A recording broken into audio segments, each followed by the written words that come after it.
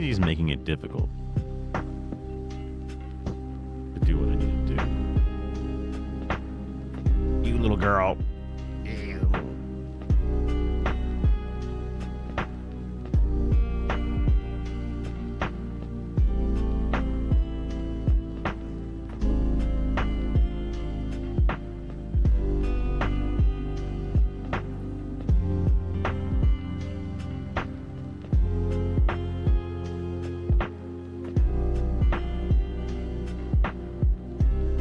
Can't get up and do my camera. You little stinker. You little stinker.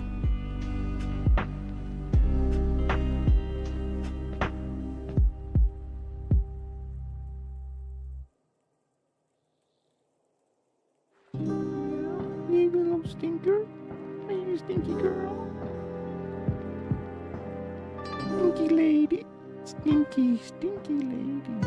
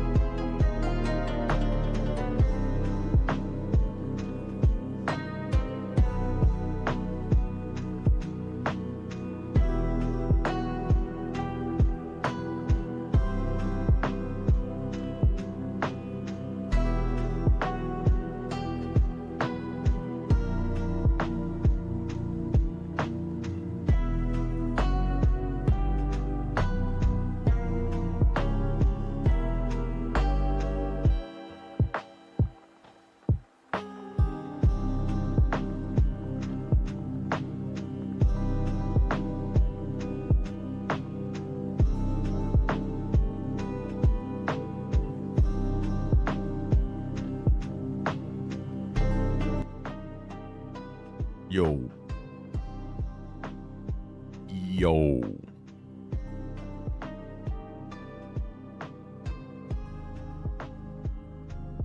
I think I'm missing something.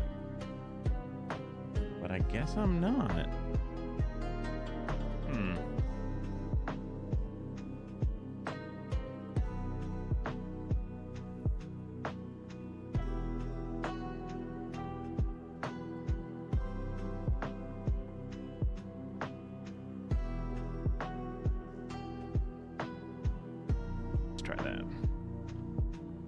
feel like my hair is always parting in a weird way now ever since the haircut, but it'll figure itself out. All right.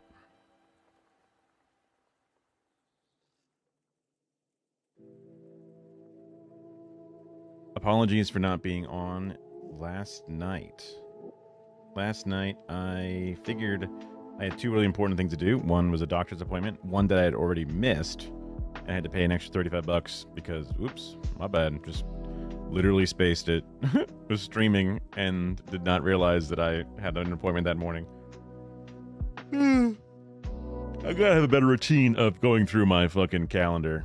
And then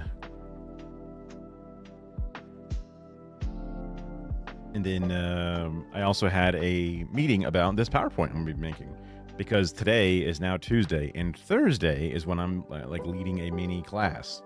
So in true procrastinations style, I didn't even think about it at all beyond, oh shit, I got that thing coming up. Better be ready to do that thing.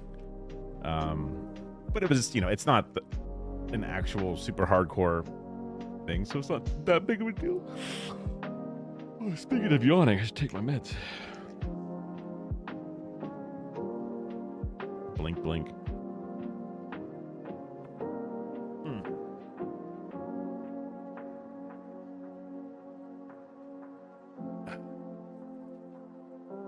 And I'll get to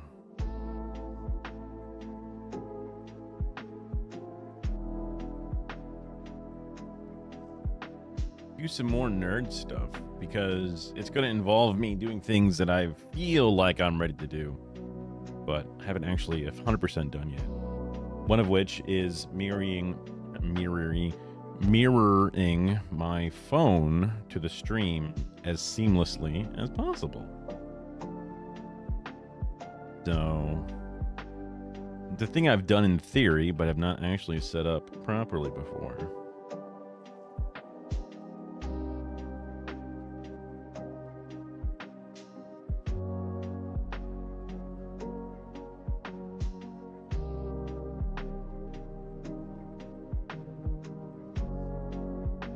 Interesting. I never really pulled up my stream manager on my phone before.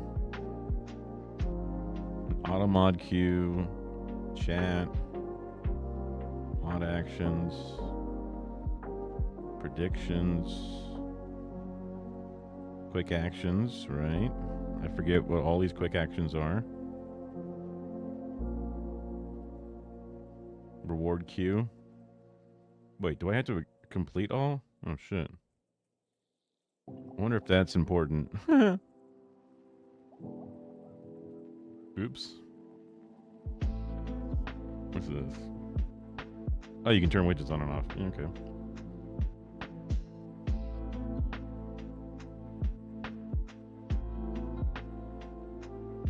Interesting. Probably handy to have in general to double check things in general.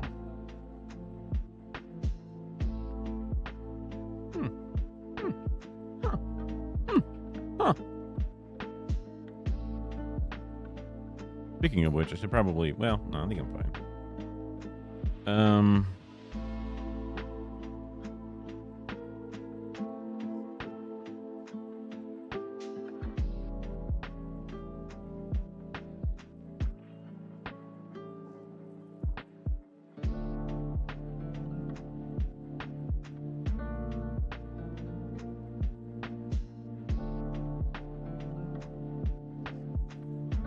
Select screen to share.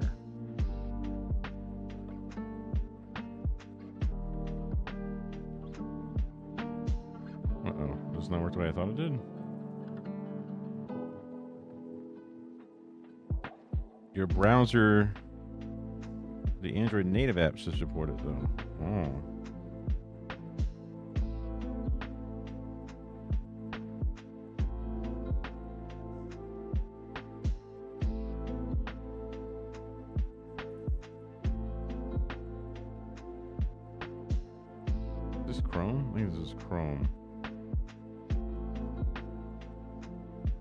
copy link, open it in this instead.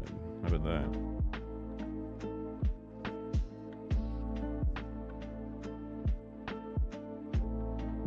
This also might not work.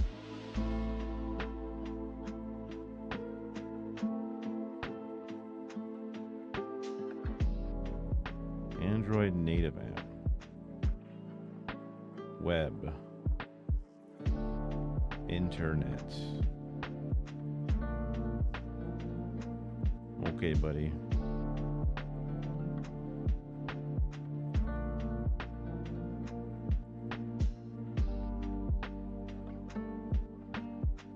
You know what? This is probably not the Android native.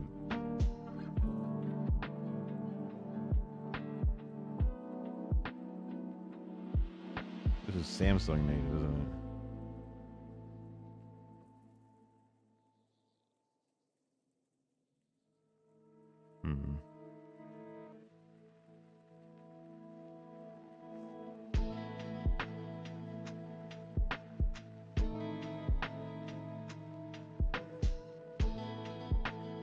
Web.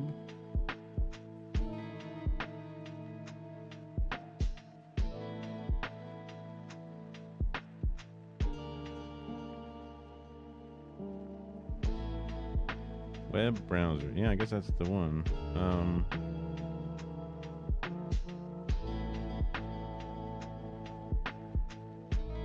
Copy.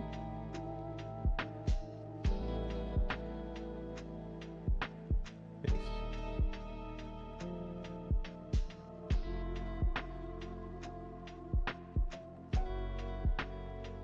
Add to.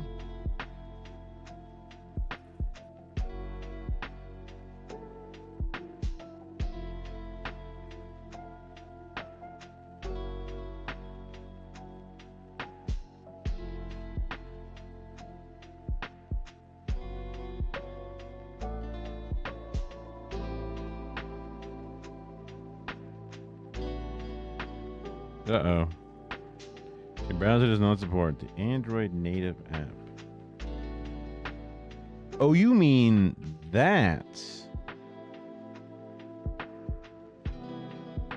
Oh. Well, that's different. That makes more sense.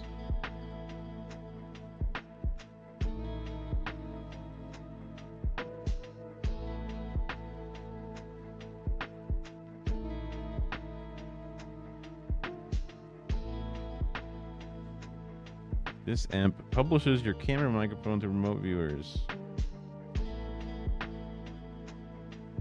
Yeah, no shit.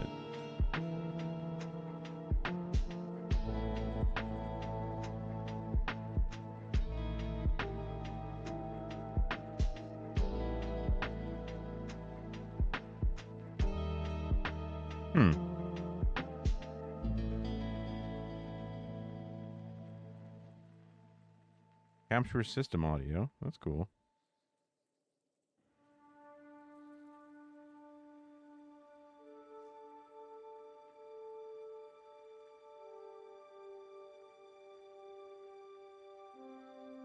Okay.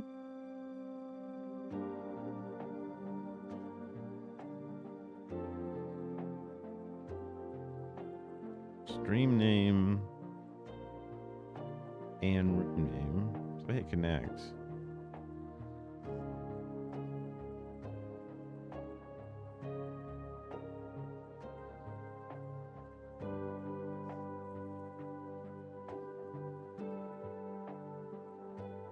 Oh, nice way to get banned, loser. Okay. Now I see a bunch of options down there. What is this?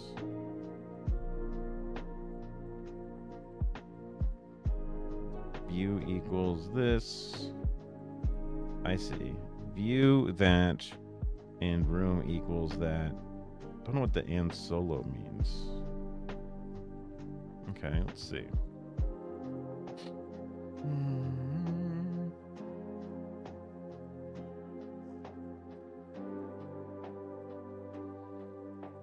You already have a browser source for this. Let's see.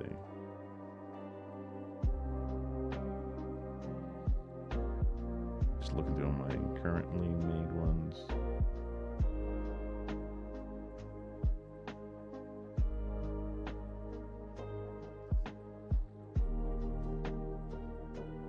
Those are all my nutty ones.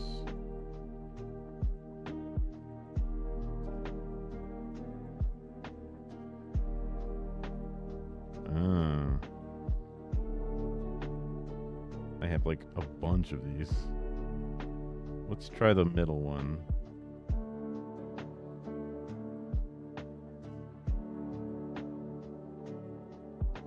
Wrong one. Delete. Add. The browser. Existing. Let's do the last one.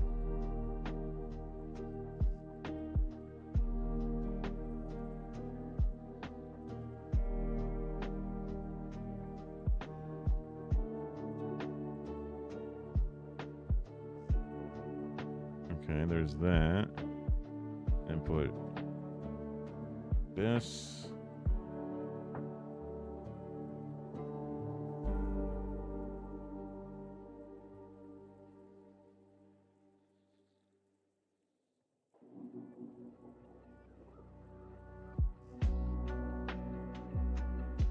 In theory, this should work. Right?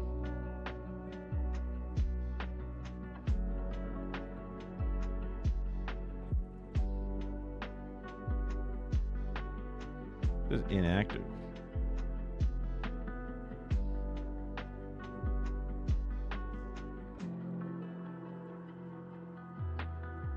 On my thing.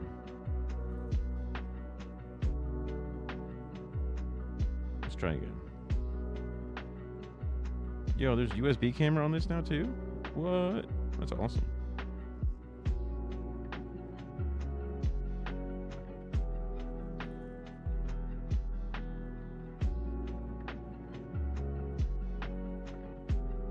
Wait, what? Why is it seeing itself?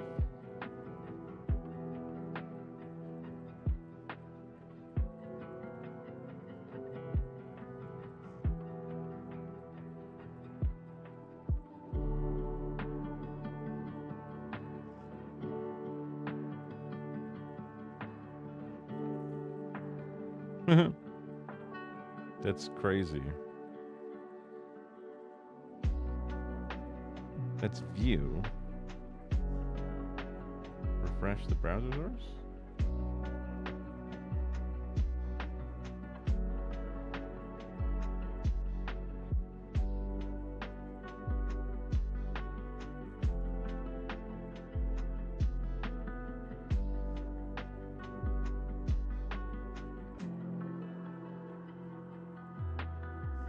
Get rid of the and solo.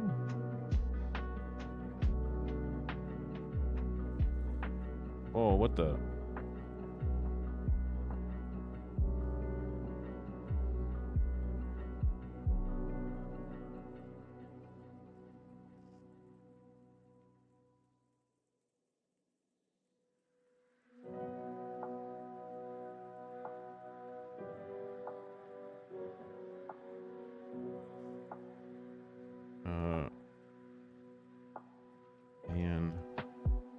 And solo.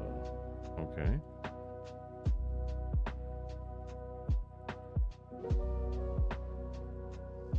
What if I just have the thing without all this?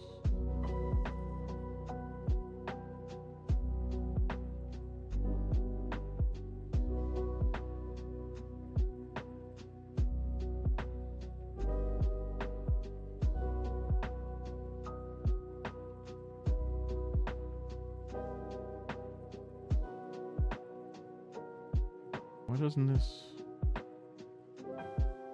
How to use. Follow the same set of camera sharings, so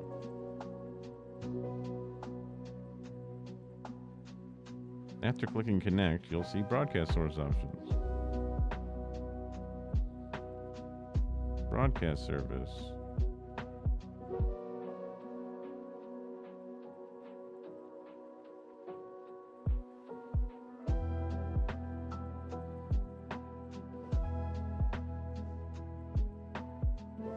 Add your view link to an OBS browser source. Click Control Audio when configuring.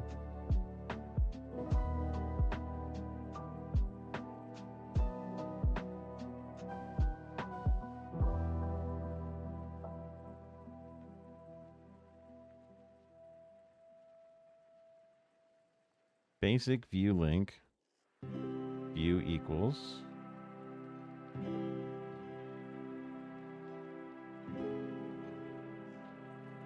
That's it. Yeah. Slash question mark view equals XXXXX.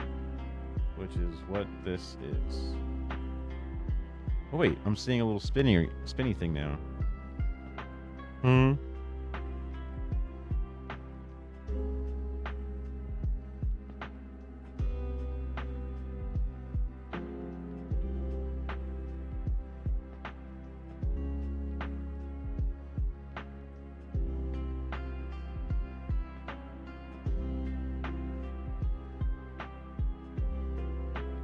Seems like it should be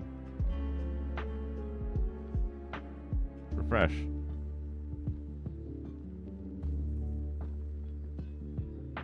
Why is it not working?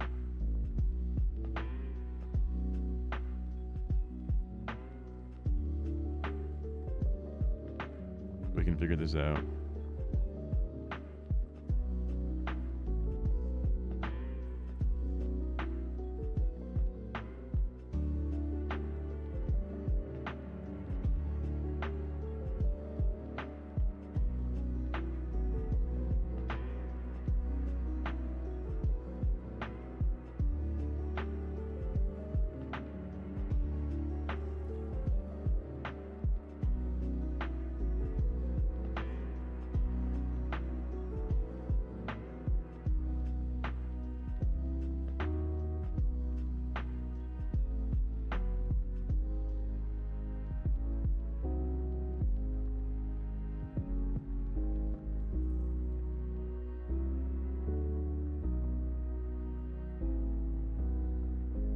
Video Ninja.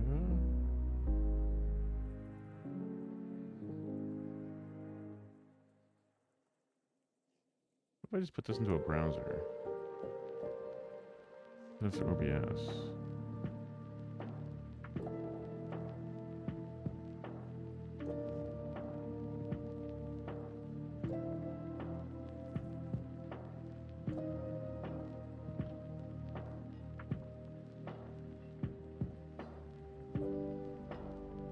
Maybe the room is making an issue with this.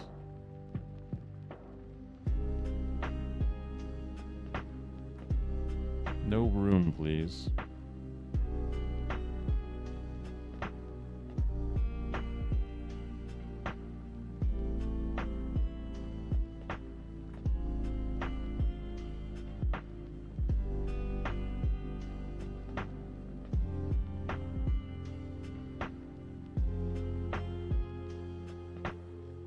No room?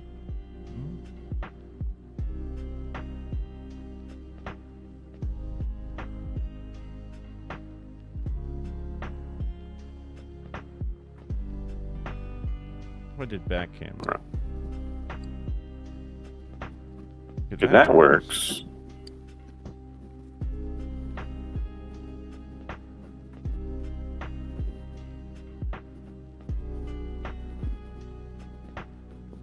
I see.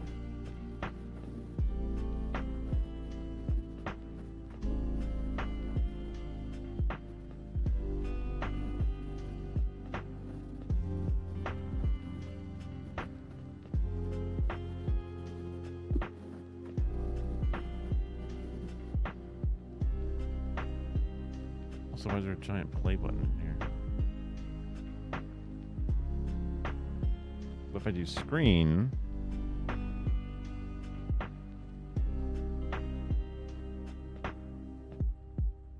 wait, now it minimized it. Is this gonna work? Doesn't appear to be working.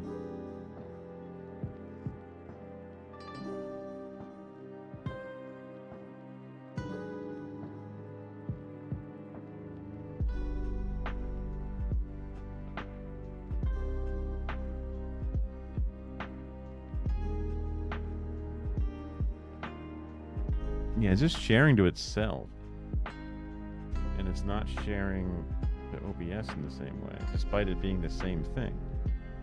Maybe the width and resolution is wrong? That seems incorrect. Interact has nothing.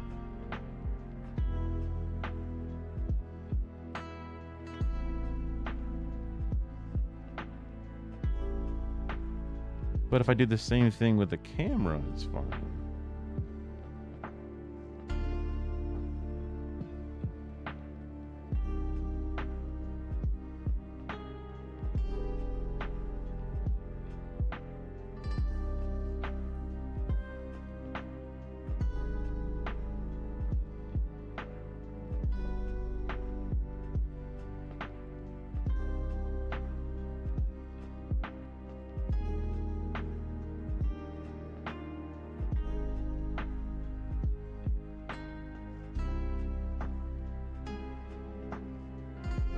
Looking at the stuff. Parameter examples, basic view link. Create and reuse stream IDs like Studio One or Camera 2 with these guidelines. And use and push to publish. Use and view to view.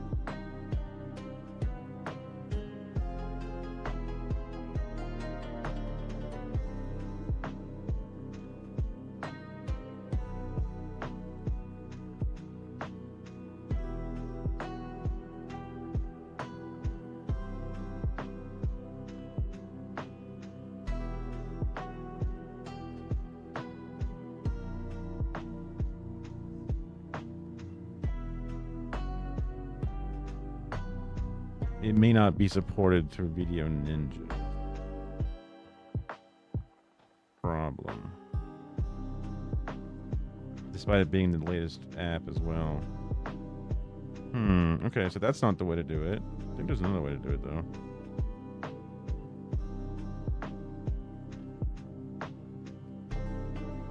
I thought.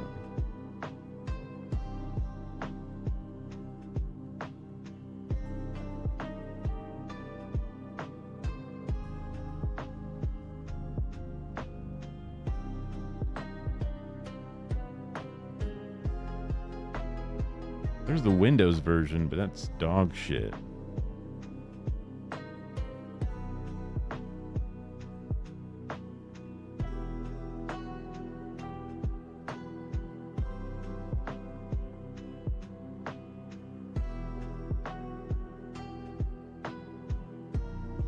Isn't it? Or is it not dog shit? Hold on, is this fucking gonna work?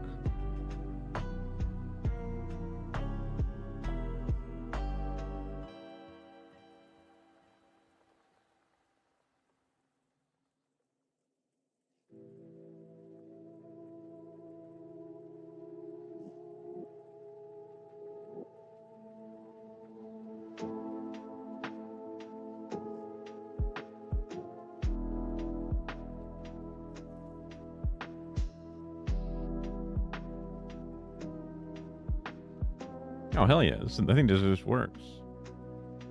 Uh-oh.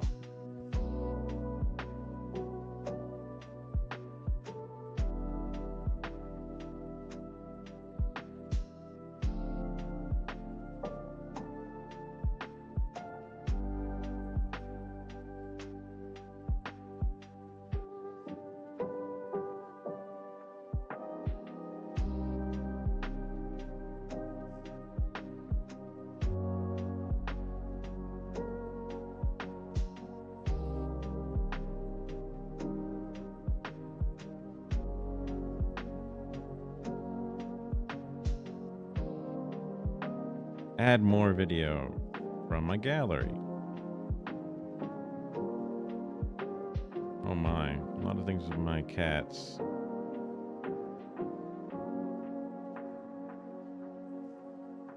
And that one picture from Trader Joe's. Okay.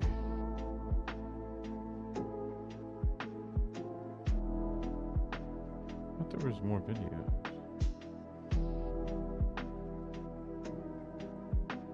Weird stream pictures too. Oh, that was from the thing.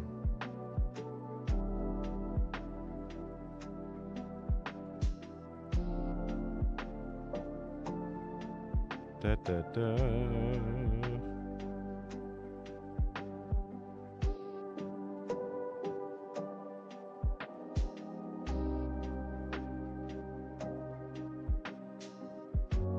I think this, I mean, looking at the screen, it seems to pull up just fine.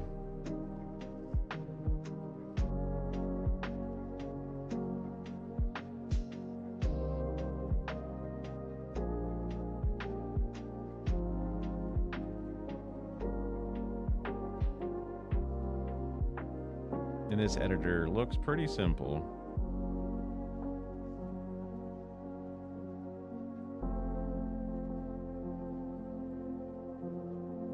Very similar to the TikTok one. Okay, so that part is, as long as this works on my laptop, this should be fine. This will work. What if I full screen it? Oh, it just pushes it to the side. Literally the one spot you can't see. Okay. I'm happy with this. If anything, I could even have like the notes to the side of it for the PowerPoint, whatever, for the class. Okay. That seems to work.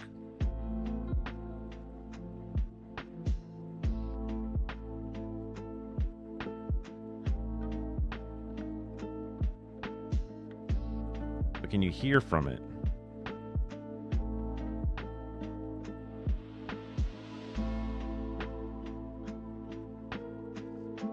Yo, what up?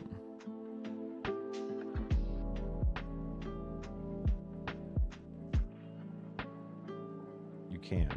Perfect. You couldn't because it was going to the wrong audio source. What? Wonderful. Okay.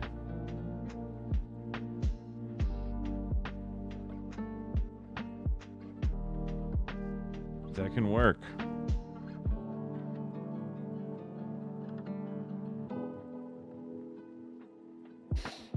Oh, one step down. Oh, now I need to actually do the work. Work. All right.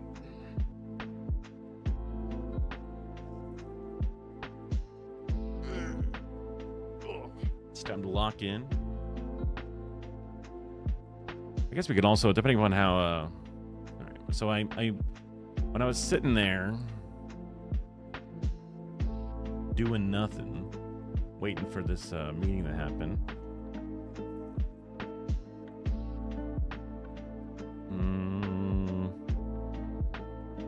I was just kind of, immediately just working on a thing on its own.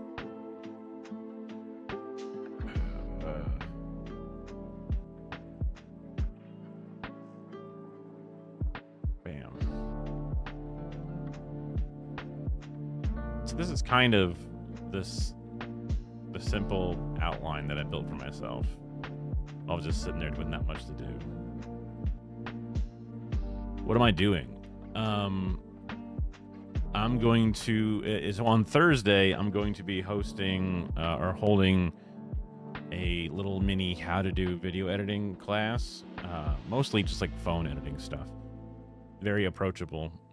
But people in my local DSA have been interested in learning how to do video editing and stuff. And the person from our who's kind of in charge of all the social media for the DSA was like, hey, I would love some help because there's too many working groups and too many things, and I can't do everything for everybody. I'm trying to do social posts and whatever. So people that were interested in stuff were kind of went to this thing to say, hey, would anybody be interested in learning this, that, and the other?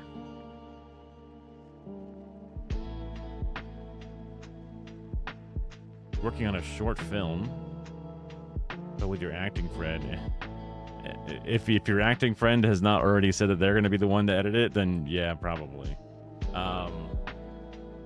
Now, this is more for, no computers required, just phones, whatever style, shorts kind of thing. But I mean, I used, what is it? DaVinci Resolve Studio. I grew up using Premiere because I had the student edition way back when.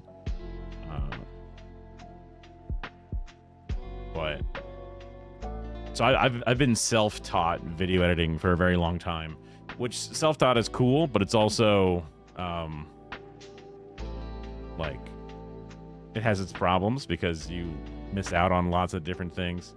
So this was when I was making all my little like thank you videos, as an example. But I love Resolve as the more modern thing. Also, it's free. Is that me? This is not me. No, I am not that svelte. This guy just says thank you while teabagging.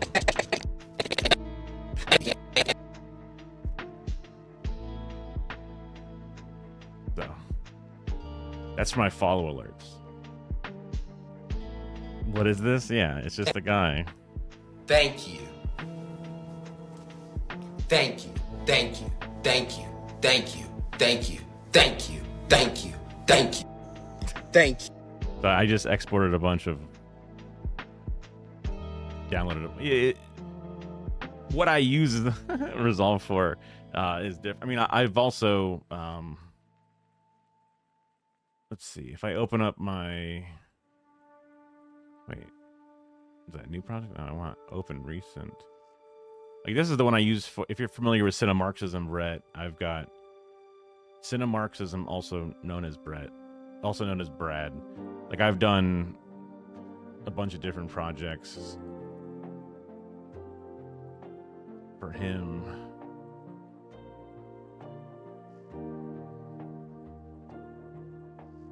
And also Resolve is a pretty cool little like it resizes the screen for like shorts editing or whatever it is. Has built-in word-by-word captions, but I also use an add-on called Snap Captions, which is even more powerful than the built-in one. I really like Resolve. I love OBS. I love a lot of the more open source stuff. So all the different plugins and templates and things that you can get for Resolve. There's loads of dudes on the YouTubes or whatever that will give out some free assets as well as lots of classes on things. There's some really, really in-depth stuff with like Fusion that I have not gotten into with all these little nodes and setting up these other things and like attaching nodes into the chain, and then it's a whole thing. So I don't know if Resolve is open source, but it's definitely more open than Premiere is, right? Sony Pro Vegas. I've heard of it. I think I've seen the editor once or twice, just like through screenshots and stuff. But there's a free version of DaVinci Resolve that you can get, and then there's the studio version, which has the most powerful tools and stuff. That's like a one-time purchase fee of $300, but you can probably, if you ever bought a Black Magic camera, they usually come with a free code to get the studio version. If you buy any of their weird, switchers and stuff, you also get the code. It's like the ATEM Mini. Oh yeah, it's really good. The color page is where it kind of got its start, because this is where people make LUTs and stuff. It was kind of like introduced as a color grading thing, and then they sort of built out. So they have the Fusion page, which is basically their version of After Effects built in, and then they also have Fairlight, which is like their version of Audition. It has all kinds of audio stuff, and then obviously just the raw editor part, which is more like a Premiere. It's almost like Premiere. There's a couple of things that are different. Some of the different effects and tools interact in different ways, but ultimately they're all very much the same. And again, there's just a bigger community online of a bunch of nerds that are supporting it because they like that it's free or that it's a one-time purchase fee or, you know, whatever. So definitely download the free one to start. And then if you find that, oh yeah, I really wanted these extra features. So one of the big things that they have is the AI air quotes, magic mask. So if you're ever familiar with rotoscoping, right? Like, all right, there's this guy, but I don't want all this stupid background, right? You know how like Zoom or whatever will kind of like get the background out of the thing.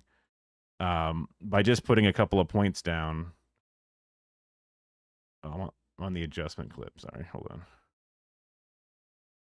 It will. Huh? Yeah.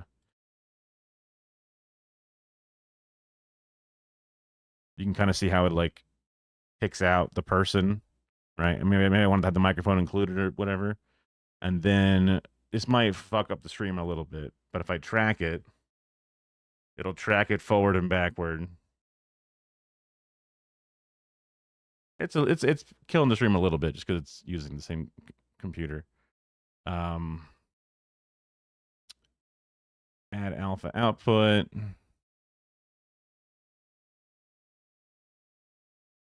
Yeah, it's pretty cool. And this is the thing that you pay for with the studio stuff, but you can see how it snapped the background out right there.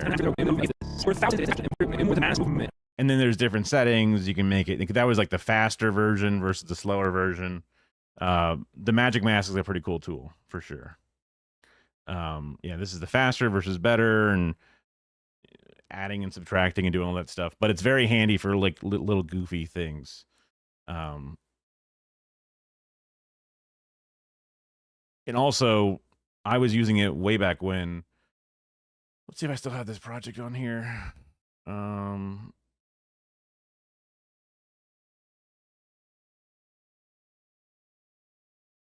Project manager. Money, please.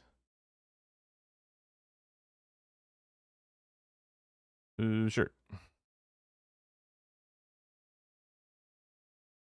I made this back like a year ago.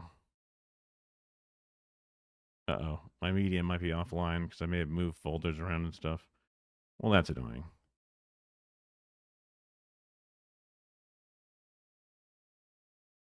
Search.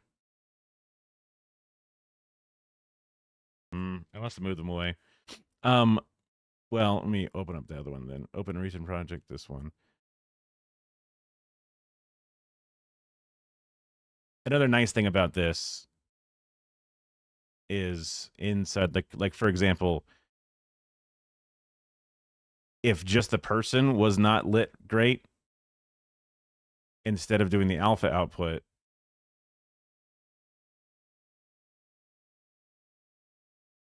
I could adjust the brightness of like just the person. So that way,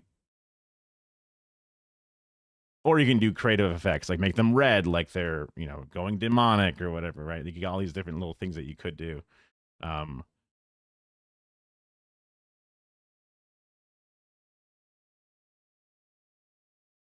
Used Final Cut Pro years ago to make a football video, but it's Mac only for Final Cut. Yeah. I mean, my very first non-linear editor was a thing called Pinnacle Studio, and it came with a crappy camcorder I got from Circuit City. You know what I mean? So it's like very basic kind of stuff. Although it had built-in audio generators, which was kind of insane because there's not even that in non-linear editors now. Like you could set different like hip hop style music, or like, piano, something music. You could set up all these different things, and it would time it based off of how long of a window you had selected, and that's kind of impressive for back fucking like 2003, whatever. Like, although again, now a really cool tool that is built in, I think that might be another studio, maybe not. You can select an audio file, right? This is inspiring epic orchestra music. And I could go into the audio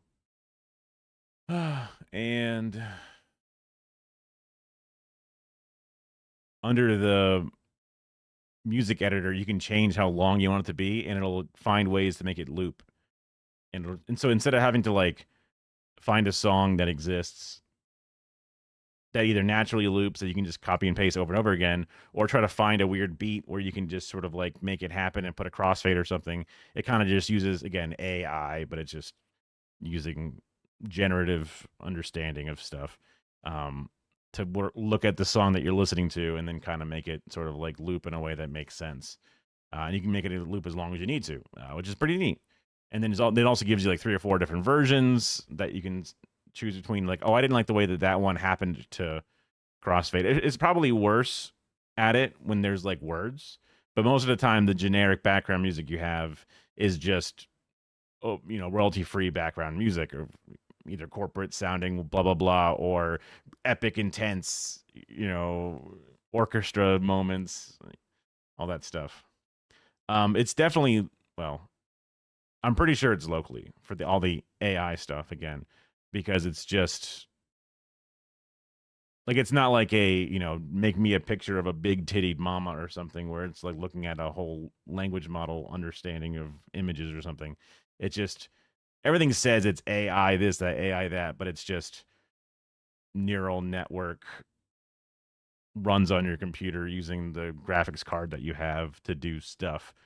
It's possible that it's more insidious data grabbing than I've realized or whatever, but it's seems to be well received overall. I was worried when they were adding in AI tools, but it's like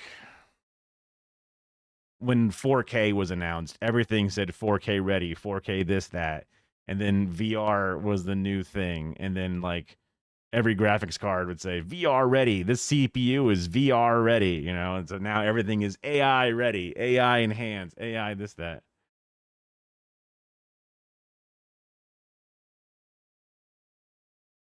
Yeah, I mean, I do take too long. Like when I write my emails, or I used to, I got laid off in July. The company decided they didn't want 2 branches of the company, so they just moved everything back to Pennsylvania. I used to work for Home Shopping Network.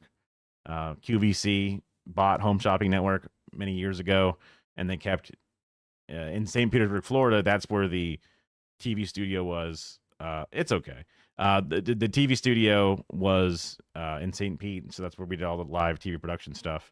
And they had their own, obviously, place where all the little hosts sell the infomercial stuff up in Pennsylvania. And so we had 2 different campuses doing the same thing, but obviously 2 different networks and 2 different styles, or whatever. But we have a lot of hurricanes in Florida, and the business is not doing well. Like, do you ever buy from QVC HSN? Probably not. Based off of their stock prices, like under $1 still. So they decided, you know what, we're just going to sell everything off in the Florida side and just open up a closet and make them work out of here. Yeah, yeah.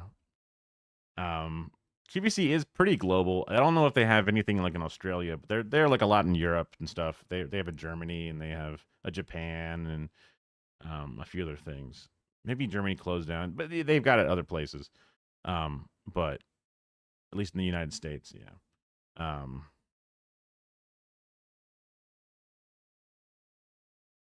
But whatever.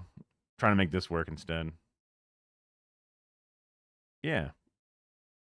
I, when I went to school for TV production, because I wanted to go to film school, maybe like your friend. But I realized quickly that I did not have the connections to make film school work. Um, like I had an internship at an editing place when I was in high school. It was an internship in name only because it wasn't like for school credit. It was just like my dad was a delivery guy and delivered to this place and was like, "Yo, my son's into this shit." And they were like, "Oh, bring him by one summer. He can hang out." And I just did stuff there for a while. But I got like some letters of recommendation from them, whatever. But I tried to get into the film school. So at Florida State University, the Seminoles, FSU, as it's colloquially known, um, they have a really, really big film program that's very prestigious, blah, blah, blah, blah, blah. They only accept in X number of people. And I kept trying to apply and I never even got very deep into it. Although maybe a coincidence, maybe not, but there was a fellow classmate in my high school that was in the same class as me for all the TV production video stuff. And his dad was a state representative in the capital, which is where the school is, and he got in right away. And the guy also was good at doing TV production and video stuff. It just he had a connection, and that may have helped. If my dad was a state representative, he would have tried to get me into the school too. So I don't really like blame the dude for it. It's just the industry might be more nepotism. The industry might just be more luck based in ways that I was like, probably not a good way to like bank my entire livelihood on this. So I ended up going more for like the low hanging fruit TV production element. So I went back to the Tampa area because that's a really big news area. So I learned a bunch about like news broadcasting and news TV production. And I was like basically graduating, and I was like, man, I realized that I don't think I like news as a place to work because it's very cost cutting, go, one man band.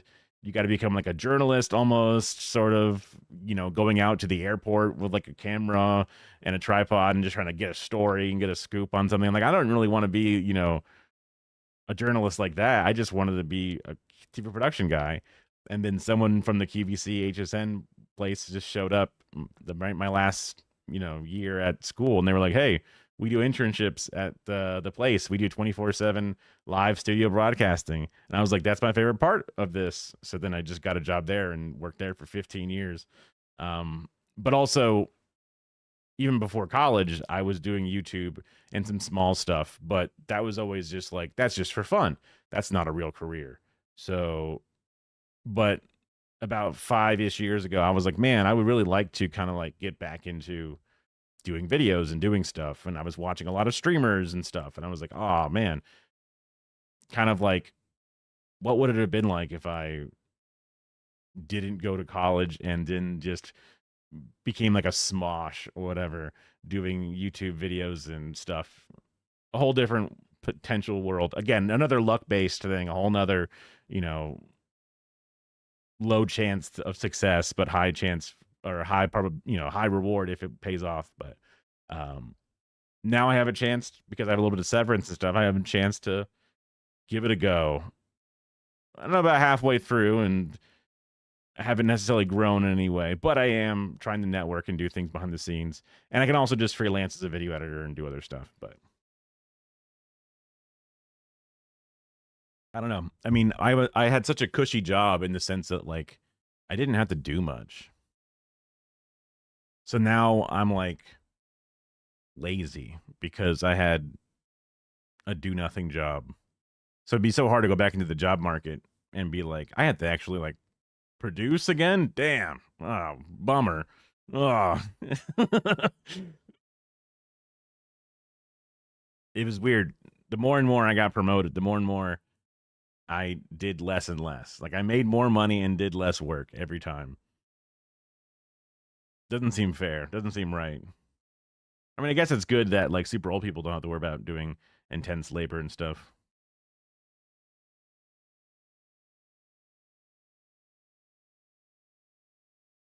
Probably don't want my dad involved in government. He's weird. Sorry, I'm just catching up on the message. Is film school like a master's undergraduate normally? At this school, it was very like intensive, specialized program. I have no idea what traditional film schools are. Another thing that was very popular in my area was private schools. A company called Full Sail was very expensive but very prestigious, had lots of equipment, whatever. I knew people at the work that I was at, the place I was working at, who went to Full Sail, and we were working the same job right next to each other. So I was like, okay. But they had massive student loan debt because it was very expensive to do that. Another one that was popular when I was coming up was called the Art Institute, although they lost their accreditation, I don't know, 5 or so years ago. And I was like, dang, that sucks. I mean, I guess as long as you got the degree a while back and you've had now a long work history, people will probably not care so much. But dang, that sucks.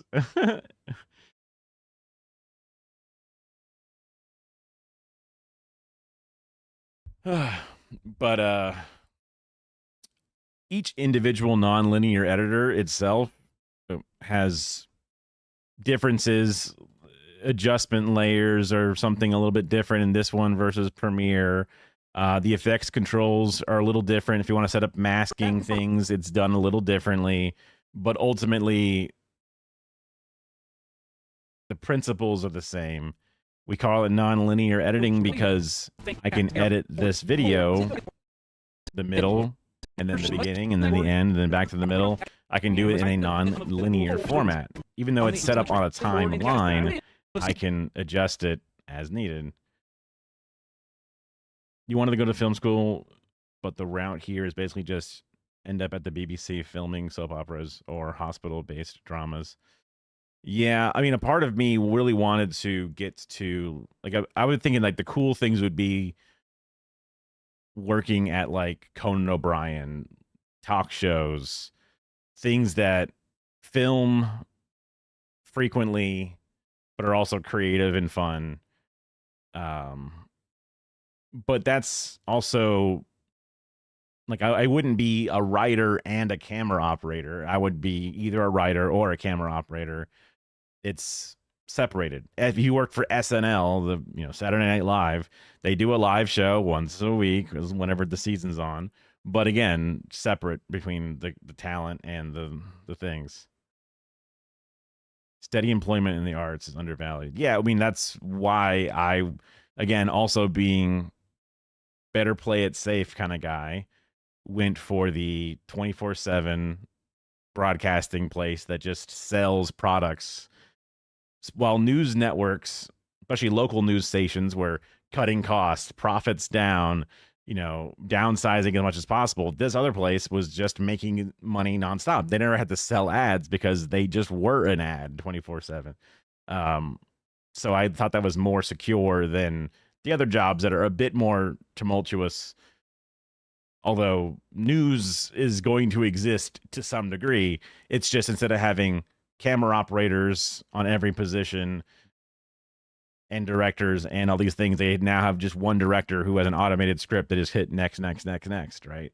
But that one job will still exist, but maybe not as many other side jobs.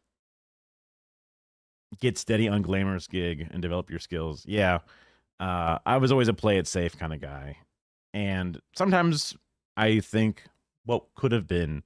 Like, when I graduated, some people went to New York, some people went to LA, and I would see them on Facebook doing things, and I'm like, man, they're out there doing it. They're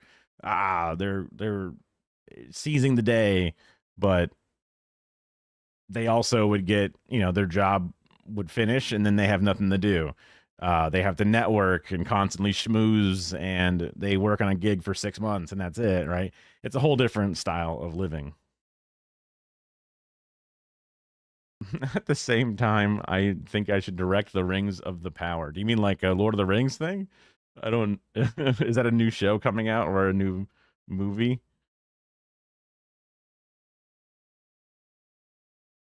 I mean, but so, like, that mixing of being creative and having, like, if I wanted to work for Conan O'Brien, I would either be in the writer's room making jokes, or I'd be the person working the cameras. But content creating, YouTubing it, self broadcasting, self pumping out, you can kind of do a little bit of everything. Live streaming, you can do a little bit of everything.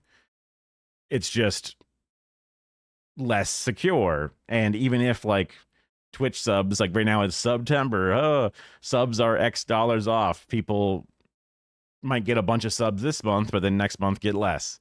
I know that like January is tough apparently for content creators because there's a big algo boost for Q4 when there's a lot of traffic and people are buying things. But then once January rolls around, things kind of slow down and people sort of like kind of get back to work and, you know, calm down a bit. All the holidays are done. So there's a bit of a lull. So you have to kind of like understand how to like balance your finances instead of just a classic paycheck that comes in once every 2 weeks. Lord of the Rings TV show. It's dreadful. Oh, right. It's like a prequel, right? It's like from before. It's like when the rings are being made. Yeah.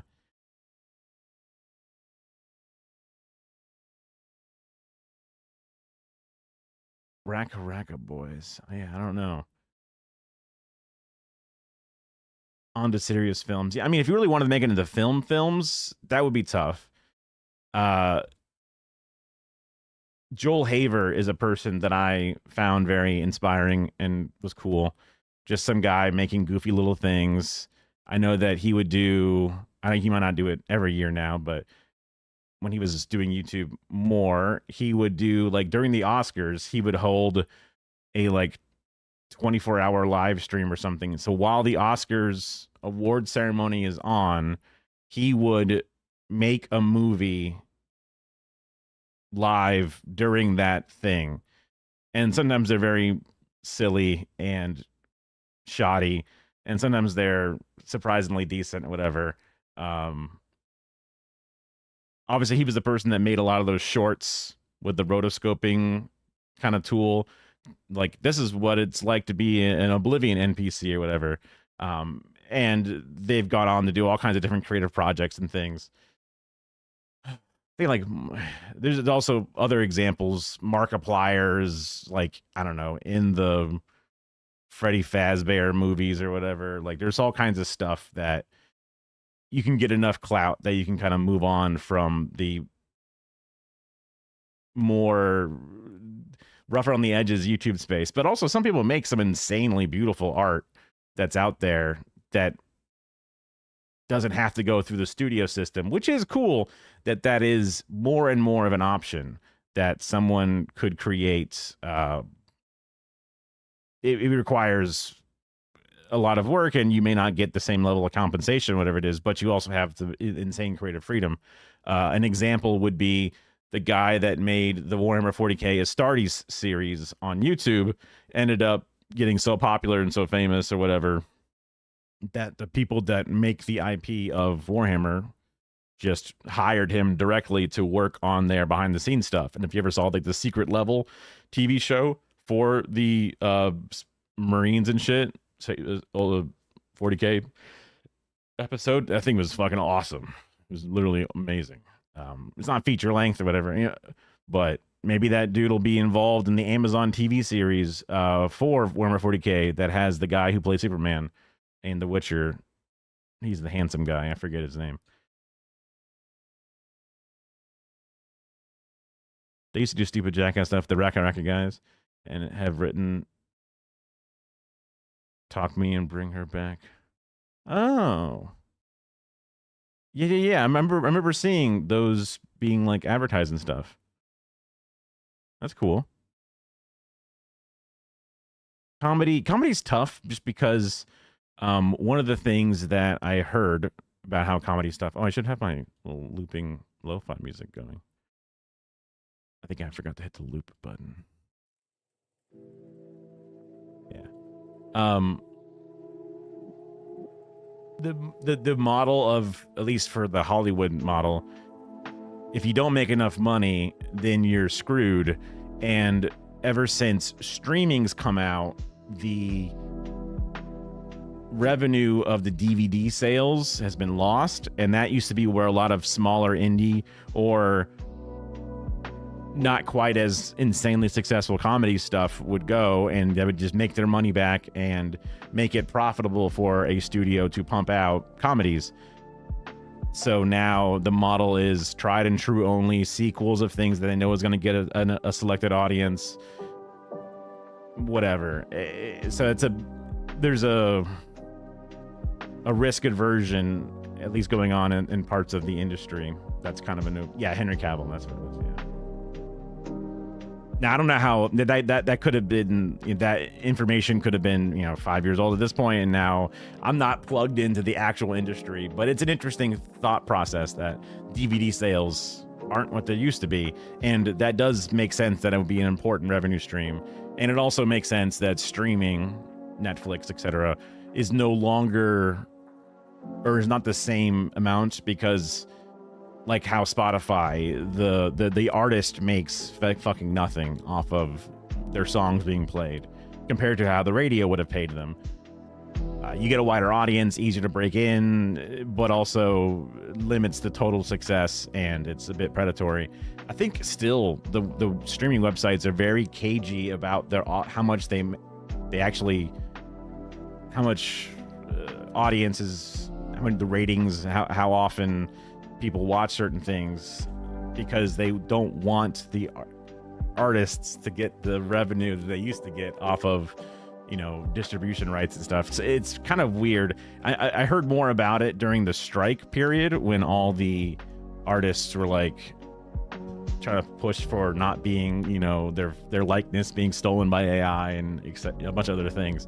But that was a part of it, is that there's still this sort of, at least black box as far as the outside world is concerned, when it comes to how hit a streaming show is. Like Stranger Things or whatever, big Netflix show, they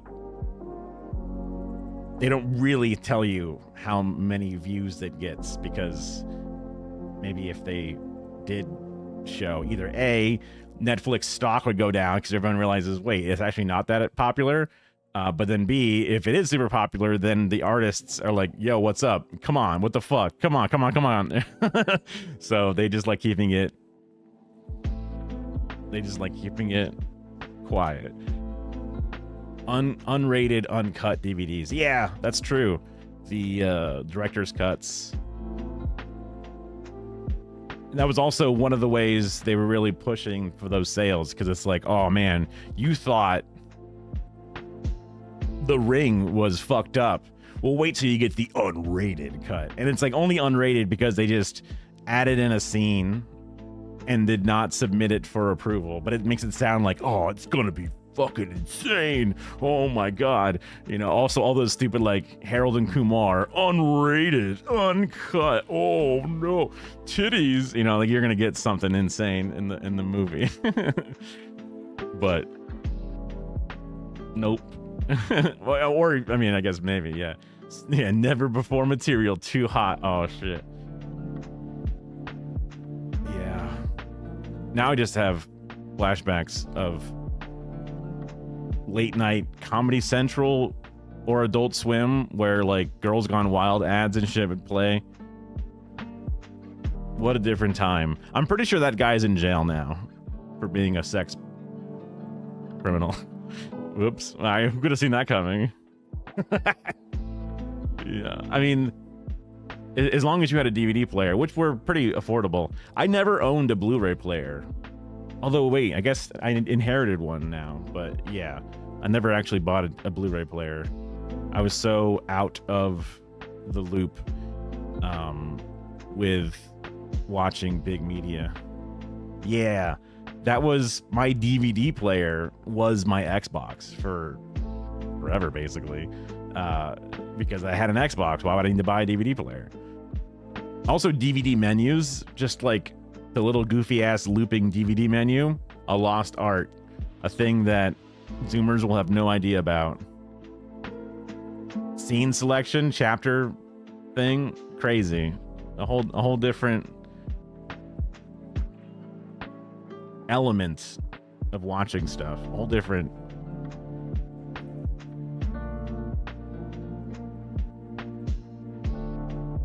It pretended to be Never Been Kissed for 30 seconds when you load it up. That's so funny. That's a very That's a very meta way to do it. Yeah. That reminds me vaguely of a very deep, frustrating moment of my childhood. Metal Gear Solid, the video game for the PlayStation 1. I got it from GameStop or some shit, right? I got and it's like a multi-disc set, so it had a fatter case. PS1. So you open up the middle, and there's like a disc in there, and then there's a weird little middle section, and then there's a disc on the back or whatever. You know where this is going, really? So there's a code on the back of the box, and in the game they say check the back of the CD case. That's what they say in the game, and I kept in the game I'm looking at the thing, and it makes no sense to me. Because you have like a disc or something in like a little something in the game, but my issue goes even a little bit deeper, because I got this thing from like GameStop or some shit, and the back of my CD case had the insert for Resident Evil 2. It wasn't even their actual official thing. So I didn't have the back of the CD case with a picture of Meryl with her fucking codec number on it to even get. So even if I actually looked at my CD case, it wouldn't have helped me. I had to go to like gamefaqs.com to get like the information that I needed. And I was like, son of a bitch. But if a rental box would have been a thing that could have fucked you as well, for sure, if you rented it. Oh, I loved the Psycho Mantis thing. I loved that it read your memory cards, where it's like, you like Super Monkey Island? And it's like, what the fuck? How the fuck do you know that? Because it knew about other Konami games or whatever, so it had programmed some fucking dialogue for that, Or if I had a Rumble controller, like a DualShock, and it's like, you son of a bitch, you're using like during that scene, you got a button mash. He's like, hey, no Rumble controller, you cheater. And it's like, what the fuck? How do you know what I got? I love that shit. That's what made, for me, that's what made video games an incredible experience. Different than any other thing out there. And then, later on playing like the Walking Dead Telltale series. That was awesome. Like, there's lots of little things that it's hard to tell a boomer why gaming is so cool. It had no Rumble, so I got patched with DualShocks. That's so funny. Yeah, I mean, I should probably play Death Stranding.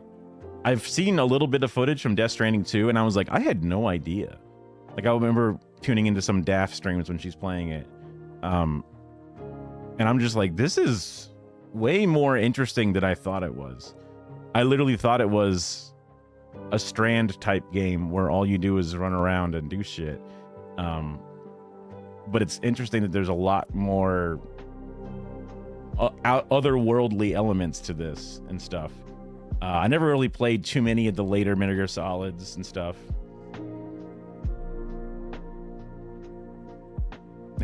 Maybe, yeah. That could be what is happening. Is the second one is where they really, really took off with the big story elements.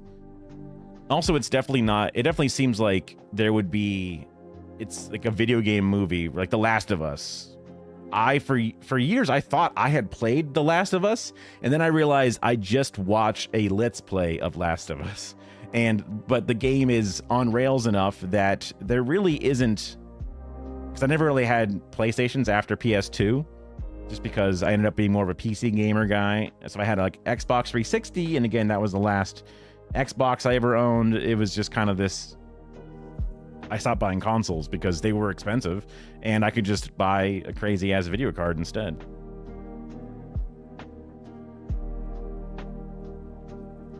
Yeah. The Kojima. Very, very cool that a dude like that is out there. Multiplayer? Wait, really? There was multiplayer in that? I didn't realize. I thought it was just like you fighting against the fungal face zombies. And the story of, you know,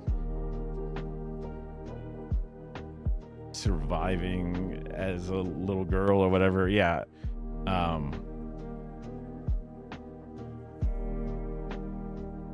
Huh. Interesting. I never really heard about that element being in there, but it makes sense because there was like crouching, shooting, all those different elements in the game, and it wouldn't be too hard to just throw that into a lobby and have it play out. I remember really liking the Space Marine multiplayer when that game first came out.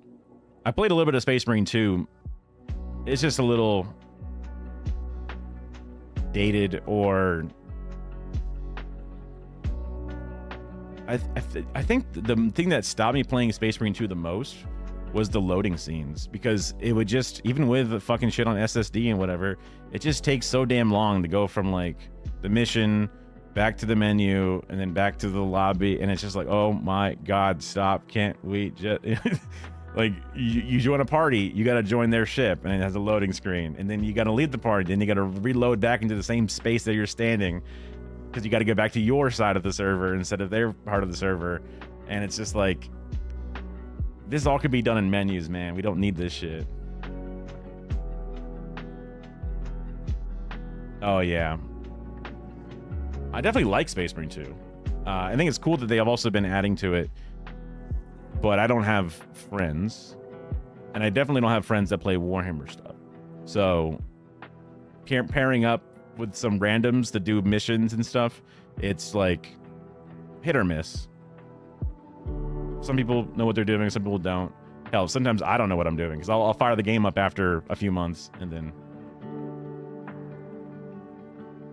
Yeah, I mean, there's definitely things that are more fun with friends, but when I play Space, like when you play the, you know, okay, we got to take out the Trigon mission. I mean, maybe you're good and you can do it on your own with like AI bots controlling the other 2 or 3, you know, Marines, but I die. I guess I play it on like the more difficult, lethal, high skill ones, and it's like, yep, then I die. I guess I bite off more than I can chew when it comes to some stuff. A game I've been enjoying a hell of a lot is Mega Bonk, which is a very different game, obviously, but damn, that's fun. Oh yeah, no worries. I mean, I should be working on my thing, but I'm just chilling. It's hard not to just sit and talk. A good reminder. Okay, so I have my text file. Just go back to the thing here. I guess I can play some little videos on the side. Well, for now, I'll just stay focused on stuff. Okay.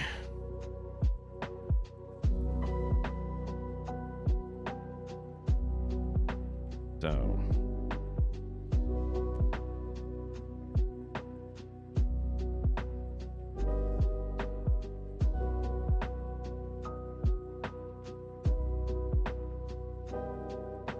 Praxis. Video editing.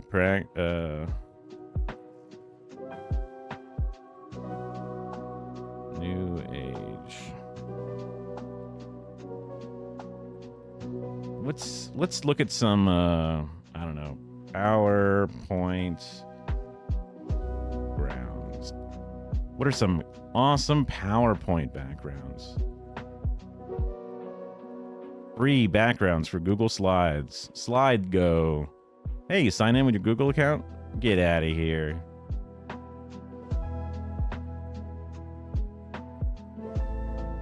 Minimal. What is this, like a fucking American Psycho business cards?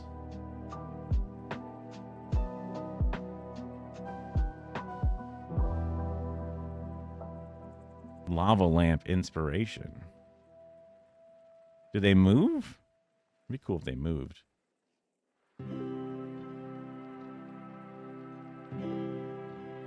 Abstract.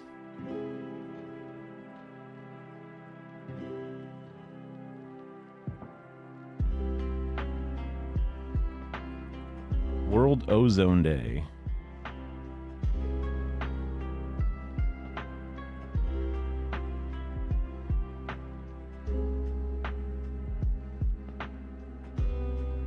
Oh, there's a crown on that one. Does that mean it's... Wait.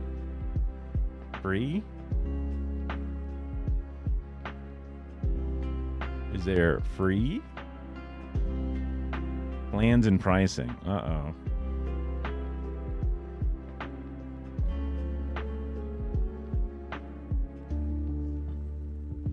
I bet if I click on this, it's going to say, sign in.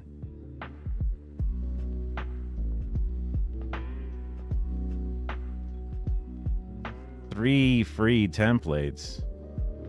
Oh, every place just wants your shit, dude.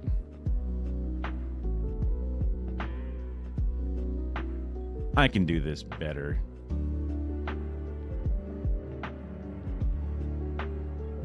Let's see. Let's fire up Resolve again. Oh, it's already up. Hell yeah. Okay. Open projects. Small projects.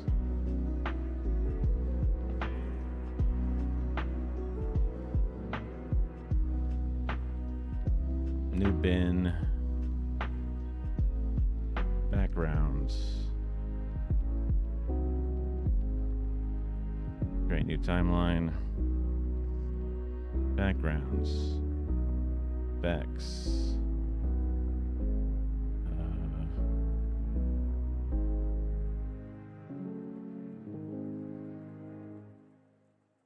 Whip. I thought there was a 1.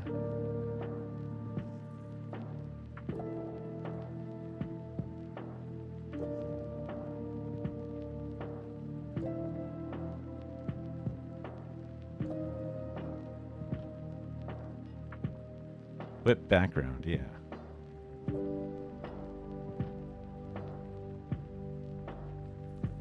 So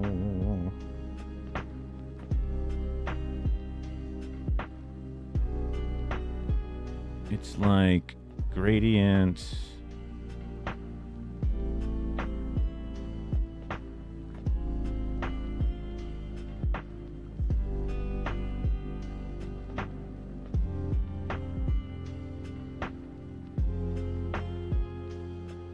Okay. Overlay, lines, particles. Grid is good. Shape.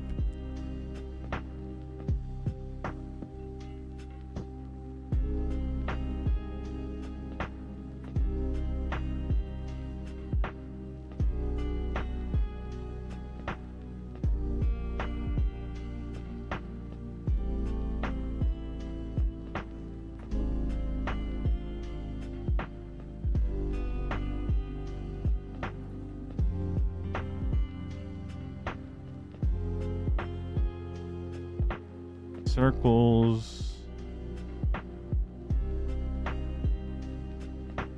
Oh, it's a little too wavy, isn't it? Okay, hold on. The padding, I see.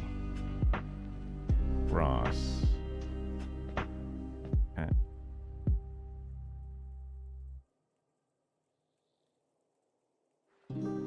And then you have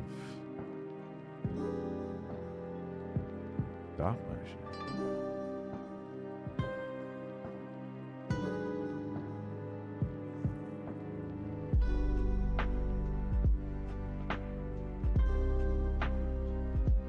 Interesting. Oh, the color of the things. That's fine. Ah, here we go. Movement. Rotation. Displace. Not very intense. Not much scale. Not that fast. Whoa, why is it all extra weird? How about no displace?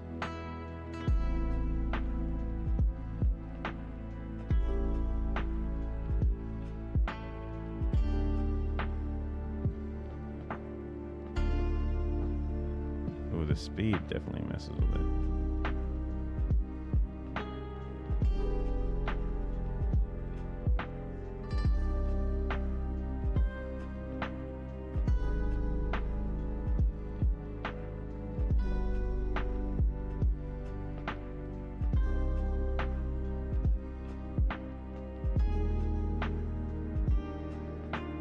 Thickness.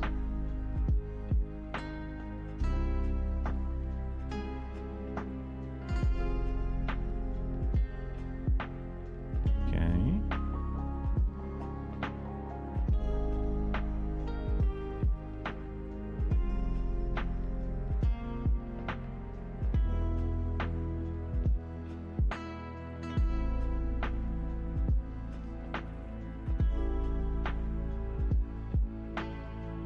I don't know how to make it loop good.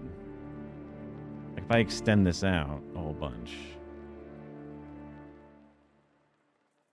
The displace is a little weird. What if I bring the scale way down? Like just these little bumps. Extra scale, no?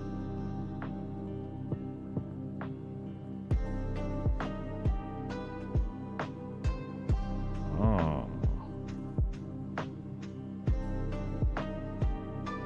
Zero.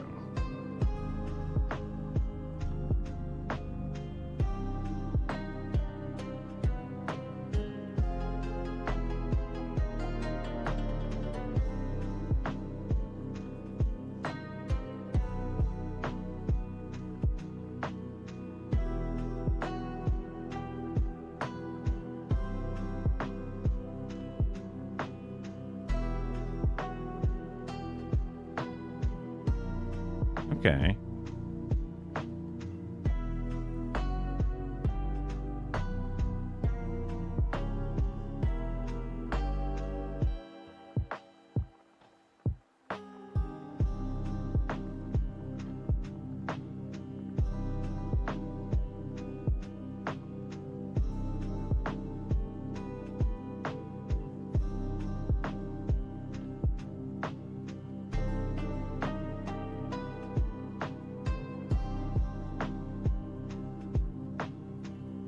Wait, this is rude.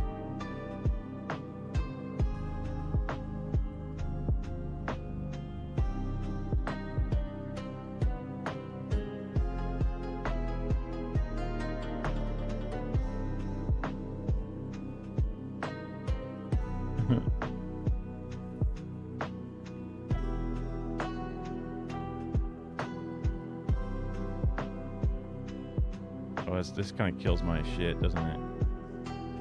All right, new plan. Where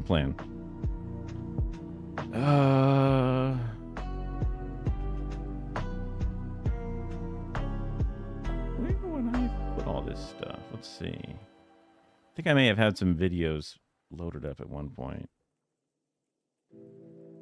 Backgrounds. Did I make some of these? Let's see.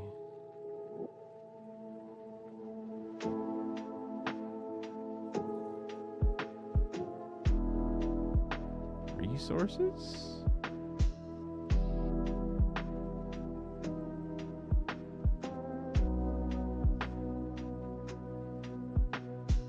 Oh my. Oh my. Right.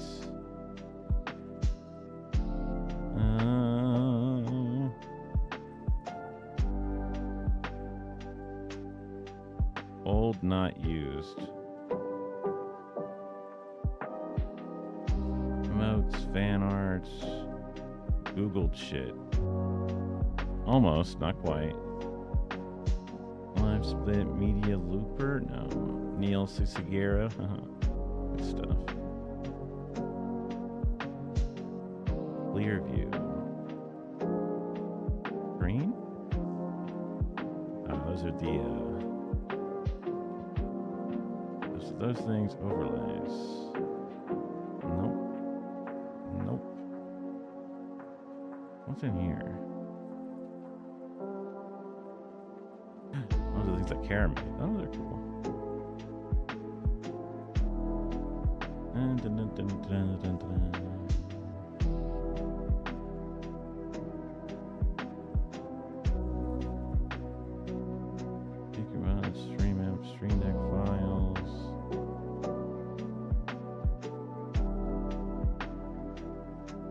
So back in the resources.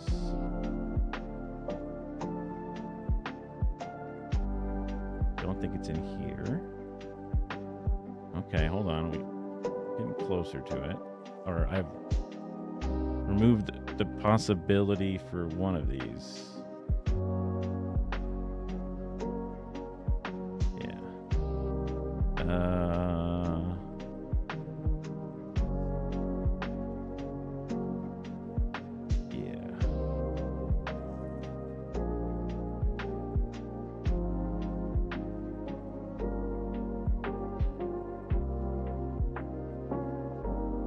Okay, so now if I go into my storage, let's see.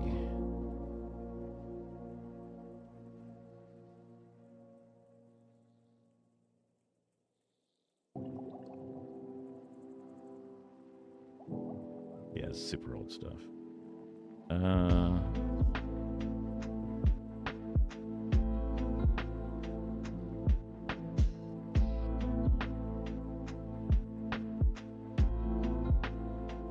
Odds.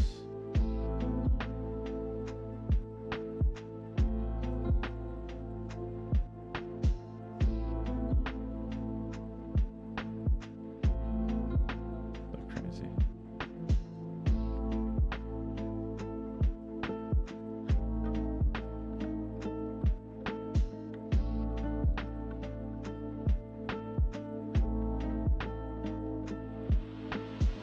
I know I had some stuff before, so I'm just trying to find where it could have been. Alternatively, a faster and better way to do this.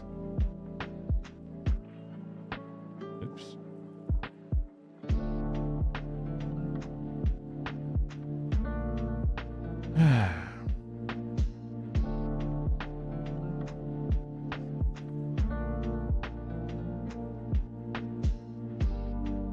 Much better.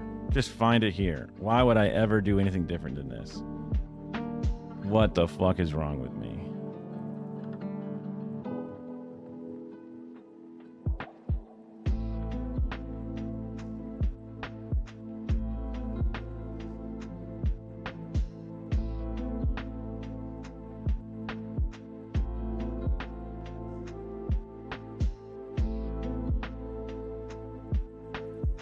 What folder do I want this to be in? New folder. This is going to be DSA class video edit 101.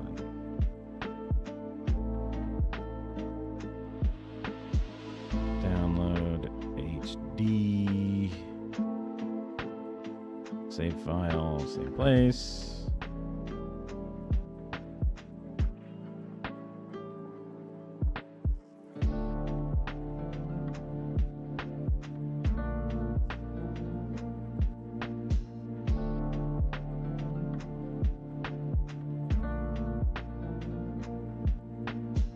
HD. Same place. Download HD. Same place.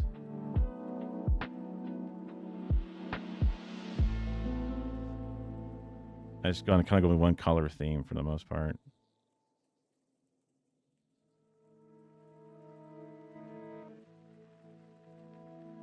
Mixing it up a little bit should be fine.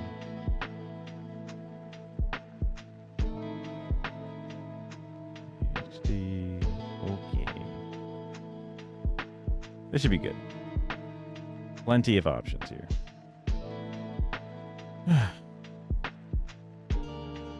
Thanks for nothing. I mean, it was fine. It was just going to bust my shit. Prompt.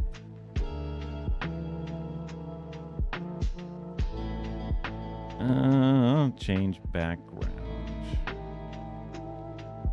Use image. Browse. No, wait. It's in here. Projects. I can't do video. You son of a bitch. Insert.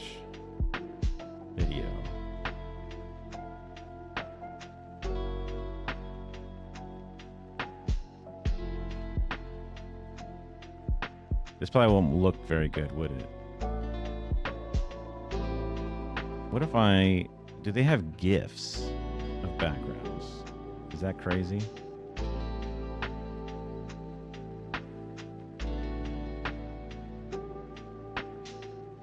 Images?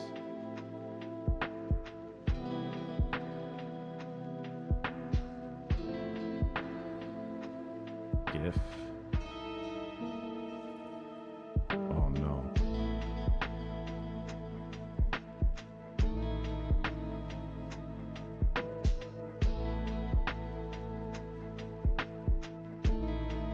The dude jumping? Video captured from a still. Why would you want this? Why on earth would you want this?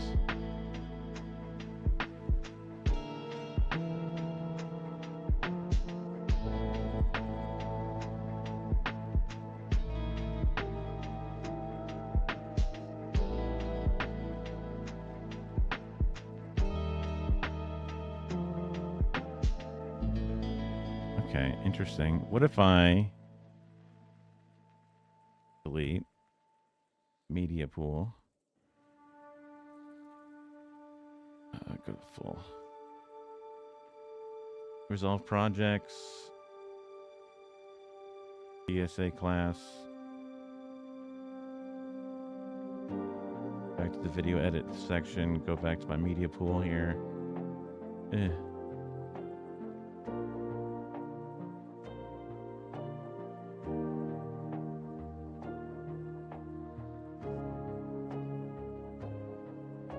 What was it, Diablo 2? Because this is all lo-fi Diablo 2 music.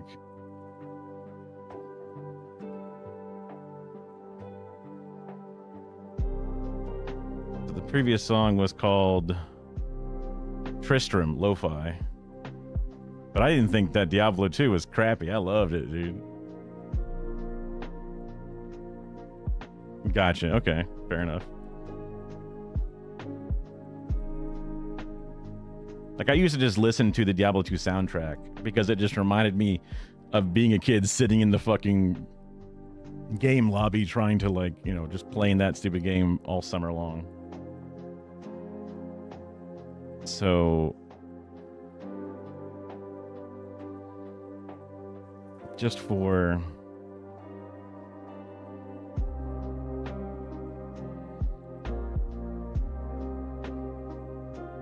just for curiosity's sake.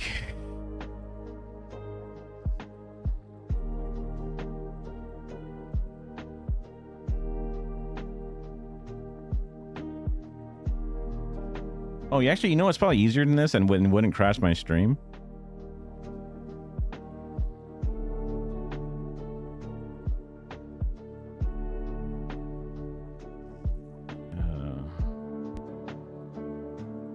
Web tools. I see.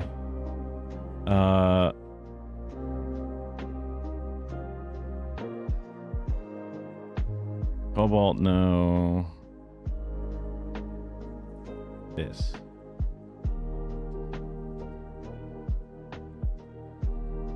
Can I just do all of them? I can just do one.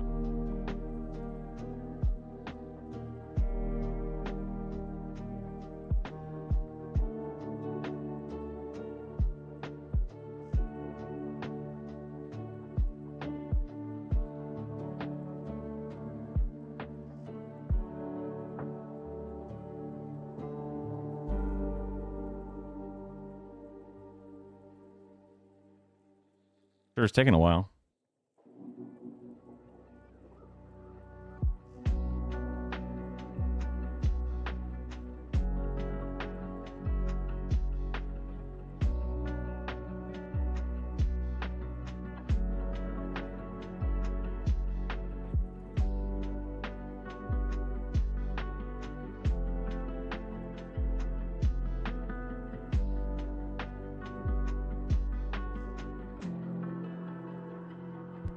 It's not that big of a file, is it?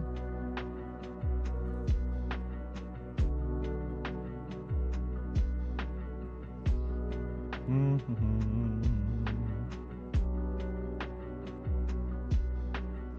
Yeah, it's 50 megabytes. Ain't nothing.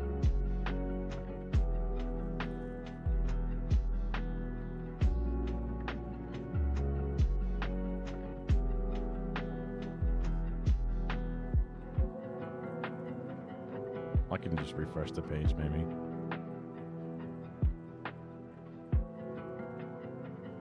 Browse. Wait, you already have it. What about the other video?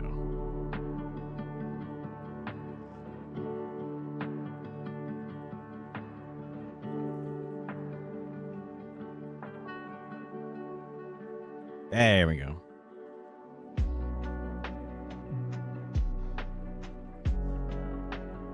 Oh, I see. This is the video. Frame rate, max 30. Wait, what? Frame rate 10, max 30 seconds. Ew. 10 seconds. Size.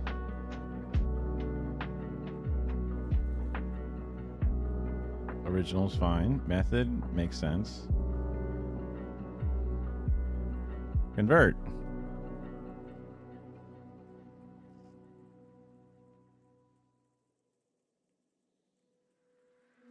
Please specify shorter GIF or lower frame rate. 10 seconds is the max length for GIF at 33 seconds.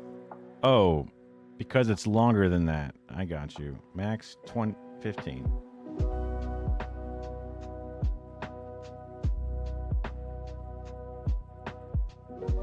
That's funny. Uh-oh. Is it slightly too long?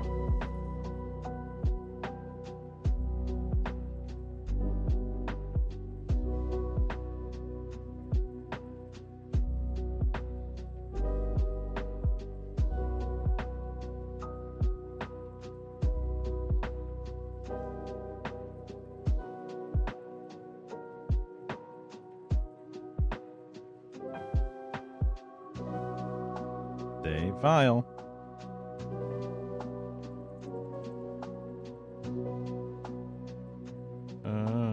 Projects.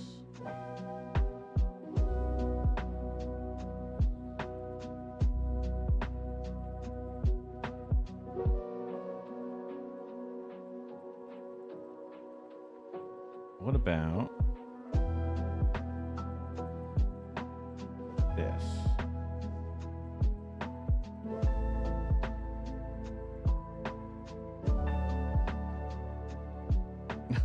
He's not wrong.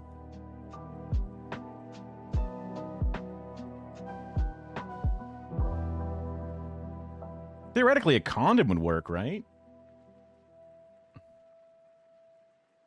Length is 20. Convert? Yay, it works. Wait, why does this look like shit?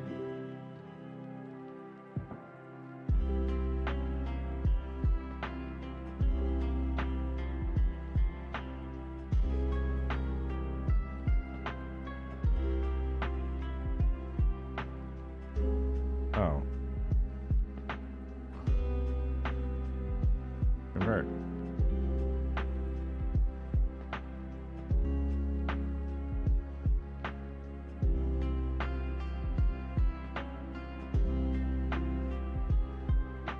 Why does it look like ass?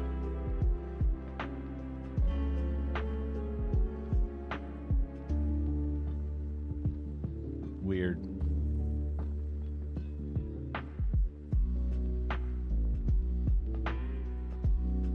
Video to GIF. To GIF.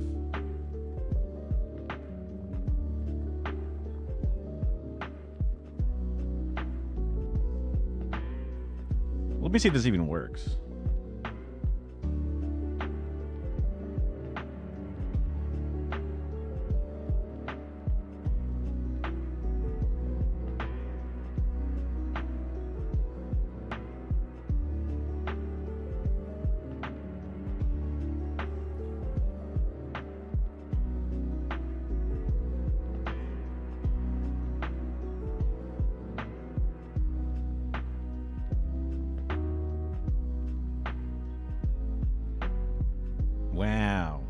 Kind of works. Doesn't loop great though.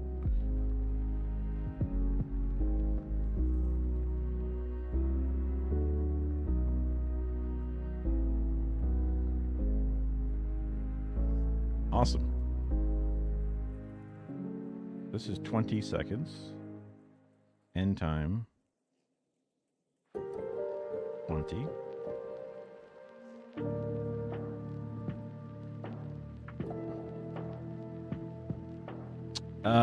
On Thursday, today's Tuesday. On Thursday, I have my class where I'm going to be doing. Why is it all jittery?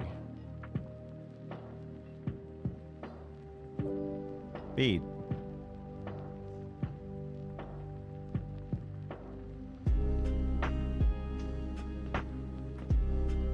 Not really. That's the thing. I'm teaching a class on how to do video editing. Because people. So there's a social media person for the DSA chapter, and they do a lot of the social posting for everything. But there's lots of working groups, lots of things going on, and they want other people to be better at posting and making stuff. So they held a class being like, yo, anybody want to be able to like share their talents of writing with taking pictures or making videos? And I was like, I would love to share how I make video editing and stuff. And then a bunch of people were interested. But most people don't have computers and stuff. And also most of the video editing we need is going to be like small social things. Yeah. It's some chill vibes. 400%. Oh, that's too much. 400%. Why is this GIF so fucking stutter? I don't like this. Also, it doesn't seem like it's actually going any faster.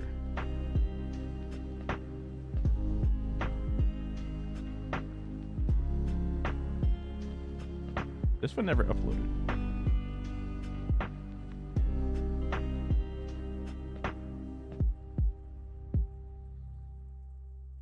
So I'll be mostly making this for the app called Edits, which is like a TikTok editor for your phone. It's mostly it's meant for like uploading to Instagram and shit, but I sleep in the afternoon most of the time. I was trying to be because there's like a lot of streamers in the Hassan sort of orbit, but not many of them stream these hours. So I was trying to stake my claim on these hours.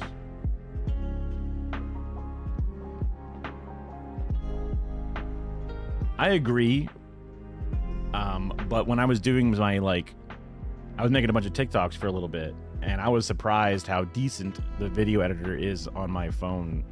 I have like a 2021 phone too, so it's not even like it's a new model or whatever. And I was surprised how decent it was. Obviously, when I was trying to do more intricate edits, I was getting very frustrated. But for the things, the simple things we need, it's nice that there are tools available, and most people don't really have software or high-end gaming computers, whatever it is. So it's an approachable way to get into it. Yeah, I have a S21 Ultra. I was really into the Note series because it was the big screen when that was kind of like more of a novelty or more of a niche category. And I didn't mind the pen, but they removed the pen. Yeah, the Note was good. The Note 7 exploded on planes, and that really kind of was like the end of the Note series. Because nowadays they want to cram as much battery in these things as they can, so I understand why they removed the pen. And I would only use the pen 2 or 3 times a year, but when I used it, it felt useful. Yeah. I'm sure at some point I'll do an upgrade. It's just like, oh, that costs, well, to get the new one, it costs like $1,000 or $1,500 if you want one of the fancy folding ones. I think I would like a folding one because most of the time I want a phone, but every now and then I would like the thing to be twice as big. But folding phones were still early adopter phase, and I didn't even mind the phone being fat because I had a big ass case. Now I'm going fucking nothing because I have my card wallet thing I've printed out instead. But here we go. This is like, it's a minute long. No wonder it's not going to work. Also, it must be a really weird codec because it doesn't like it at all. Browse. I guess I only have that one. That sucks.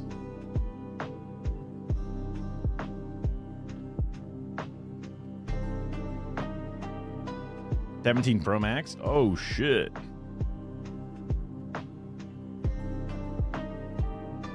You got both? Oh, that's cool. Oh, wait, this is the one I think I already tried to do.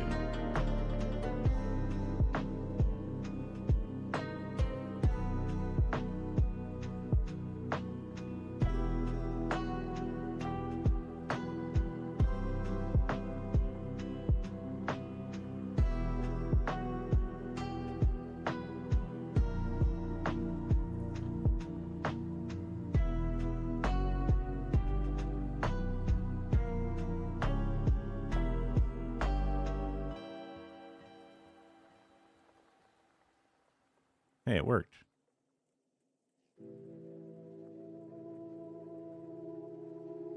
Wait, that's not working properly. Oh, the 5s convert.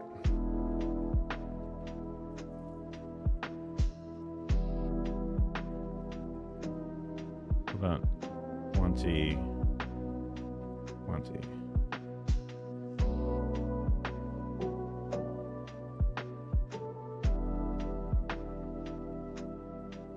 Yeah, well, the dust protection, dust protection not being as good was one of the reasons I didn't get some of the early ones. Also, I like using my phone in the shower. I just kind of prop it up on a little thing and watch videos while I'm in the shower because I'm addicted to content. So it being even less sealed would be kind of a problem. Interesting that the S24 is really good photos.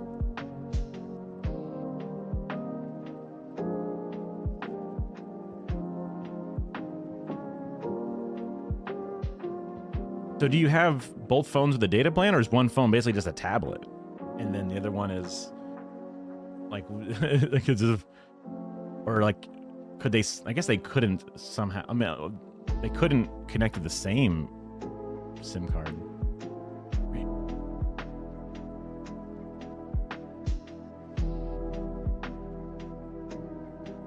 I've only known people to have separate phones like for work or something, but I guess that's technically for work.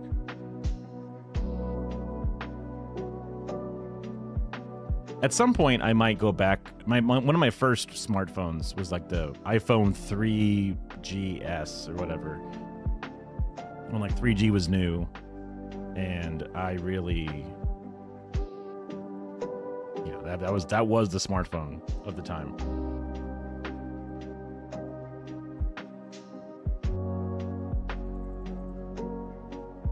Huh? Google's plan is it Google Fi? Because we recently switched over to Mint Mobile because it was just more affordable than being in my parents' AT&T plan. So, yeah.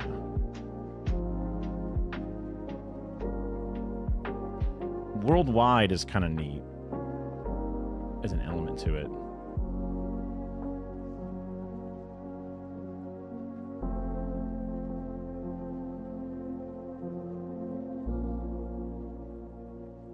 Yeah, our plan is, I think it's like $30 per line, basically, with the Mint Mobile stuff, for unlimited.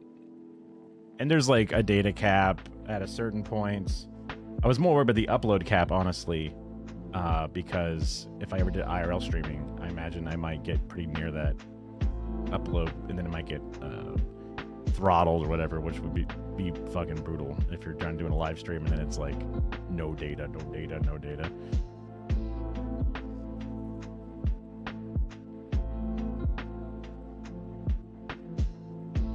Pixel 10 Pro.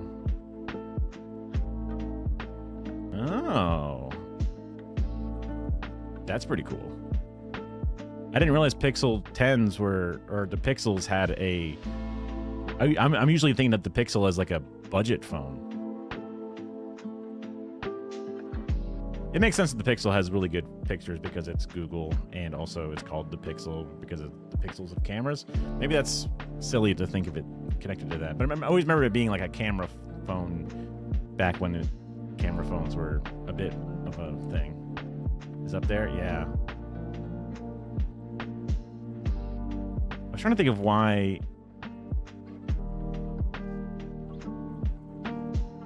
Because I mean, I think it was like AirTags and some other stupid stuff is why the Apple ecosystem seemed like it could be beneficial.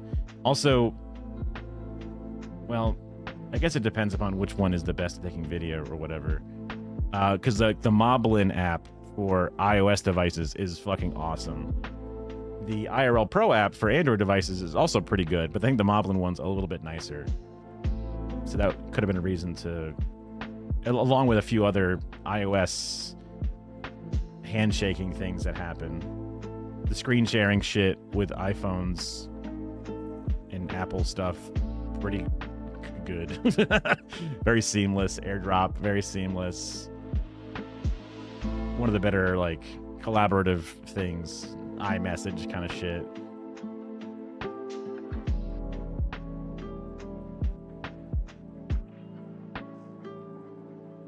I see what you're saying about the internal CPU chip.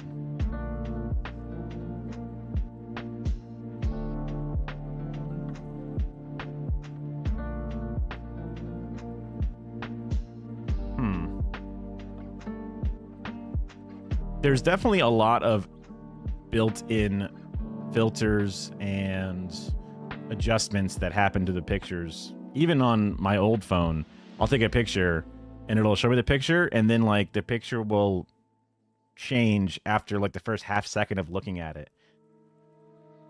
And the brightness gets kind of cranked, or a few different things. It's interesting. You can also kind of tell when video is done with the phone. There's a certain amount of jostling, and then the natural like shake correction. Whenever light gets into the lens, you can see the different types of orbs and things that happen. Like we were watching a Big Joel video, and I was like, he's using his phone to record this. And then we saw him on a mirror. But it still looked pretty decent, obviously.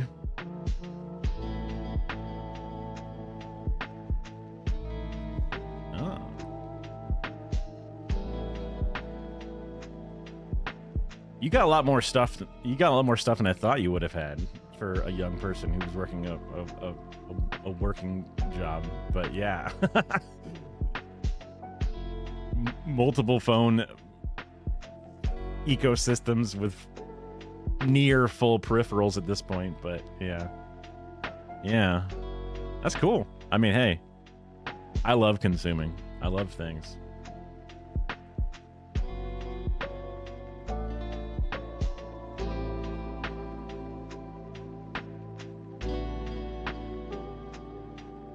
Download.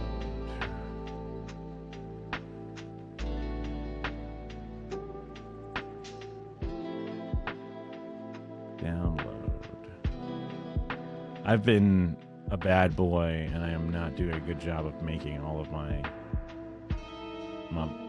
steps from my video yet, or my class, but we're getting there. We're working on it. We're getting through the steps.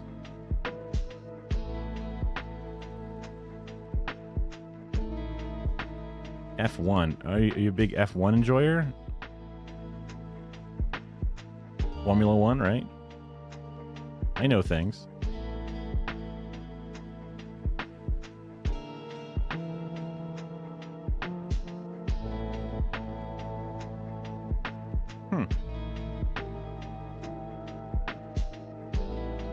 It's always been just a little different to me. Like, my dad would watch NASCAR, and those cars looked normal. F1 was like, yeah, those are just weird cars. Sure, no wonder they're doing stuff. I don't know. They were obviously faster, right? They're lower to the ground and more of an insane build.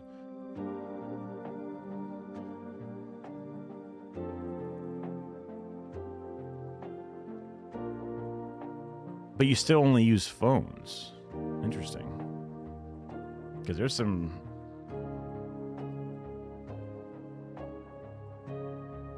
Wait, really? Then what's the point of having the weird-ass cars? IndyCar is... Wait, is IndyCar... Wait, Is IndyCar the F1 car, right? That's what I thought. Okay, yeah, that's what I thought.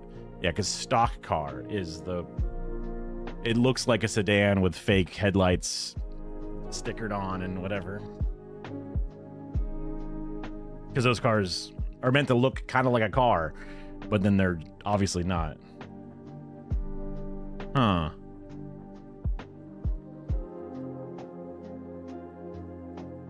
Yeah, their tracks are different, aren't they? They're more...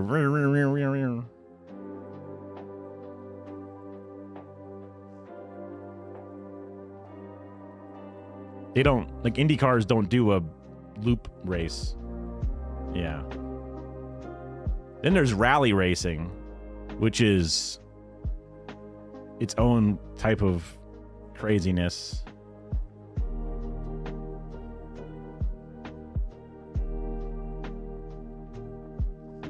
Oh. Oh, I didn't realize. Yeah, I mean, because it's flying through nature and weird hills and shit. And there's that guy in the passenger seat trying to navigate for you, which just seems insanely stressful. All right, you gotta turn left. Okay, now turn right. That's like,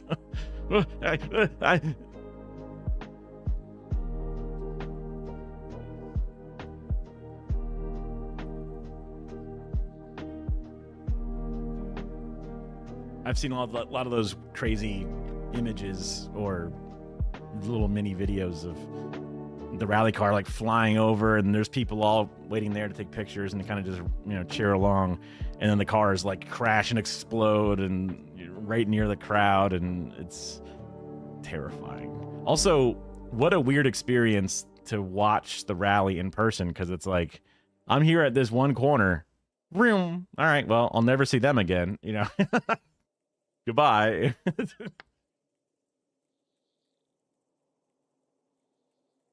There's a whole world to get into. I was using camcorders back in my day. So then when I try to get back into it, I got a camcorder again, and I was like, I regret this. I ended up selling it almost for the same price. Actually, it might have even been a little bit more than I paid for it, which is weird. But that was because COVID was a crazy time. $500. I'm sure there's stuff out there that's good. It's just there is. It might, because a good camera is also getting lenses and all kinds of stuff. The camera I'm using now is like with the kit lens, like 2400, something like that. 2400-ish. Like my A7S III I bought was like 3500 when I got it. The A7 IV was cheaper. But there's also newer models since, yeah. And then I bought $1,000 lens or a $900 lens with it. So, and then media, you need some pretty decent SD cards. The V90 type card, because it needs to be able to put the bit rates required for these memory cards, like if you're used to a traditional SD card,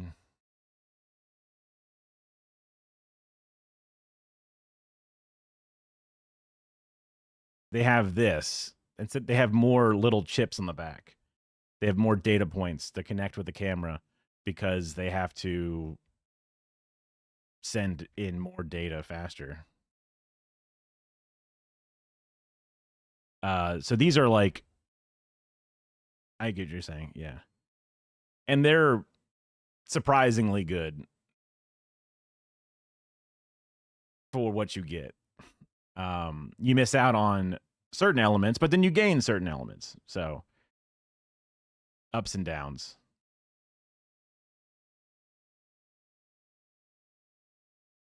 But these are somewhere around $1 a gigabyte, kind of. They might have gone down a little bit more. It's probably a little bit less than that, especially if you buy them on sale. No, it makes sense for sure. There's multi-use out of a phone. There's limited use with a camera.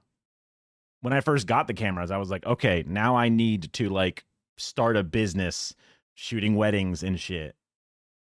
But that's actually kind of a nightmare. Excuse me. Yeah, well, that's exposure to, I mean, I understand it's just a quick example, but exposure time will give you a very similar result. Like that's how night photography is done in a lot of things, is just leave the sensor open longer. You get more, but then you also end up with these like blurry, blobby kind of like shapes because as it moves, the light comes in and then it builds a picture image.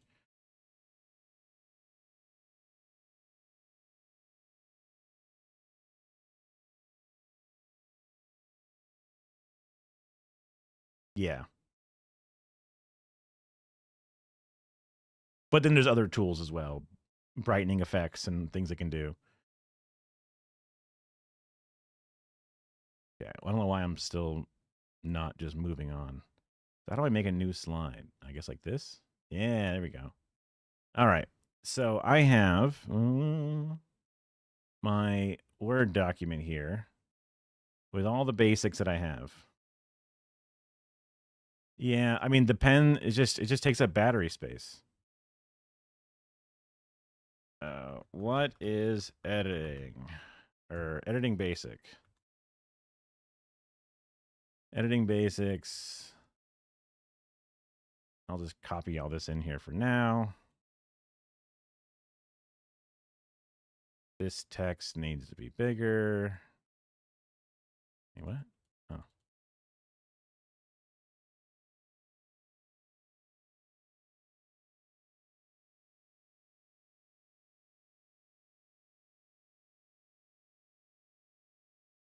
Buy a ring to take pictures. When on the S24, I could have done it with the pen. You mean like a ring light? Wait, what? With the pen? Oh, you mean like a? I got you. I understand what you're saying.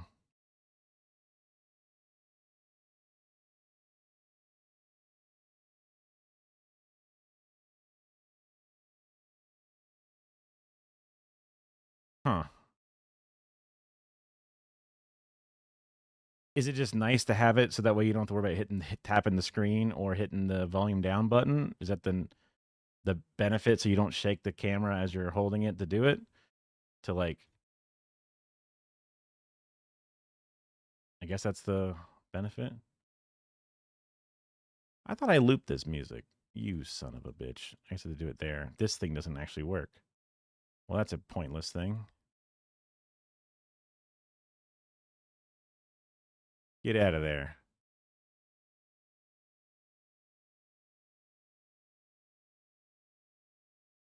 Oh, that's cool. I should use that more often.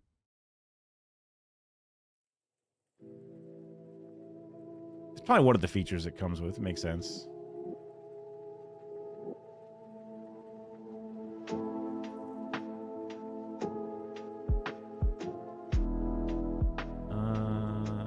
Insert.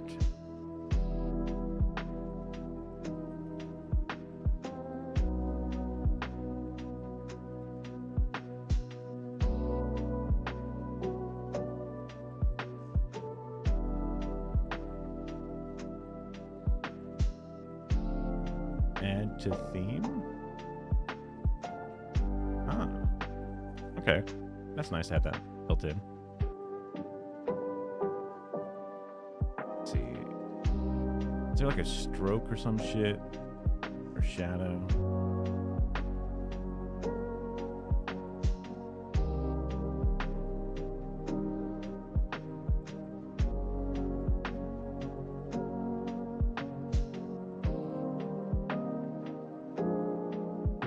Oh, there's the X.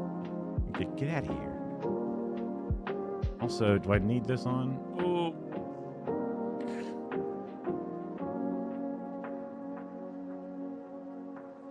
Yeah, that's gonna mess up all my stuff. Fuck, I hate how bright this shit is, dude. Is there like a goddamn... Wait, don't I have a docs? Docs after dark. This does not count as Google Docs, does it? Fuck me. Hold on. I can do only for Google Docs. And then put it on like light mode and then just turn the brightness down.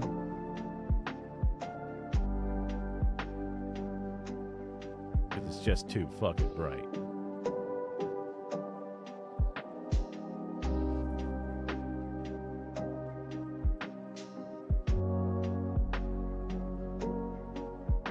Looks good with the suit. Yeah, I've just never been a chain person. Interesting that it gets hot. Oh, you mean when it's hot, it's uncomfortable. That makes more sense. I can read. I swear. Yeah. Oh, of course it makes. Yeah, you get used to it. Now this looks too dark. But also, this text is not black.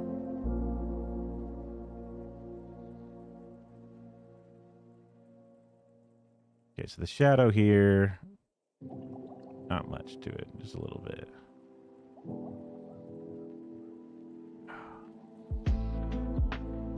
Even that messes with it, though. Fuck me. Actually, I might need it to be. That looks so cheesy. 1 pixel. That actually doesn't look terrible. Why is this?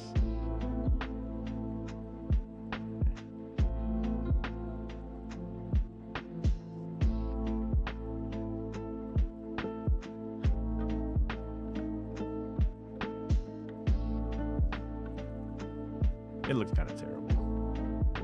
It looks kind of terrible.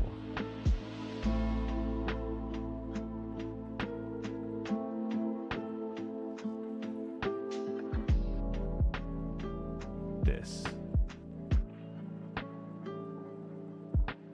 Interesting that makes it more legible here. It's probably the background image is the problem. Change background, choose image, browse. These aren't much better. What about this one? And I save it to the thing. Probably.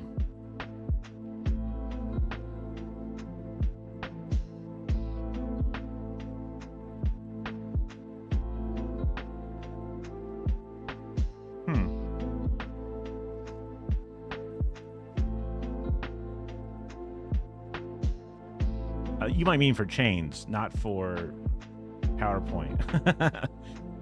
Add to theme.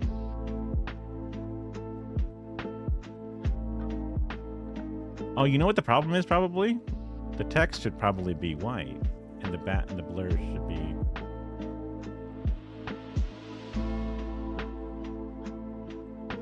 And the drop shadow should be black.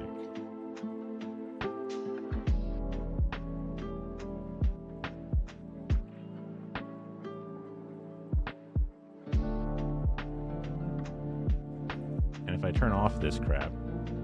Yeah, that because it's a dark background. Don't put dark text on there. Duh. Duh. Easy peasy. Okay.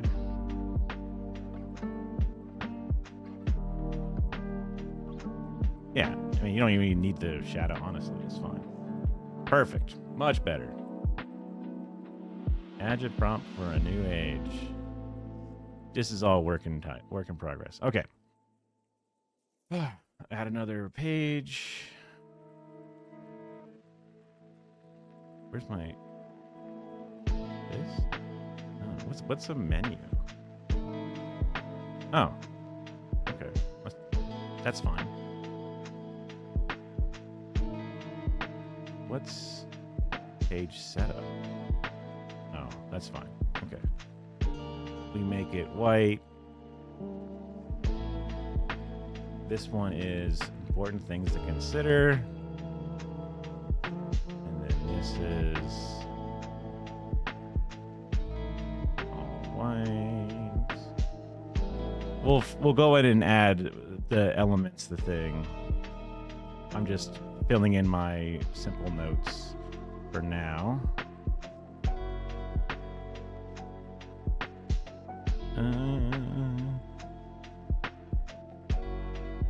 Text color.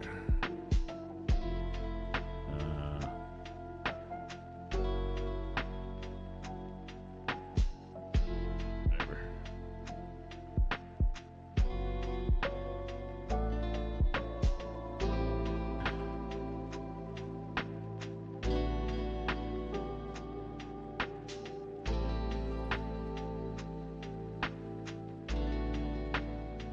It's app.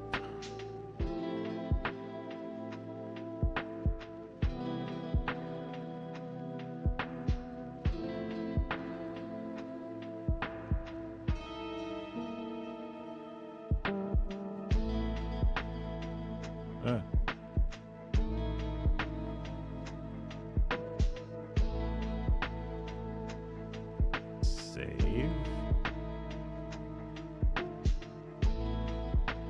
Here.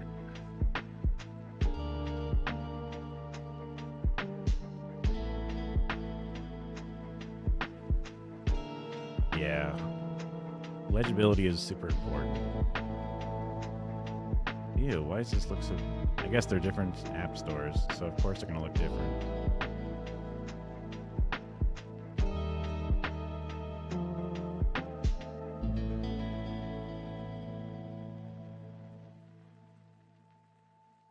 I want them to be vaguely similar in size. The image is much smaller on this one.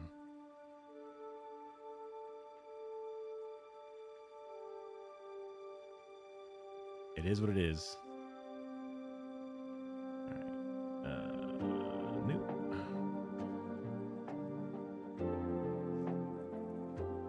Okay. Save. Get the folder.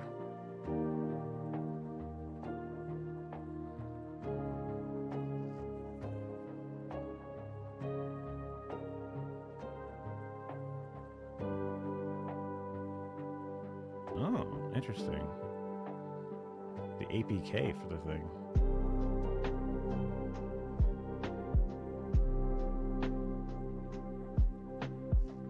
This might be a good place to see it too.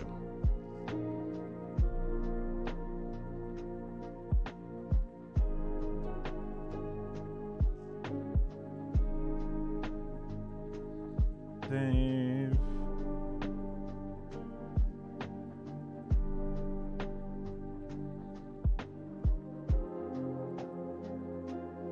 Yeah, exports with no watermark is a nice thing about it. Timeline with clip level precision, auto enhance features, AI image animation. Oh boy.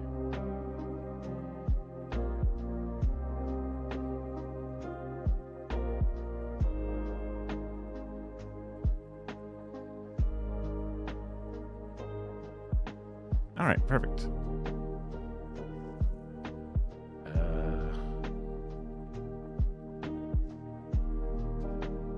Insert image. I guess I could have just dragged the fucker in.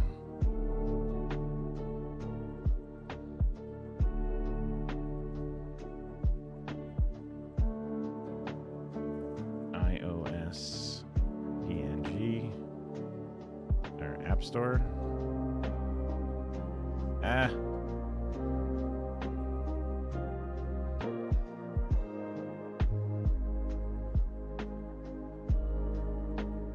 Oh, perfect.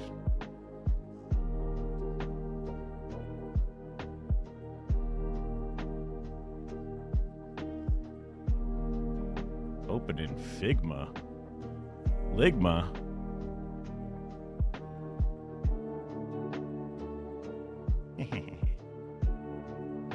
Copy image link.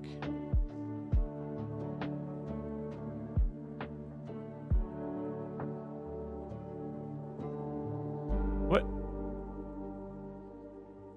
Oh, wait, copy image.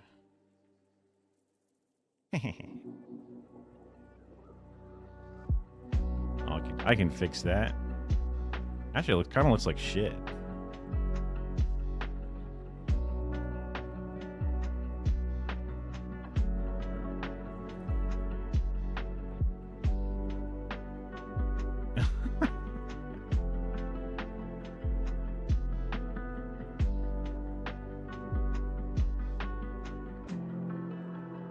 That looks fine.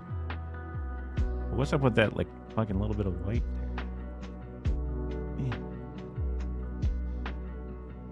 Yeah.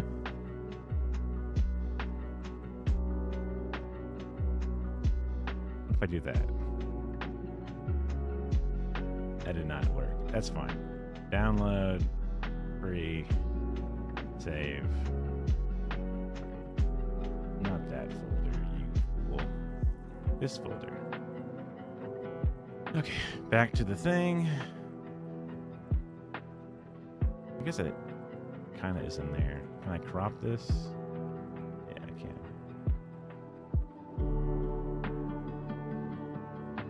And then I could probably just drag this fucker straight in. Like this. Yeah, of course you can.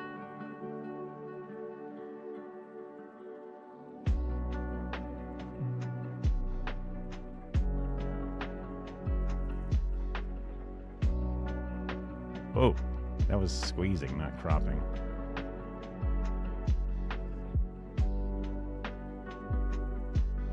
Yeah, there it is. Just to make it easier to grab in the future when it's all exactly the right size.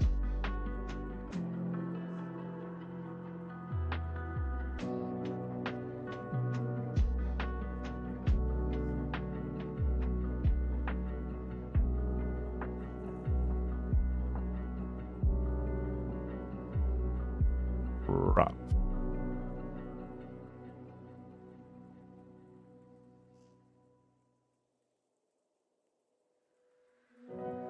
Sure. Again, it's just a PowerPoint. Why do I care so much?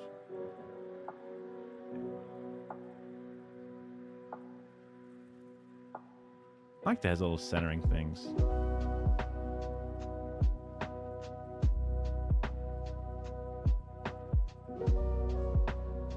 Oh, I think I fucked this up, actually.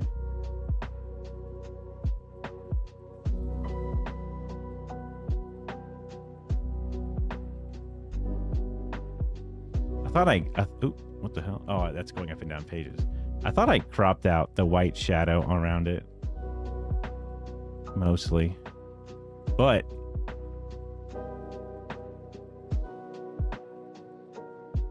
if we add a drop shadow to it, problem solved. Even then you can't see anything. Although, I don't know why the drop shadow is going upward.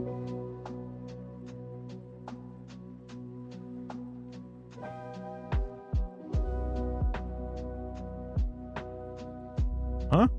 Oh, there's two of them. That's weird. I did not notice I had two of them there. But there's...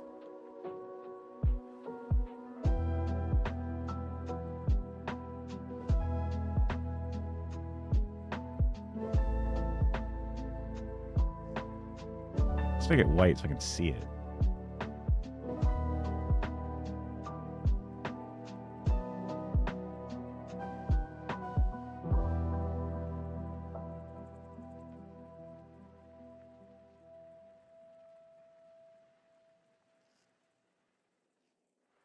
Something like that. Oh, I may have, when I was doing this, I might have like alt dragged it to make a copy or something like that. I don't know. Something like that. Okay.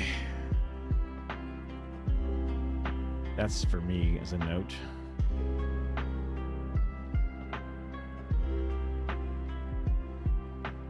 And then I can share the screen on top of this. So if everyone will need to download the application, I'll show everybody how to make projects. We import media. We load up our timeline, which is basically automatic. We make cuts and trims, show them how to do titles and overlays.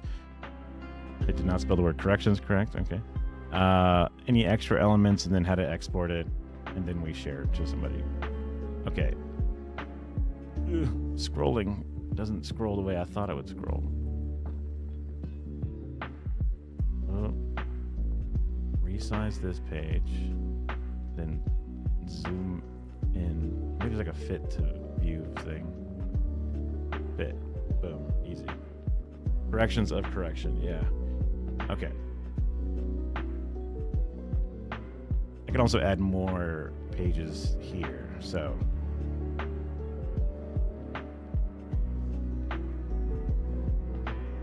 non-linear is a timeline. I mean, I could also just talk about it. So non-linear editing means that you can edit your thing anywhere. You can jump back and forth, the beginning and the end. You can edit it in a non-linear fashion. You can go forwards and backwards. Time is your thing to play with. But there always generally is a timeline where the first second, the last second, everything in between, and it runs by the unit of time that you set. Aspect ratios, frame rates.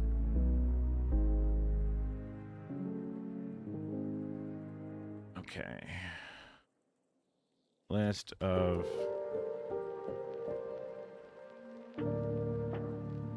aspect ratios.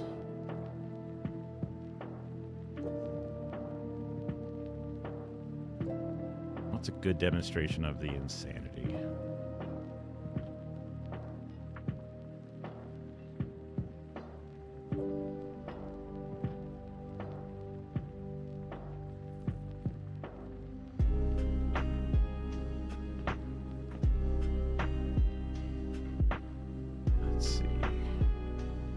Because obviously some of these more like obvious ones that kind of show off all the different things. This one's not bad. This one's fine, but it's just very like, what do you call it? Clinical. Just boring square boxes.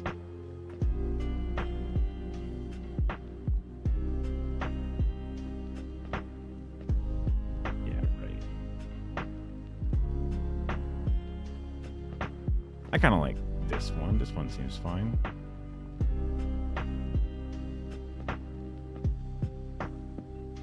Shutterstock, also not bad.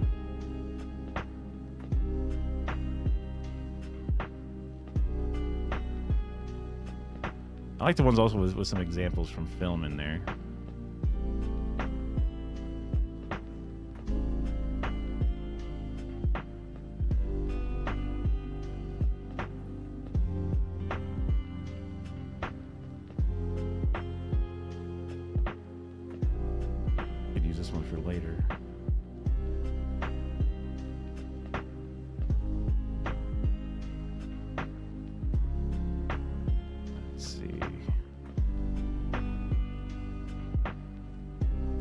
Aspect ratio examples.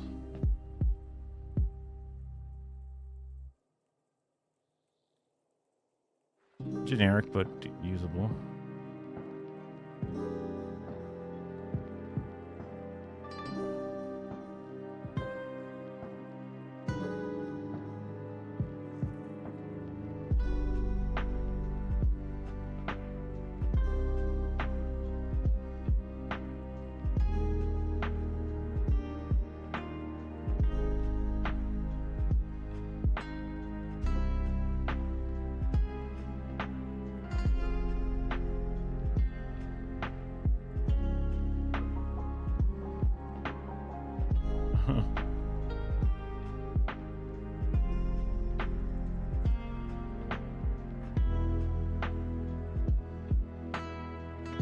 don't know what that is.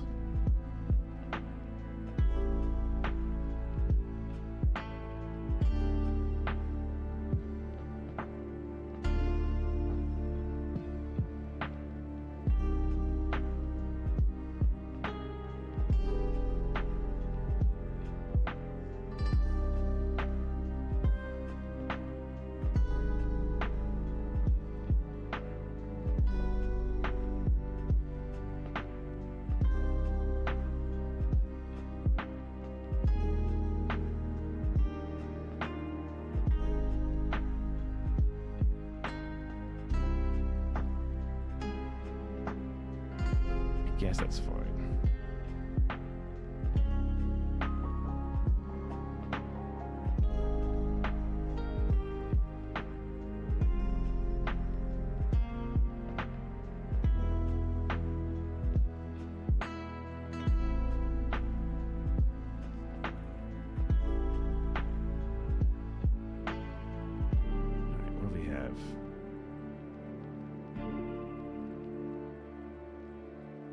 Save image.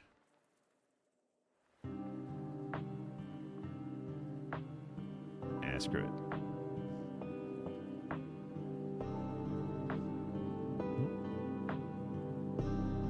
Oh, this ain't an image I can steal, huh? You think I can't steal it? Think again, fool.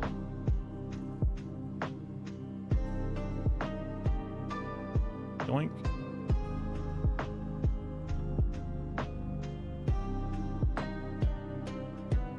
Again. Yoink. We're socialists. We steal things. Your image, my image, comrade. Haha.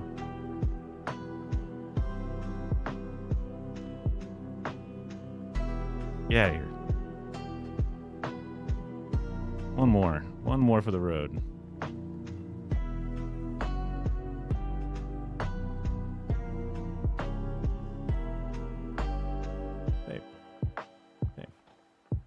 Wonderful. What is this? Yeah, I didn't mind this. Okay.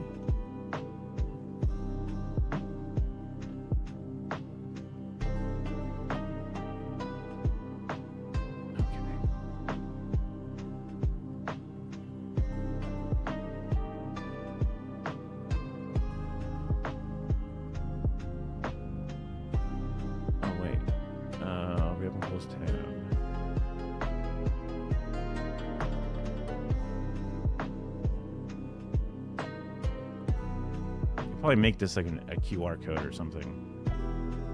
That'll be smart. QR code maker.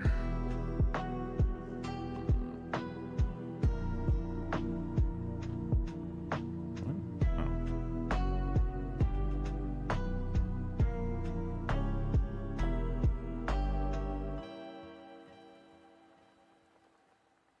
Figma.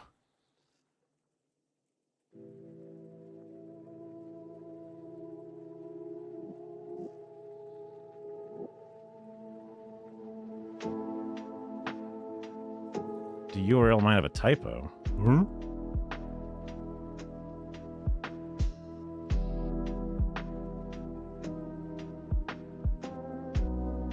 Copy link from that.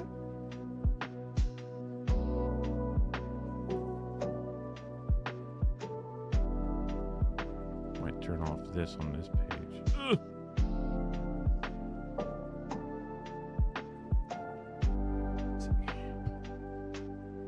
Does it work?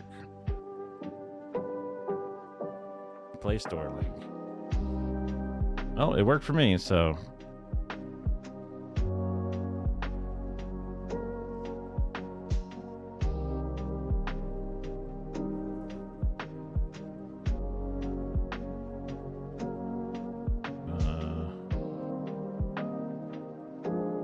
You probably make it like illegal to put like an image in the middle, right?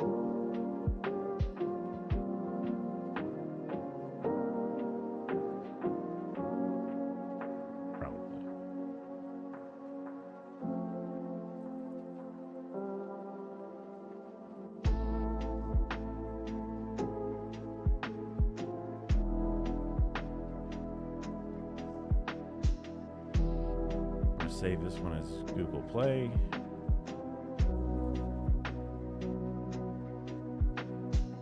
And then going to go to the Apple Store one.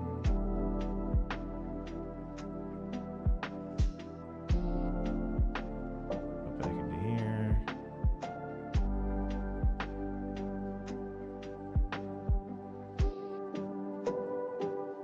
My phone is not an Apple phone, but I'm going to assume this works.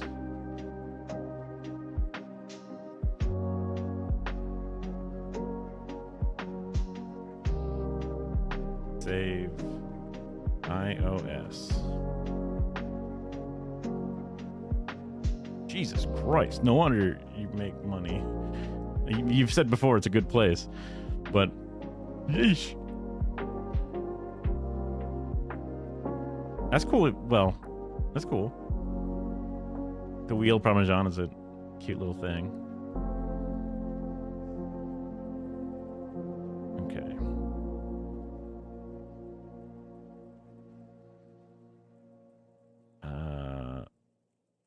iOS. Don't want to shrink it down too much. I'm sure it'll be fine.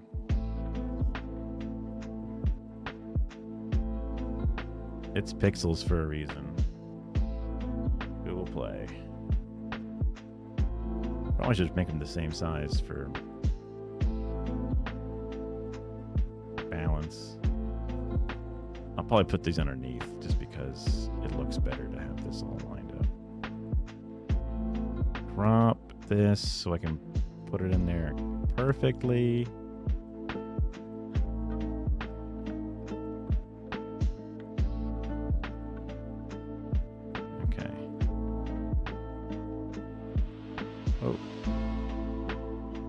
See, that's moving it within the crop. Very unusual, but I get it. And now iOS can go here, and this one can go here, but it needs to shrink a little bit, so that way they match. Perfect. I don't like that. They look gross. Why, I don't know.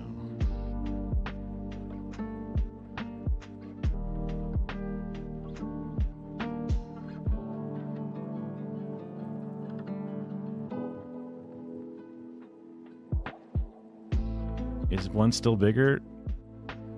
Well, they have different size, like... Oh, they're definitely bigger.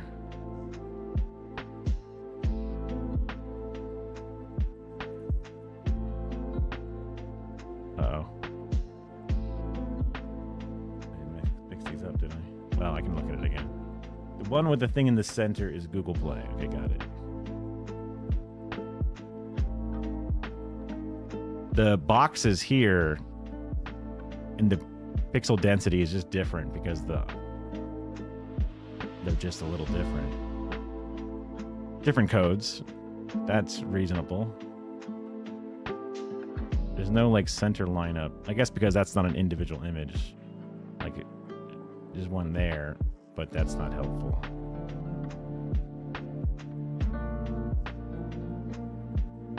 That gives you a lineup there. I can adjust the settings in the spot or whatever as we go. Put this back to fit. Okay.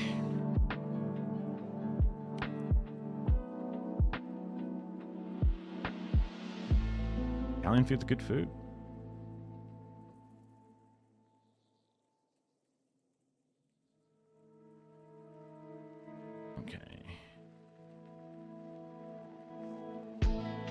Aspect ratios. Why does this have like a... Why is there like a space before it or something? Why is it so weird? Undo. Yeah, there we go.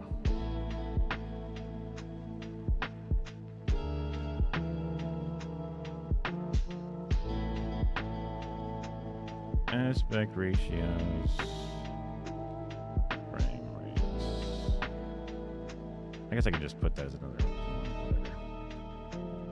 Okay, so we're going to add some images. So aspect ratios, we can add in this.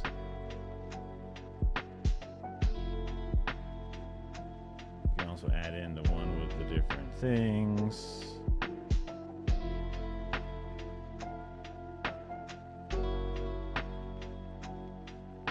I'm mostly just going to speak over this. Obviously, we're going to be using the 9x16, but just so if you see these mathematical equations, you don't have to worry too much about it. And different aspect ratios have been used over time, as you can see by all the different ones there, whatever. This is this current song, Tristram. Literally just Tristram. Lo-fi version. There's Rogue, Tristram. This one's not telling me the song name, but you can, yeah.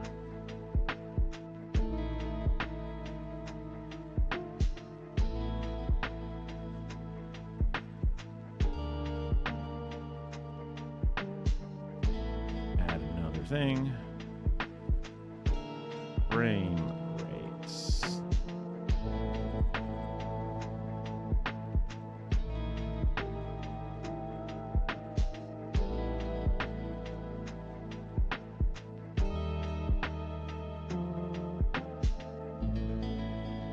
Oh, I like this.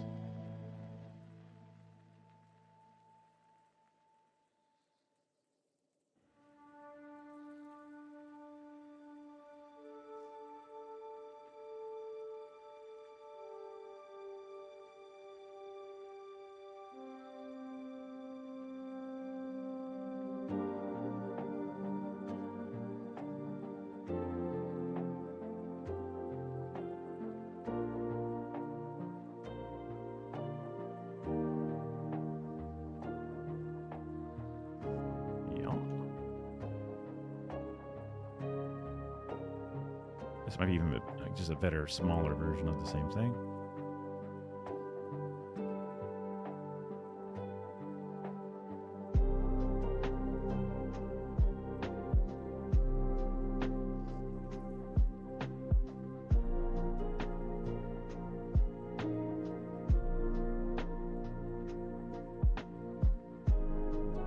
Is it a GIF?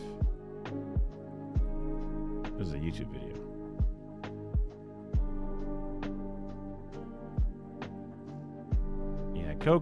Coke Zero is really good. I like a lot of the zeros overall. It makes me happy that there's been a lot of research to say that it's not it's probably not deadly to drink it, because it's like, oh, wonderful. That makes me feel good. I've, found something to confirm my biases. Ah, excellent, excellent.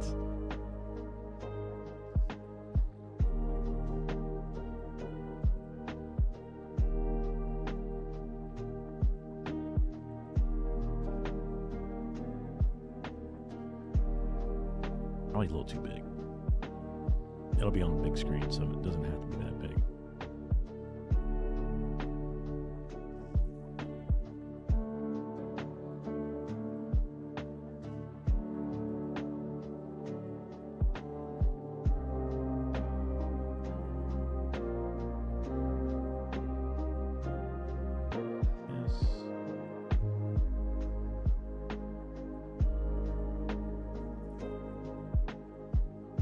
God, yeah, absolutely. Drinking calories it doesn't compute with me because I drink so much that would never be good. Cinematic frame rate. There's probably a way to set up the default box to be the proper color that I want, but whatever.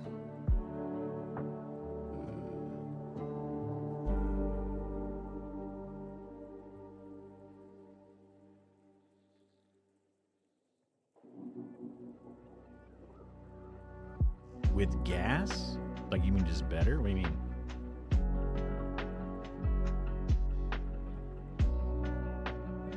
I'm a soda boy. I've done no soda for couple of years, I was like drinking water only with a little bit of flavoring in it or something. Oh, carbonated. Understood. Yeah.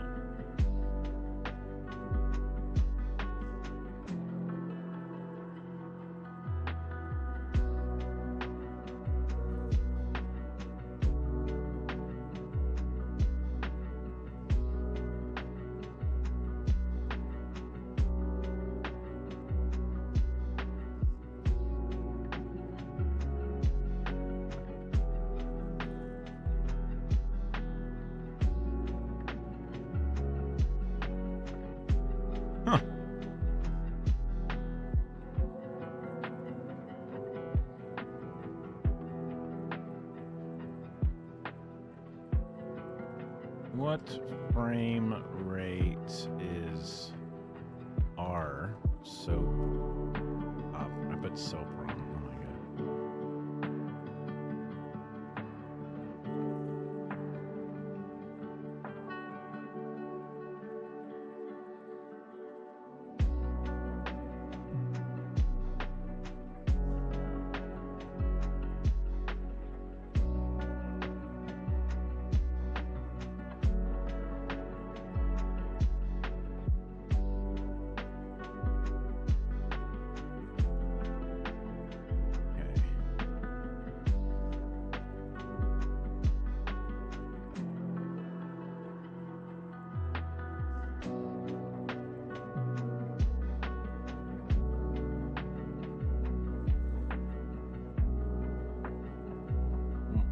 What?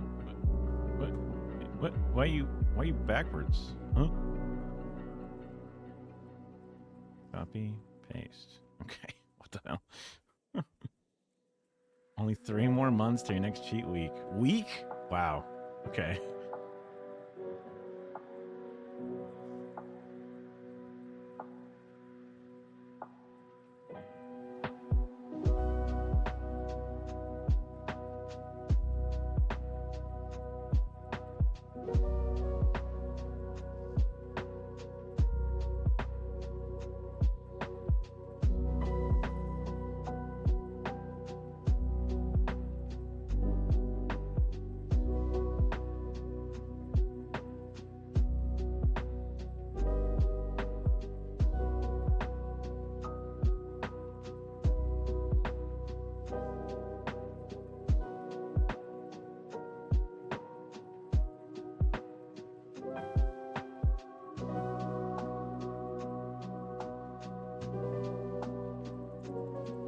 A cheat meal once a month or a cheat week once every few months?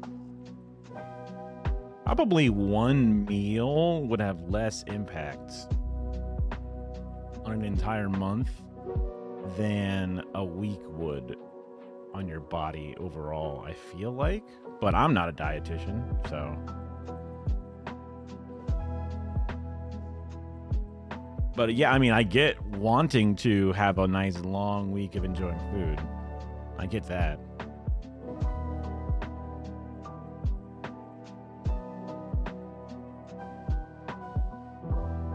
Huh. Dude looks like he's got like an insanely strong pectoral, but then like almost like disproportionately strong. Looks super thin otherwise. It's kind of crazy.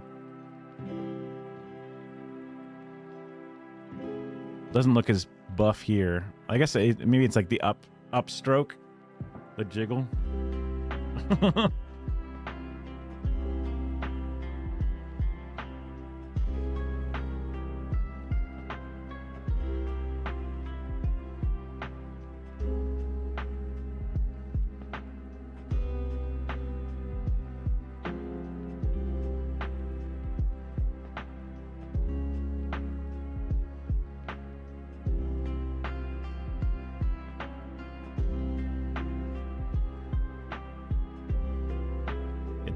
Frame rate is set in the camera before you record.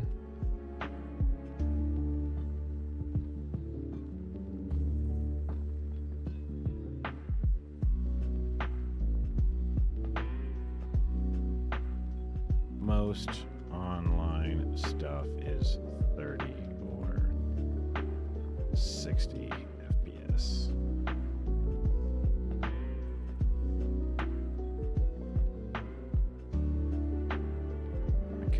so we did. I can do timeline also. Add.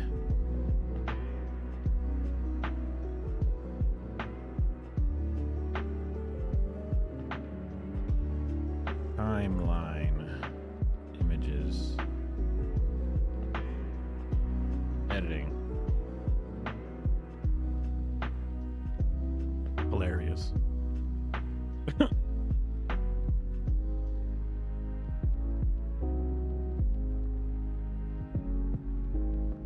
Oh. The chussy? Yeah, I forget what they call that.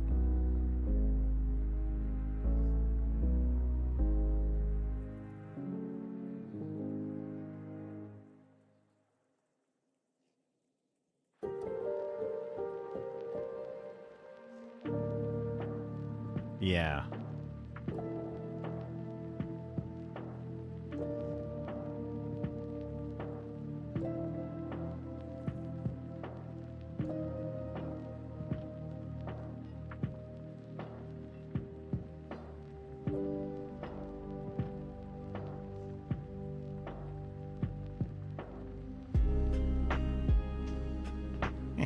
Slow.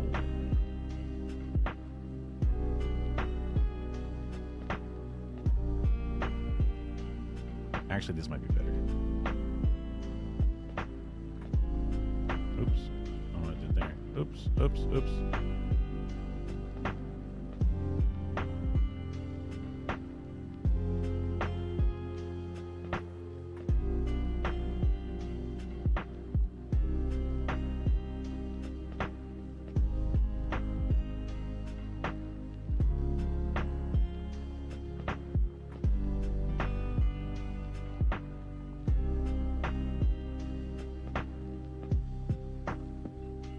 Are they using Avid? What is this?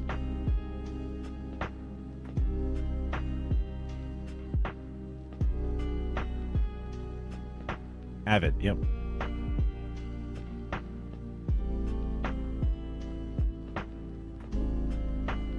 So ugly. Crazy.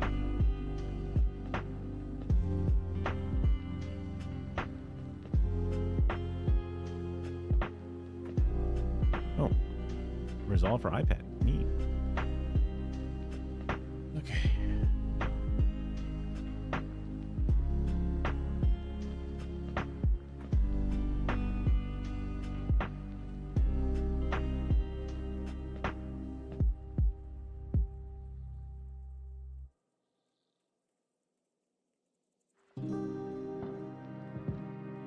Ooh.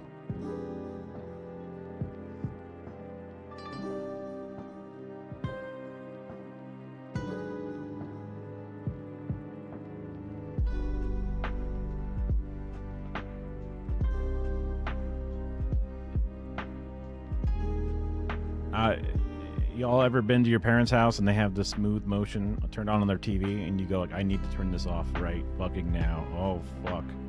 And you're going through the menus and it's different on every goddamn television and they're like, what do you mean? I don't see any difference. And you go, no, I have to. I can't look at the screen.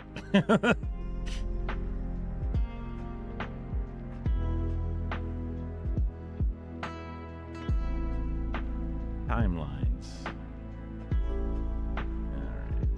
This and this. I think I like this one better.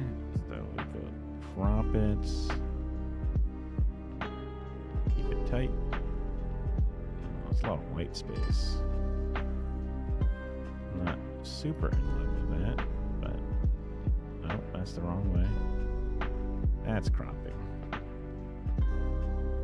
Yeah, it's fine.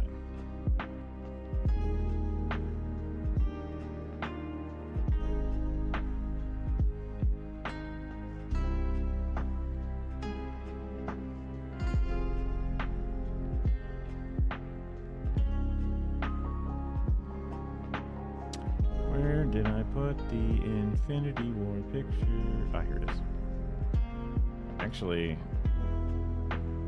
I'll just add another one.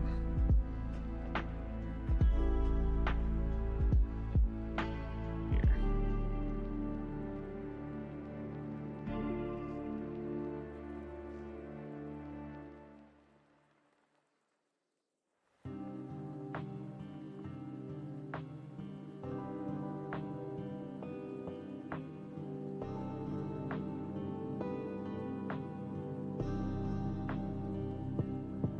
do you bring something forward?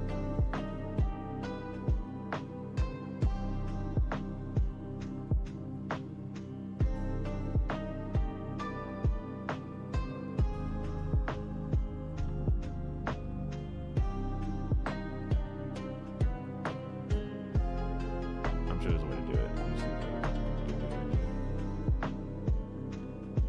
Let me see. 72.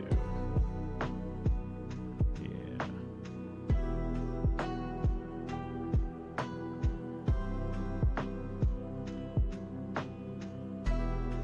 Bit.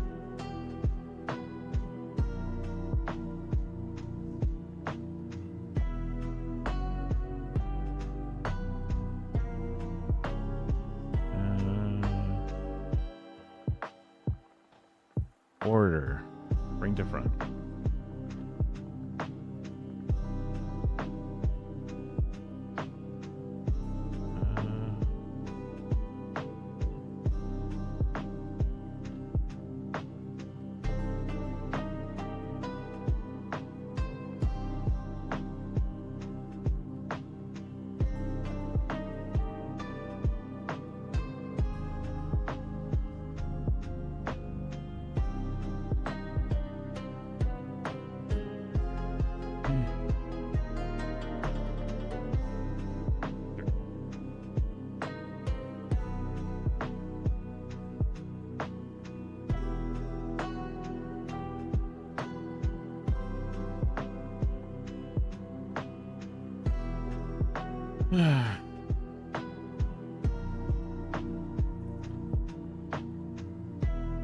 Start to finish.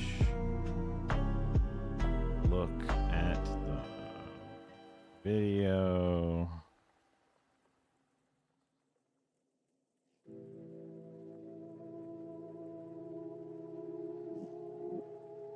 To scale. Look at whole. Whatever. In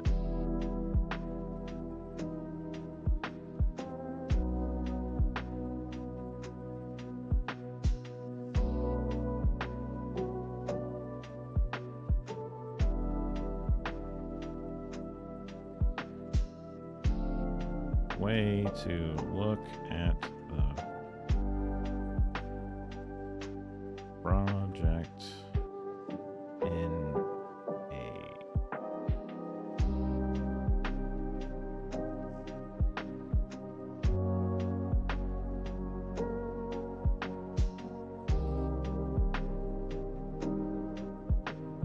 what's the Wikipedia say?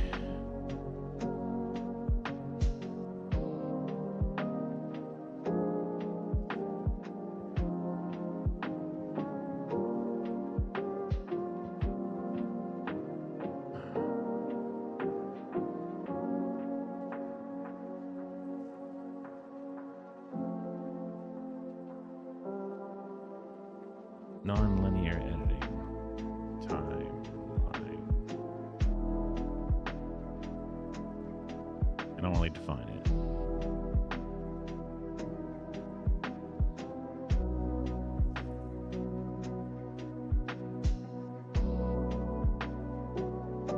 Get out of here. NLE. I forgot people who actually call them NLEs. It's kind of cool to see like the old videos and shit.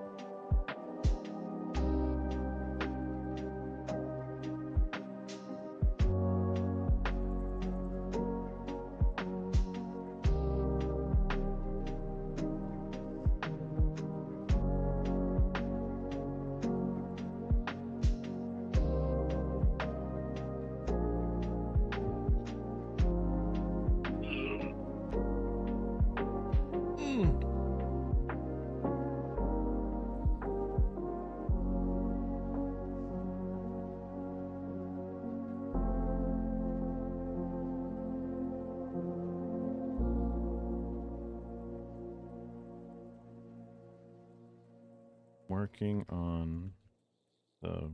What am I trying to say?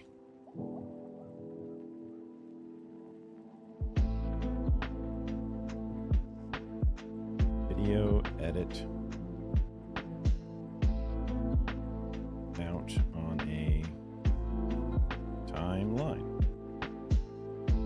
Each layer of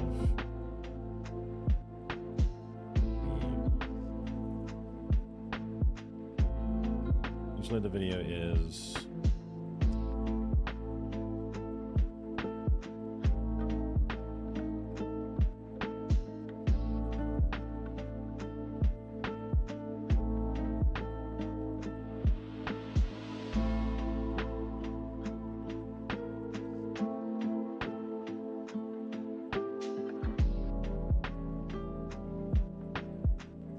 each of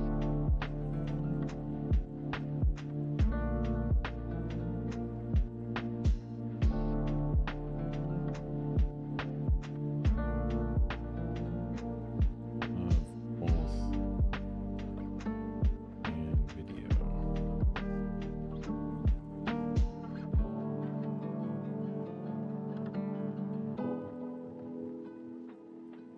Easy to control and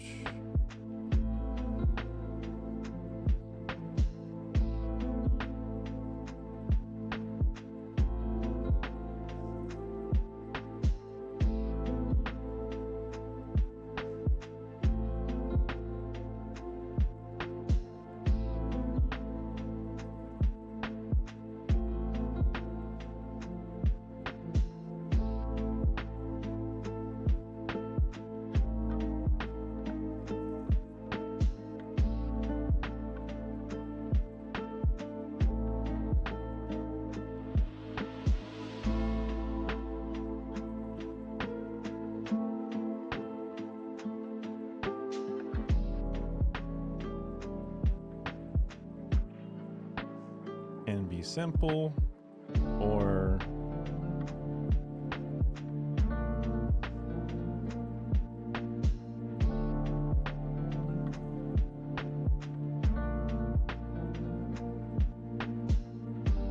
can be simple or dense. I don't know. I'm just kind of like filling air at this point. It's more of a simple part of the process, not too much to talk about.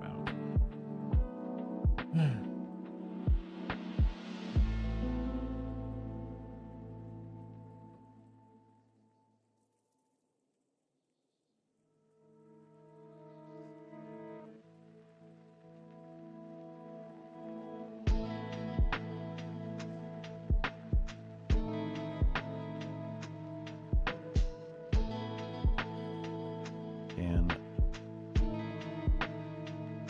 add layers of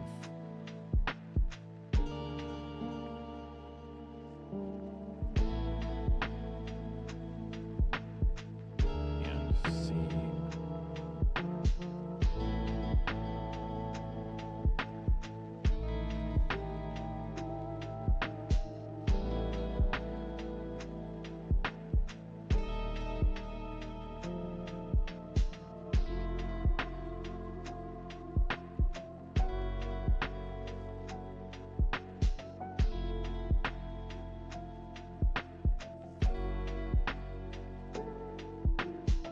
Sure. That's a fine enough understanding of timelines.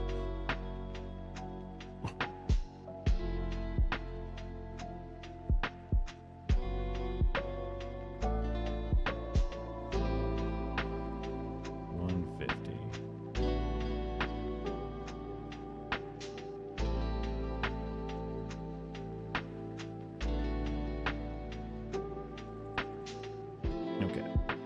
After timelines, aspect ratios, analog versus digital. Ugh.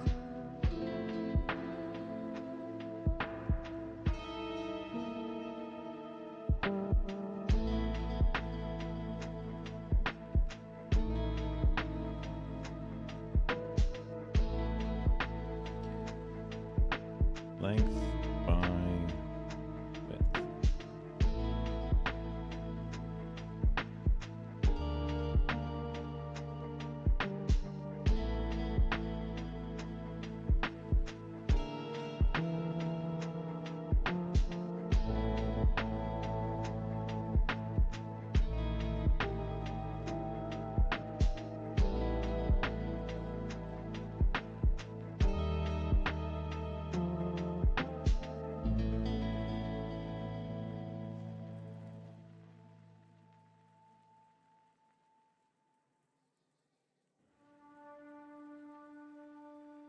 vertical 9 by 16 or square 1 by 1.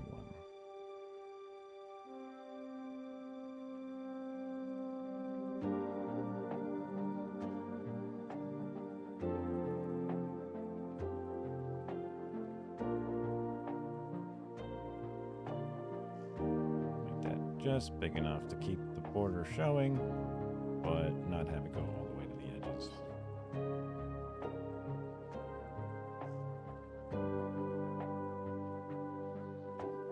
Connect these two like that. Oh, the colors are different, so I'll keep them off a little bit. Actually, I should crop this one because it has weird white space on the edge here. Might as well keep it nice and tight.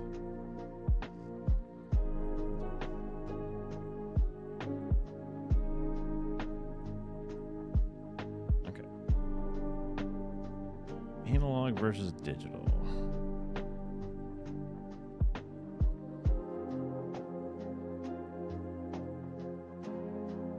It's not, I don't really need to cover that, but I could. I probably will.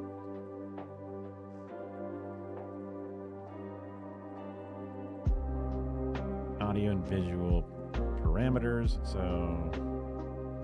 let me see here. I go into my edit here.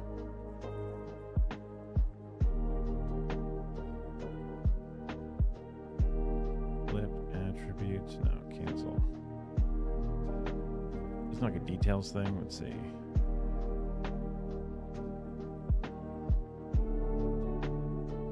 Inspector, right? Yeah.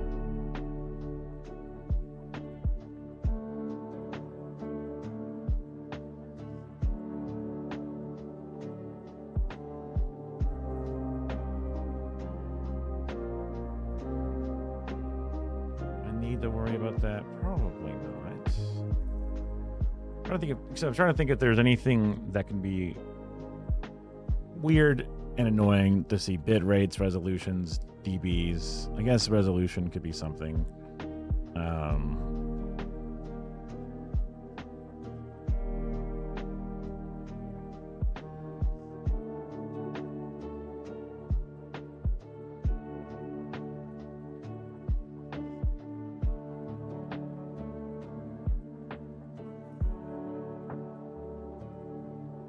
Let's see.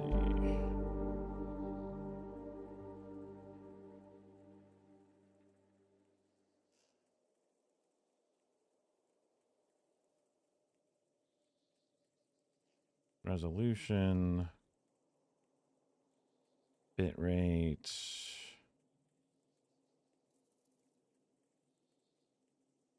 audio. Is it? What do they call that? Why didn't it loop? Oh, it did. Okay. I was like, what the?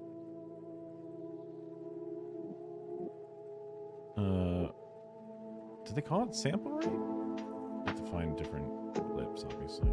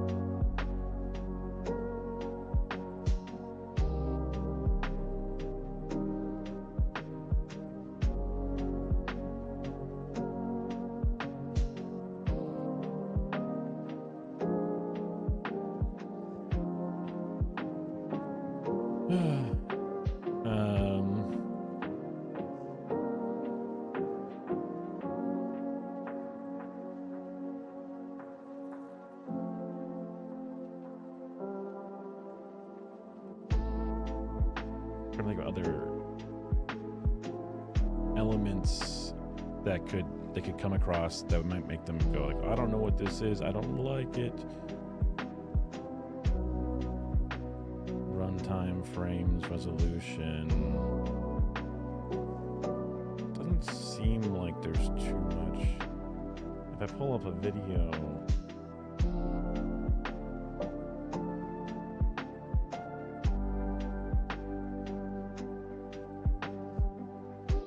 properties. Yeah, they show like some of that default stuff, which is just bit rate, resolution, frame rate, length. Not too much. I don't even go over the audio elements, actually. Kind of funny. Or it's just left out. Oh, because there's no audio on that thing. That makes sense.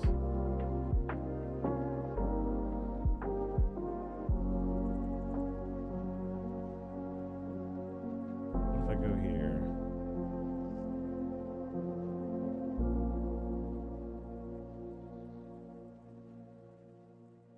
This is an audio file. Yeah. Channels. Okay. I guess I can just do a snapshot of like one of these things. Let's see.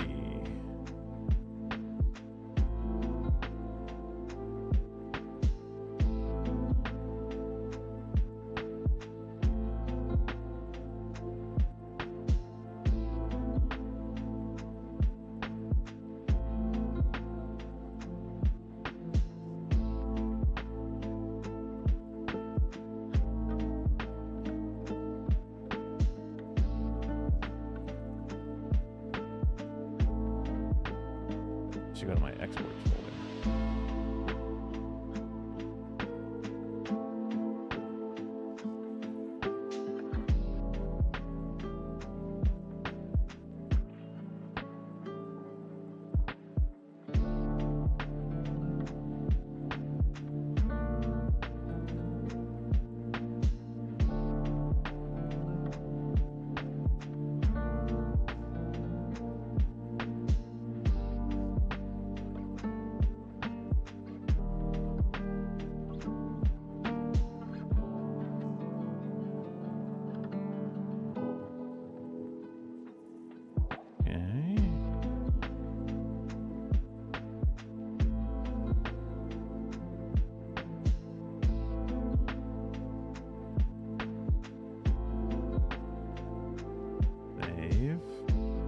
folder.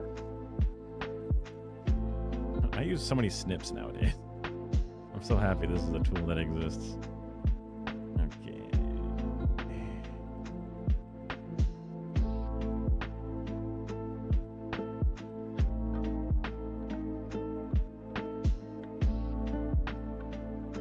Maybe I should do a different video instead of the one where it's like kill yourself thing.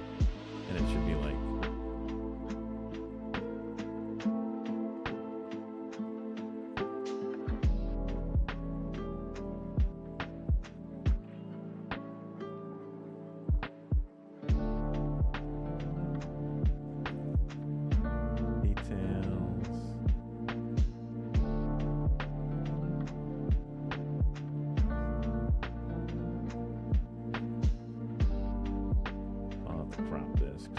it up, but that's fine.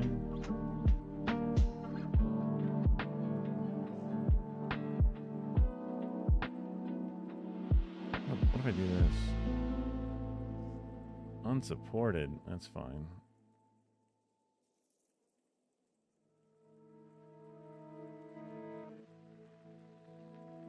I can just take a picture of it.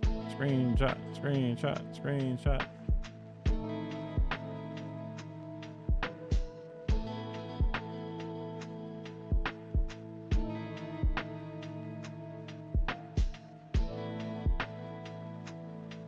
Save. Save. Alright. Yeah. Yeah. I went to click the X button. I'm so silly. Crop. Bring it down. Bring it in. Bring it in. Bring it fit again, please. We can shrink this down a bit.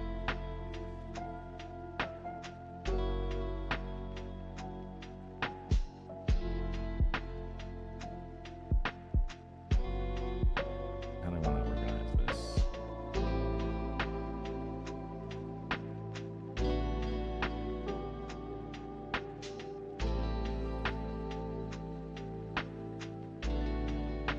I'm going to shrink it down just a little bit more.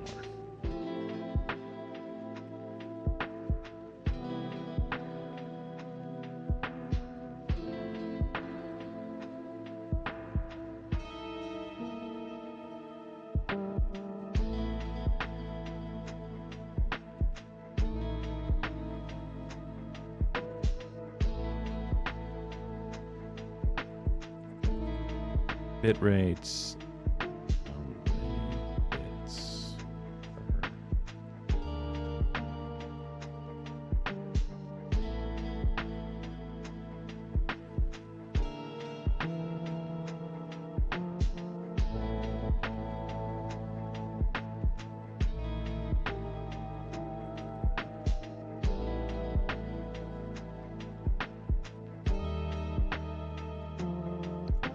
per number of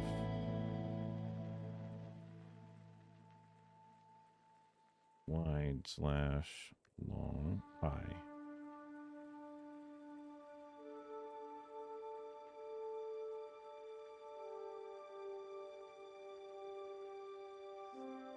Misspelled the word parameters.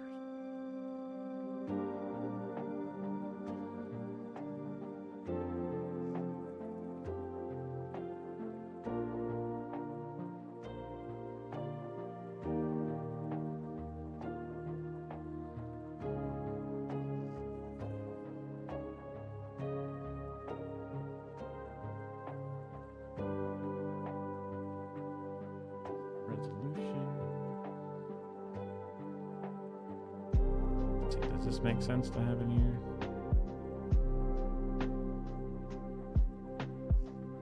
And this.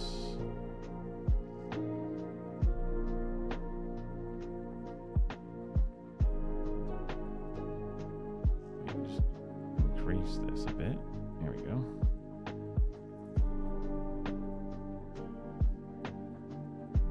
How many pixels wide and high? Bit rates, how many bits per second? Audio sample rate. We're pretty much going to be using 1080p for pretty much everything, probably. Or less. Even 720p should be fine.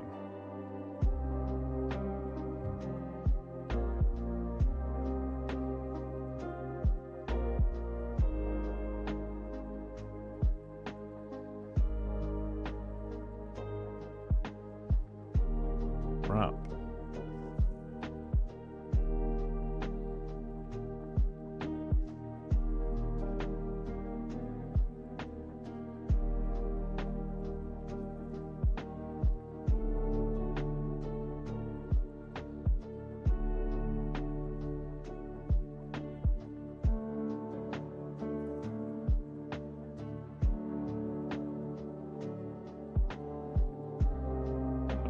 Don't mind a little basic overlap.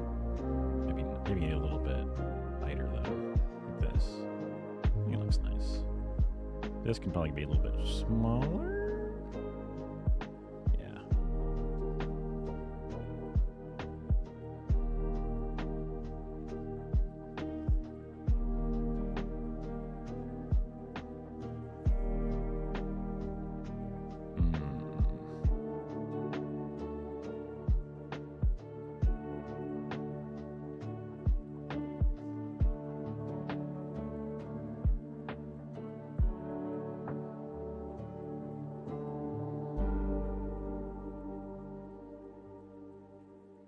That's not too bad.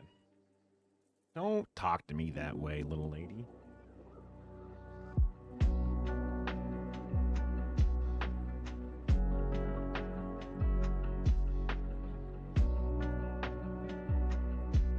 So rude. What do you have to say for yourself? Oops.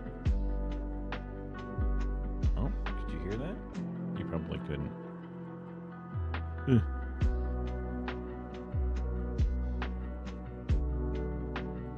need to go to the camera control and then say play area. What do you get to say for yourself, huh? What do you get to say? Did you hear that?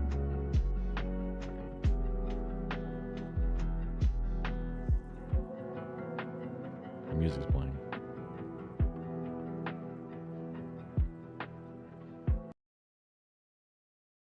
Go on. Go ahead. Tell the people.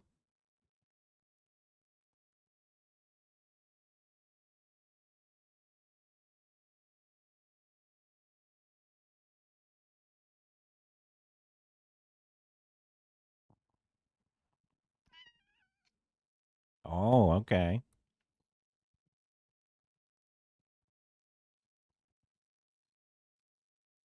Yeah, she had this sweet little scream.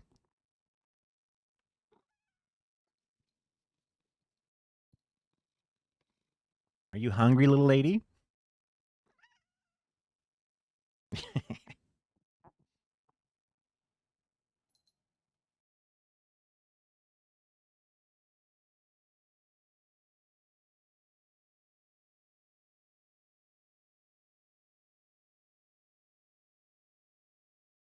Okay. They have food in their bowls. He just wants attention. She does this thing where she needs the carpet. And it's like, it's a carpet. It's fine. So we're not too mad about it. But she really goes at it sometimes. She's got little cardboard things to do it on, and then she's got the whole cat tower covered in that rope shit. Yeah, you can see all the things. So she's got plenty of things. Yeah, dig in the china.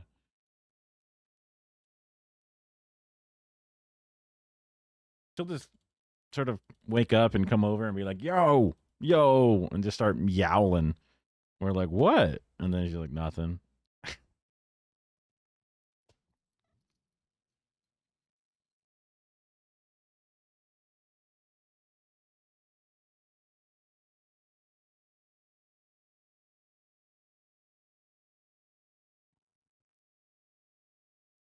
He has such a perfect white underside, not a speck of black. For a moo cat, she's very white. Do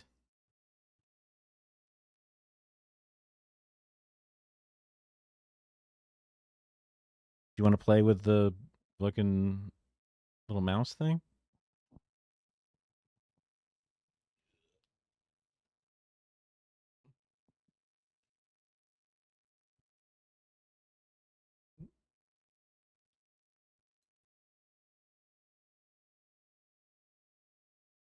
Yes, she does.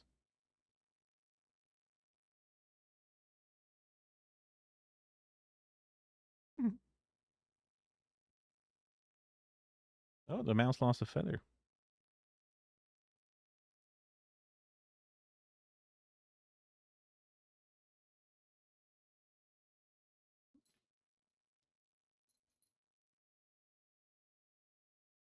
Maybe she wants some cat weed. We got a little bit left.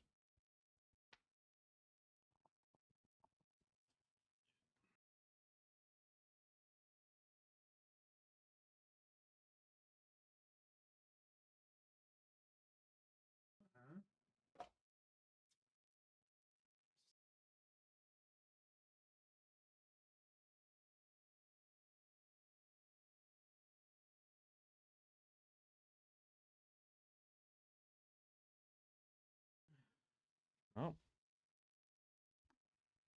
now Philco hears. So here he comes. Philco.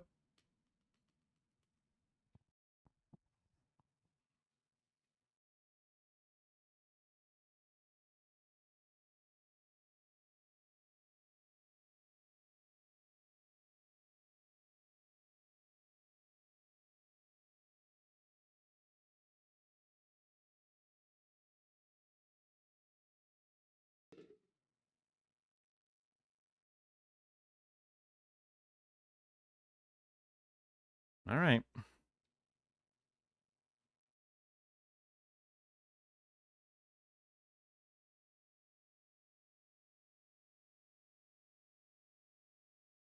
Little drug addicts.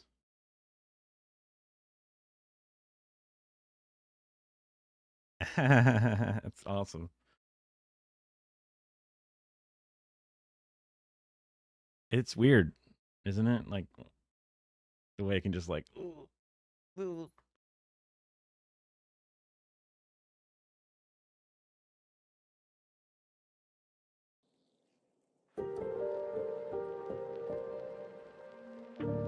right, where was I? Oh yeah, here. All of this is unnecessary. Going over all this different stuff. Lighting is probably useful.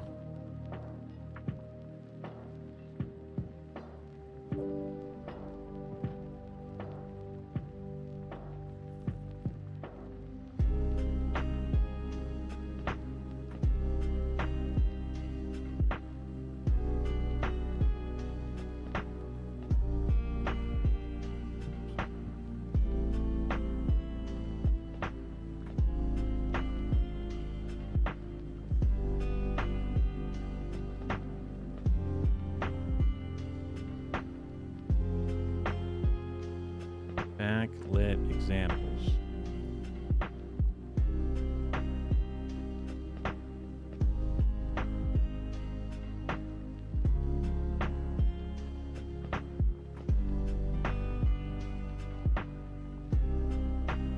No, I didn't want to. Ow. Maybe just lighting examples.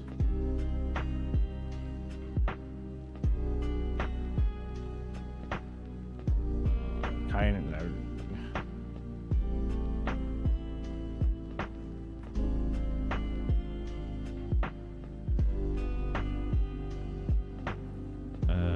Cinematography.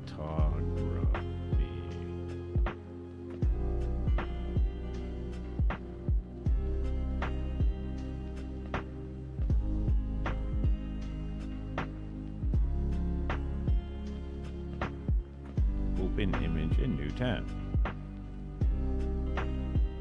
Yeah, full size. Sometimes they're not. Sometimes they're just a thumbnail, so.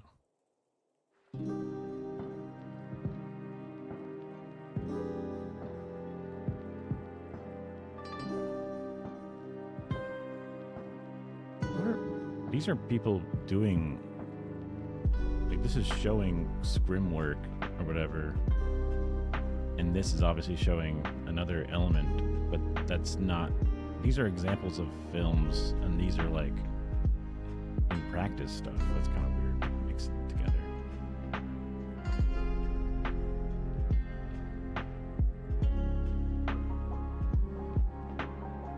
The classic.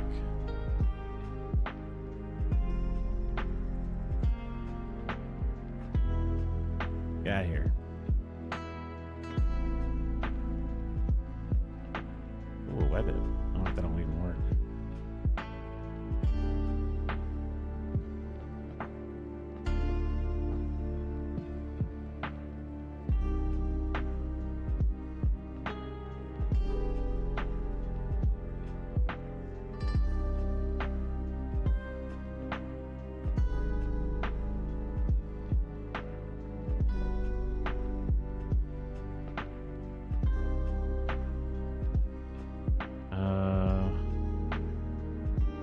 Photos in front of bright window.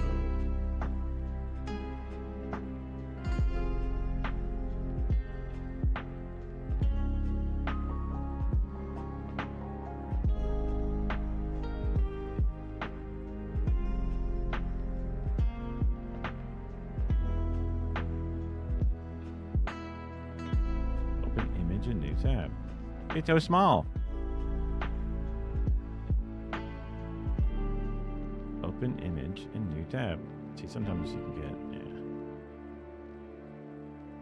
But even this doesn't look actually incorrectly backlit, but I Like, this is definitely backlit in a way that you can't tell what the hell the person looks like.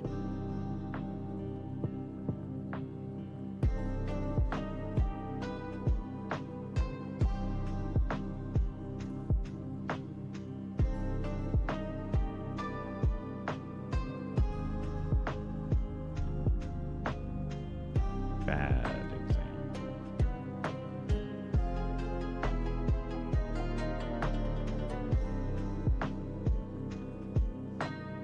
Kind of, but still.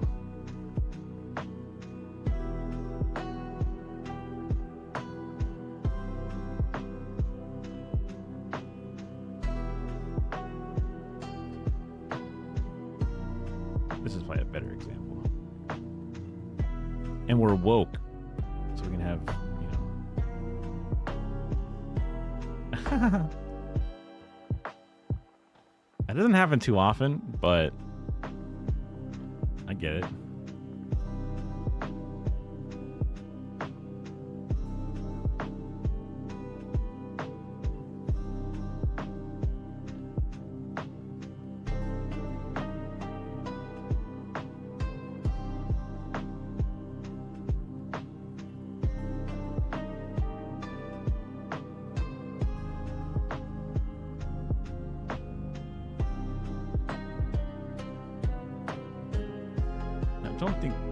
I don't think this looks so much better, honestly.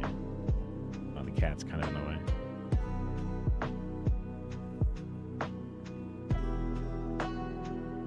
Like, I understand the problems with this, but that kind of just looks bad. Yeah. Like, this is a better example of the issues and the benefits.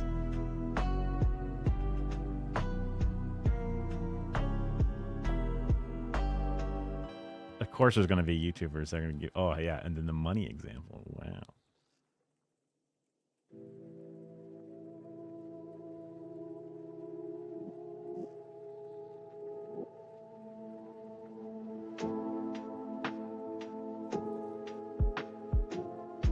Okay, I think I got the ones I needed.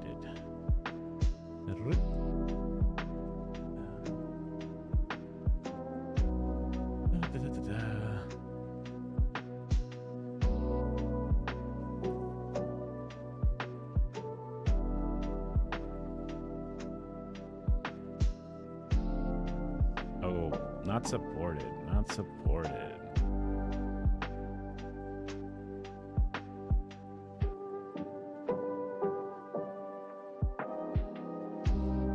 This was it. Do I recognize? I see this image here. Why don't I go back and it keeps going back to the same thing?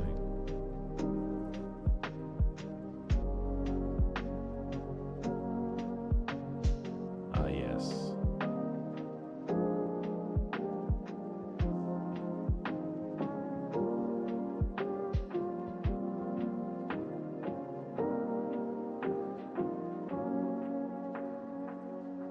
Image, a new tab.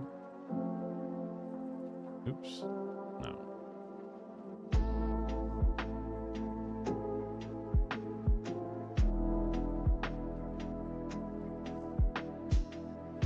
Yoinked.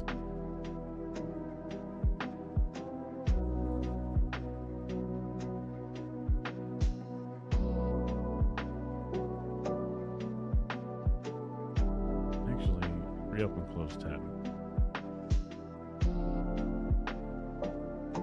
Not videos, images.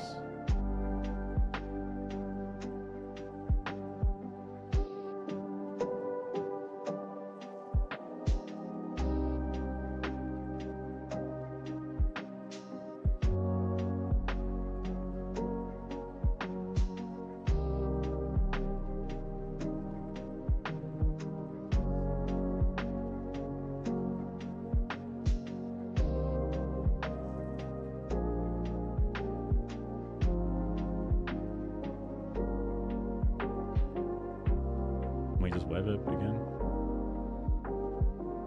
Yeah, I can't do that. Come here, you. Come here. I got you. Thief. Thief. back to this. Bring this in.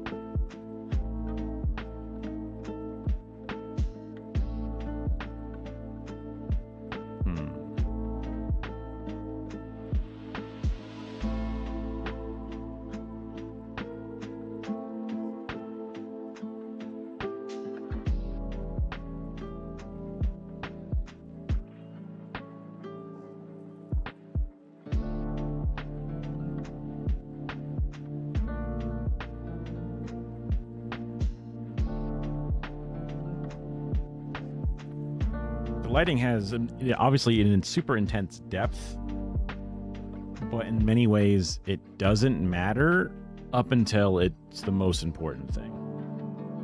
Like, the bottom here isn't the most well lit subject, but it gives a mood and a style, whatever it is. But even though this isn't the best lighting, I wouldn't think it's terrible for a traditional shared thing. But if you have the top, then there's no point in having your video. Like, it's almost like you're doing witness protection at that point, right? I mean, right? So it's like, I agree. Although there is an odd change in modern day, because closed, like captions are almost more important than audio nowadays, because a portion of your audience won't even listen to your video. They will just scroll, stop for a second, and read it. And they might not ever click on it to listen to it. They'll just read it till completion and then keep scrolling after that. So that's a weird change, but I 100% agree that when you listen to something and it just sounds like they're talking to a pillow, and you're like, oh my God. Oh, well, that's true.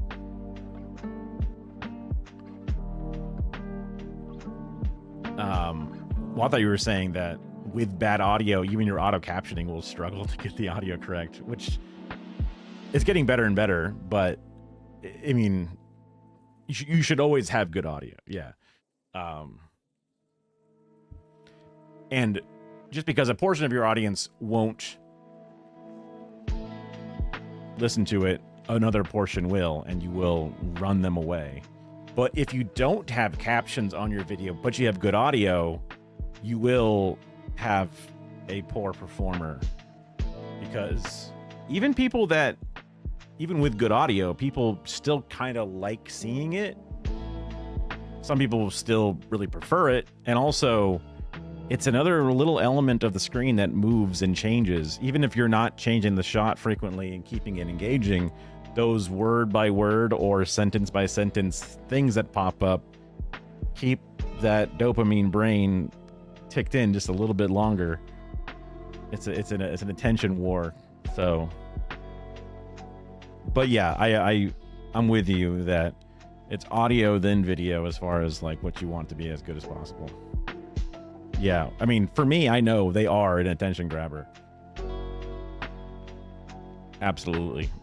Especially the word by word ones, because I'll find myself kind of just like catching them as they come and then imagining what it sounds like, even if I'm not listening to it.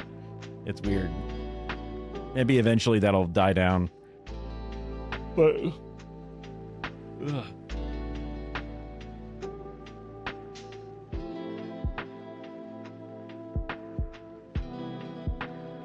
Does not need to be perfect, but when it's bad, it's bad.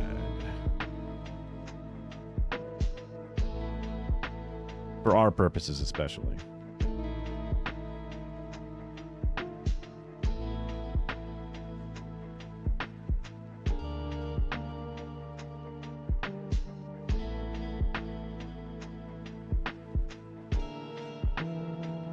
How long is a good amount of still image to be shown without movement? It depends. If there's a lot to digest from it, if the people are talking about the image, but it doesn't hurt to Ken Burns that shit and just kind of have a little tween, little pull out, little push in. Yeah, absolutely.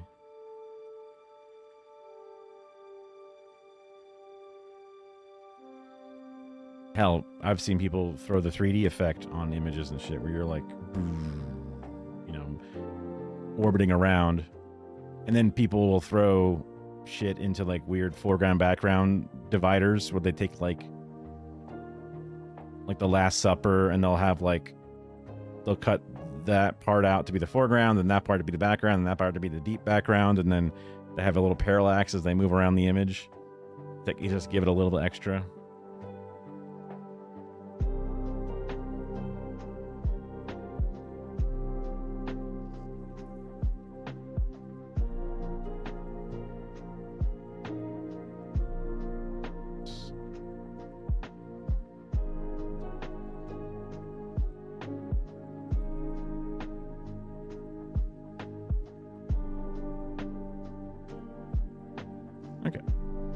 Good enough to just kind of talk for a couple of minutes about lighting. Not too much.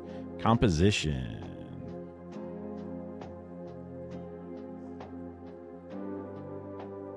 This one's a good one to go over. Just best practices. Head room. Nose/lead room. Rule of thirds. It's more of like a photography thing, not so much for the basic stuff, but all right. Too little nose room. Examples. Images. This is unsettling.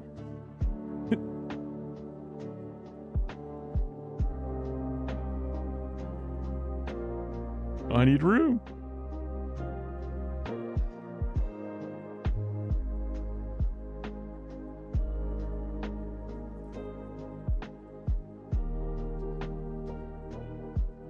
This is it. This is a decent enough example.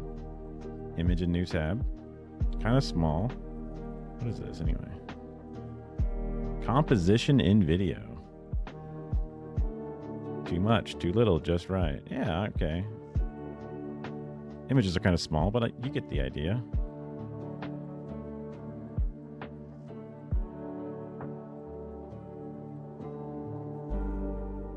I remember seeing an image of this.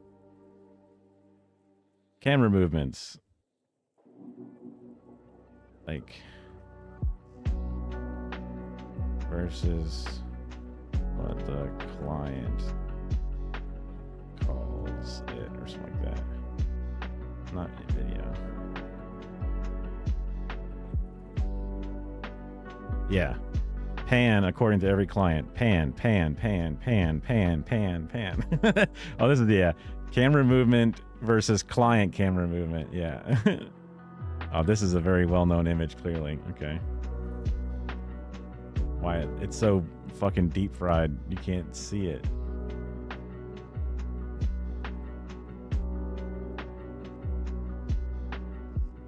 Pixels. You got any more pixels? You get the gist. I do it too. It's so hard not to do it.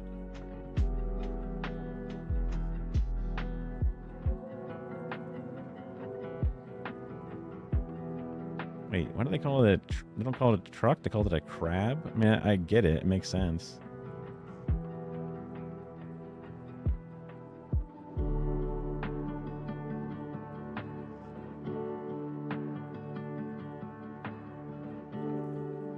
The way I remembered between dolly and truck is that dolly has two L's that are like a train track going forward and backwards, and truck has the capital T at the top, which is left to right. That's how I remembered the difference. But it's a needless difference other than when you're being specific with a whatever, a nitpick, or you're writing notes for someone else to do the job or whatever.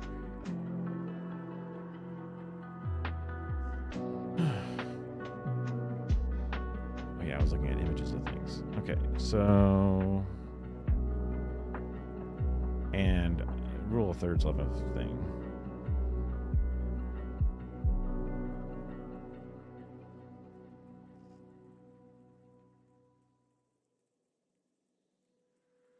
True. Yeah.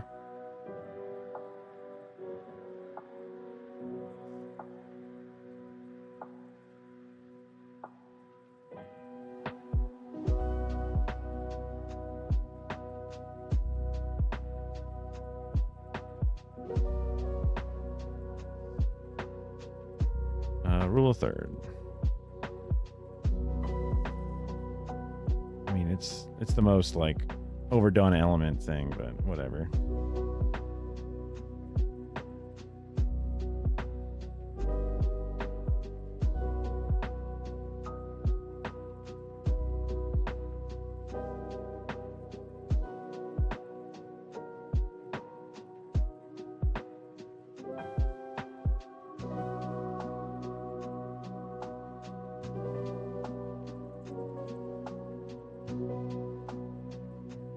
I don't think about the rule too hard. Maybe that's what makes me a bad photographer. Fibonacci going on.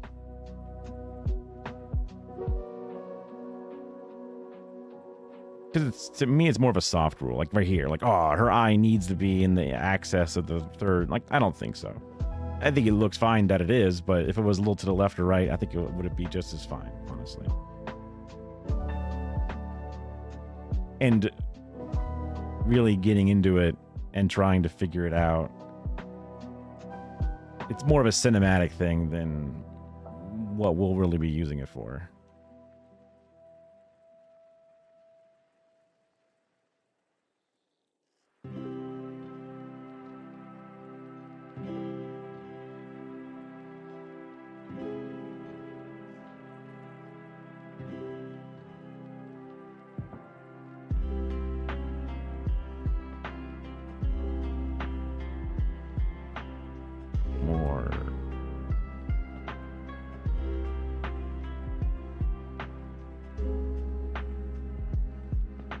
That's Chris Pratt. It sure is. That's the Pat Chris right there. Wait, didn't I save it? I did.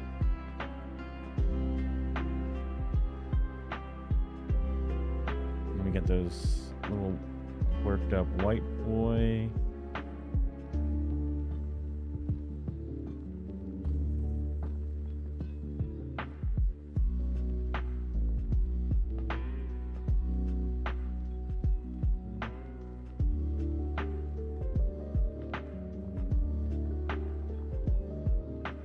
I'll put the newsroom down here because I put that one up first.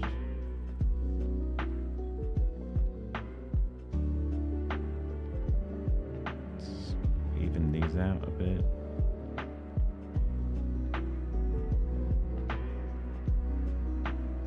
Wrong way.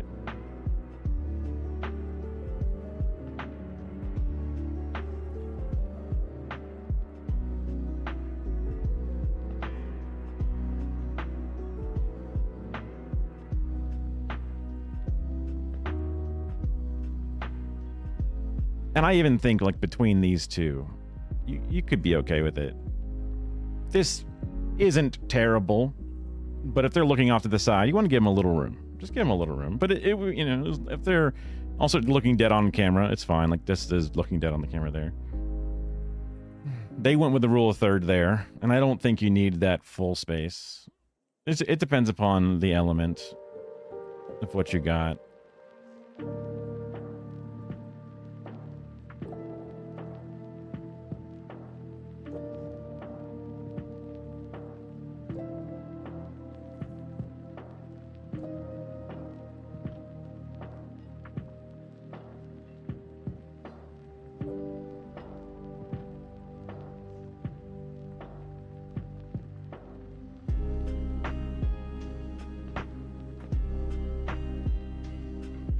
guess now I can bring this down.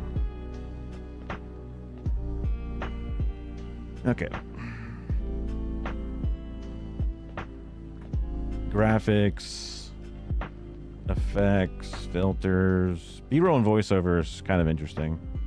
Transcode encode, I don't know if I need to go into that detail, but I guess the codec and compression, transcode encode can all go together. But with the app we're using, we're just saving to a file, and you have no option. It just renders it one way.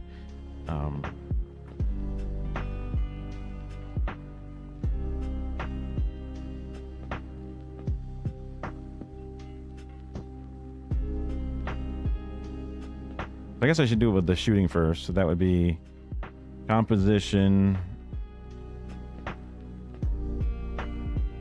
I guess I could make one for audio as well.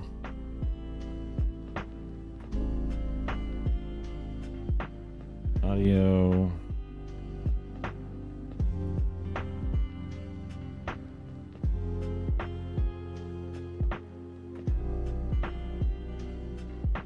Critical.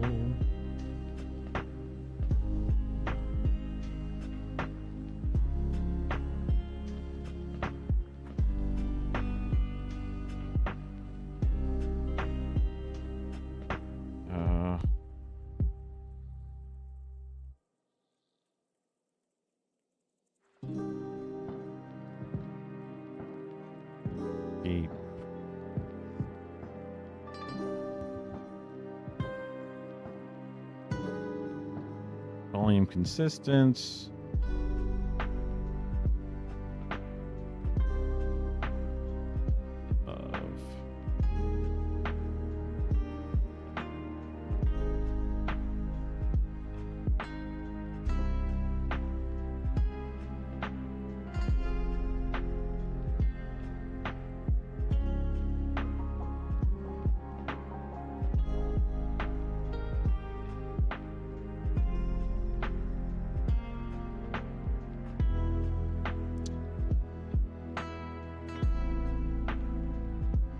Handling noise. Oh, I always LE and EL. Oh, drop the E at ing. Handling noise. Noise.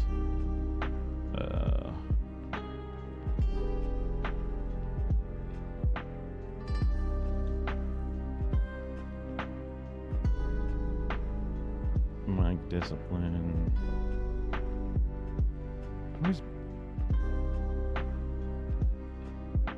Why is it always backwards? Oh, that's why. That makes sense. It's like, oh, this is the beginning of a word. Plosives. Plosives. I did switch my wind muff back down to the regular size wind muff. I feel like, because I have a very slight return of my own audio coming back through my own speakers, and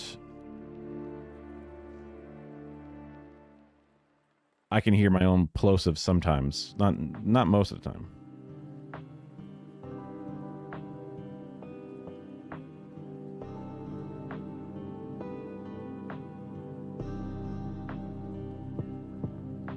Helping decide what to do. Dude, there are so many times where I'm doing an edit and I'm like, I don't know which of these two takes is better. So I'll just disable one and put it on top of the other, and I end up with these giant like stacks of alternate takes, and I have the decision paralysis of which one to keep. Like when I was doing my stupid bidet and Metamucil videos, I would read the line 3 or 4 times and I just had all these different things.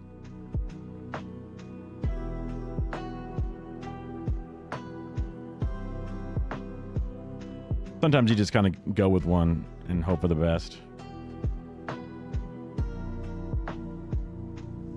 But it can change a lot of little things.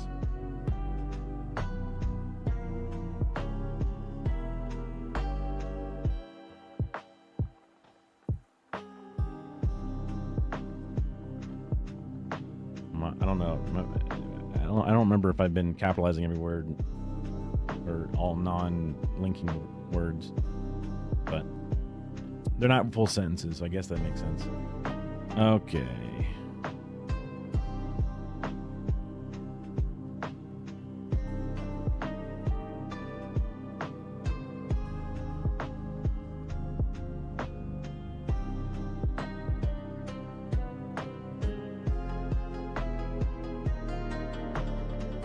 New filters are great, but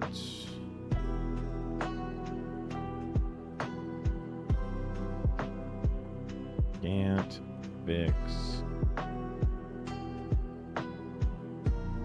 garbage. Oh.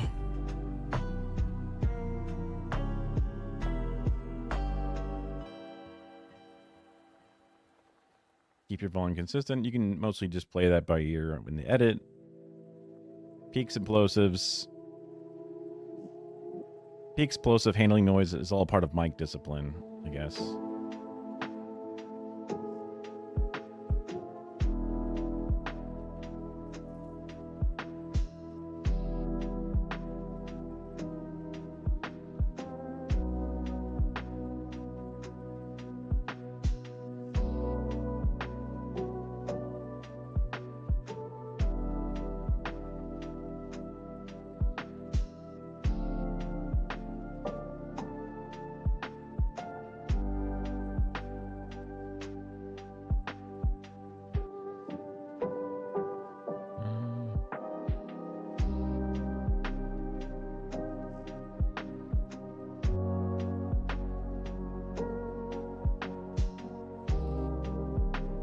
Because it is a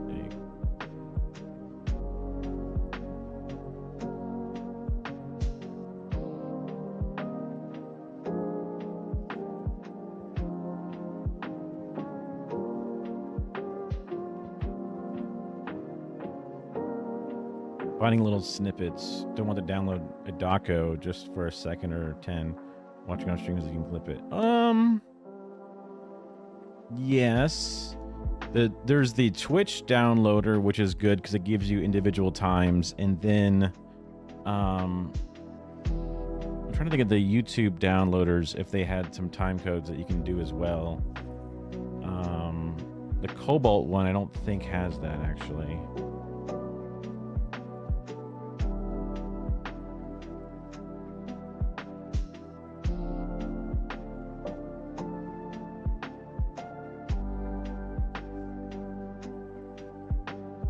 Remuxing.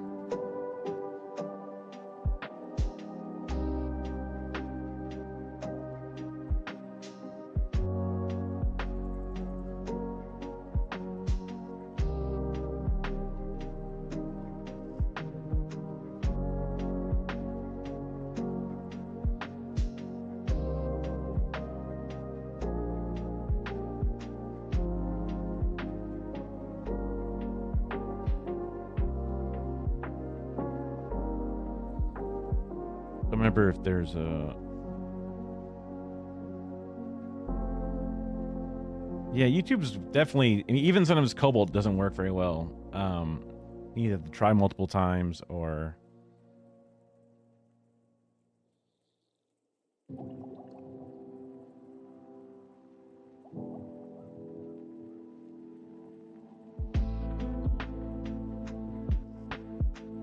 on a similar but different note, if you didn't want to stream and then have a stream VOD file degradation between the layers, you could also just do OBS recording of whatever you're watching. And that would be a cleaner version of the file than a re-downloaded VOD lip thing.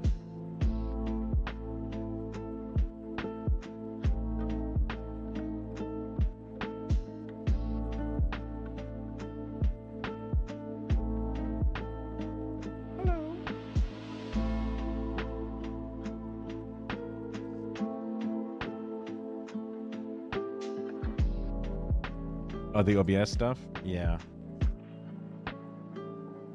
It was I had a lot of plugins, so I had to redo some plugins, and then because I use portable mode for OBS, it took me an extra day to remember how to do my Stream Deck.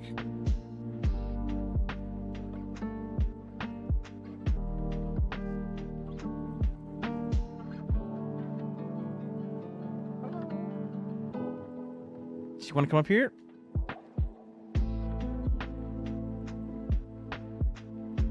Want to come up? No? Just wanted to yell at me? Oh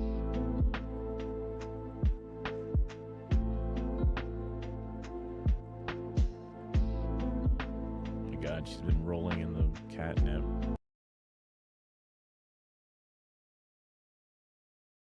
Yeah? Yeah?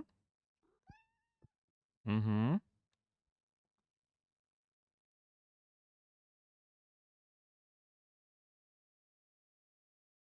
Yeah?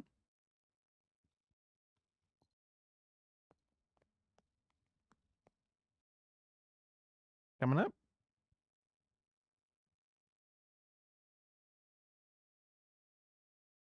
Coming up? No?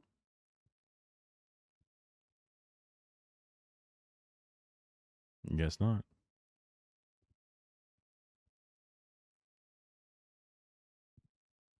Oh, there she goes. There she goes. Whoop.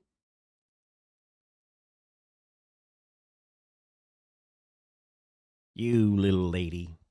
Whoop. Getting on the desk? Not much to do on the desk, I'll be real. Oh, wrong one.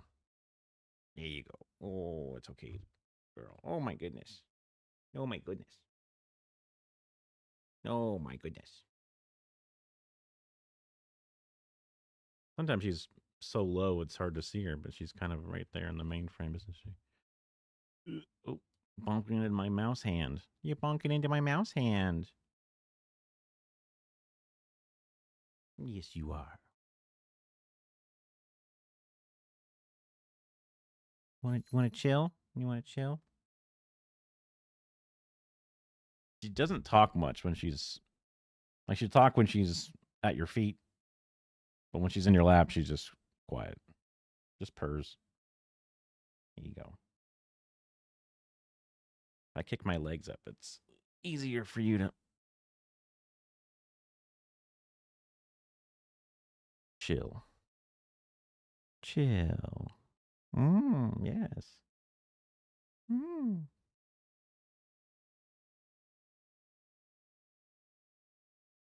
I really want to get good at FFmpeg. I just need to learn all the fucking code. It's, it uses command prompt to really go in and out of it, but it is one of the best tools for being able to rip videos and download and re-encode on your own without having to go through a fucking website and shit. The real nerds know how to do that. I am not a real nerd. I'm a poser nerd. I'm sorry your feet keep slipping. Oop. Here, if I put a blanket in my lap, does that help you not slip between my legs? Is that better? Kind of. Kind of not. Interesting. I guess that's a valuable element.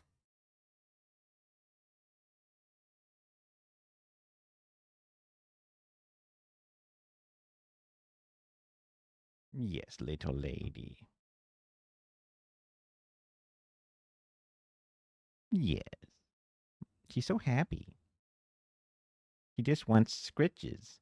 Could you imagine your whole body being covered in hair and being so goddamn itchy all the time that you want some hairless ape to just scratch you randomly? Like, I've never seen a cat not want their chin scratched. And it's like your chin must be just so permanently itchy that you can't handle it. Must be fucking torture.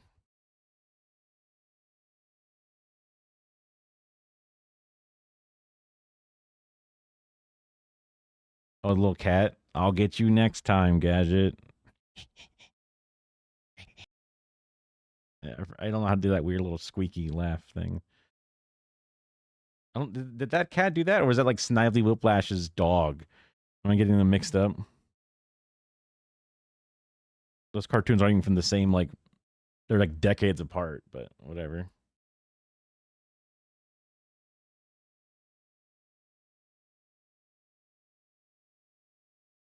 Maybe it did. Maybe it did do those little things. Yeah. But Claw or whatever definitely did pet its cat. Because how can you not? Poor little kitty.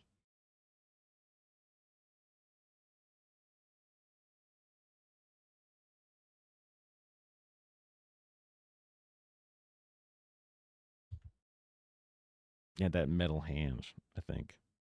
You never, maybe you saw them towards the end, but because there's always just like a chair. It would like turn around and then you get a close up of the lap. Oh, kid. They had like a very like pulled back voice. Like it was missing the whole mid part of the wave. Yeah, that's why I was like, I don't think they ever wait. I think they did show him or something weird.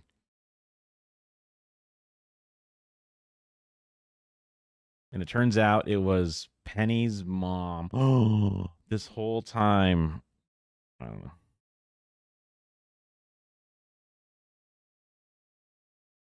She had that laptop that could do anything.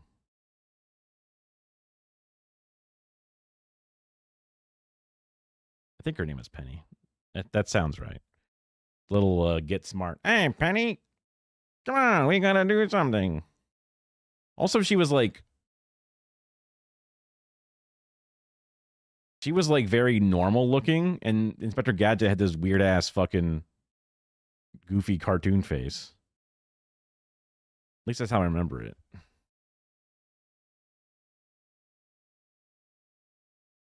Yeah, it's like he had this long, goofy nose thing, but then I'm pretty sure these are like weird 3D versions. Yeah, like she has like a normal human shape.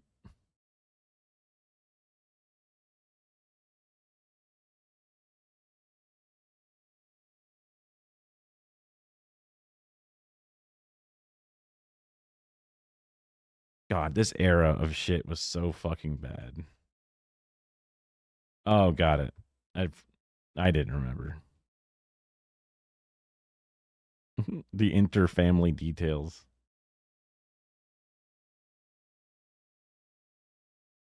This game was probably ass. Some movie tie-ins and different properties were pretty decent, but a lot of them were pretty bad.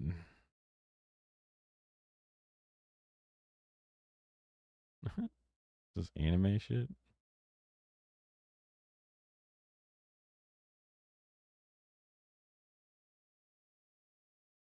Probably. Honestly, probably the original version sucks. We're just not children anymore.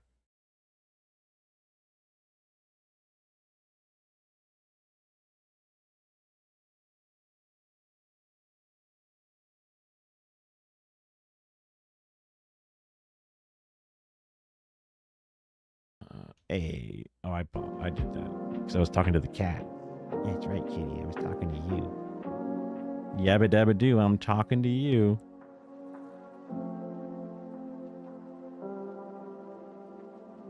Well, even young, you know, late teens, whatever. I don't know. Like I was watching Naruto when I was like at the end of high school, going into college, and it was like, cool. That means you were an 80s kid for sure.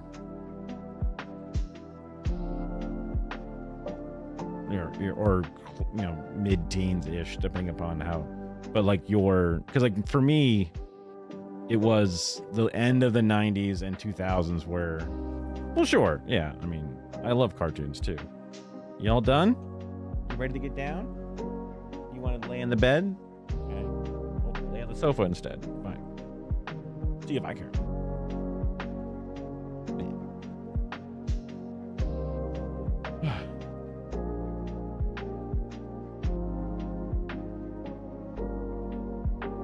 At least she gets bored quickly.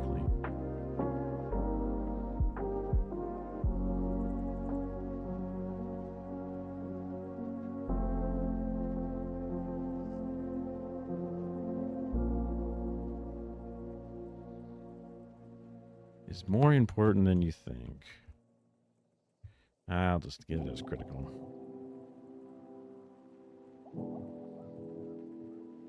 Just trying to think about, let's see.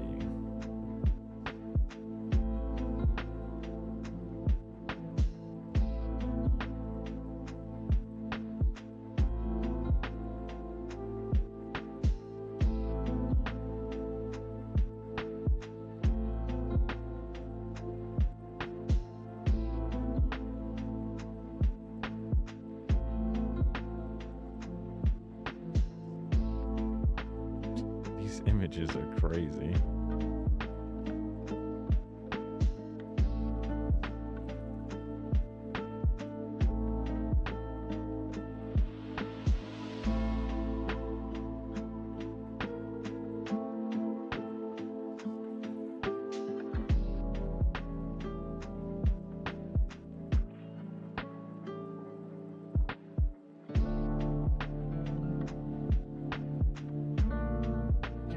So, no, I don't want the YouTube video. No, God, please.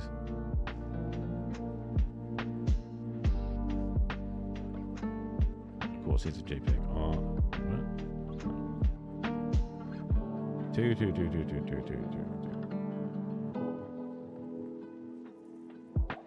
I don't mind this.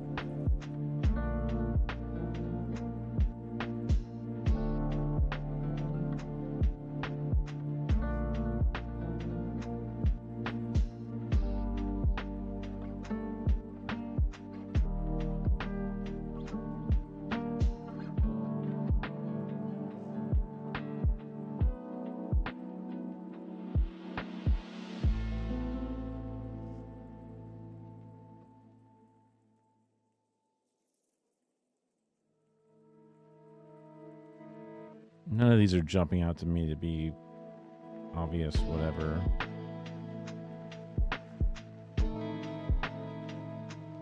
And even like my note about handling noise doesn't really matter so much.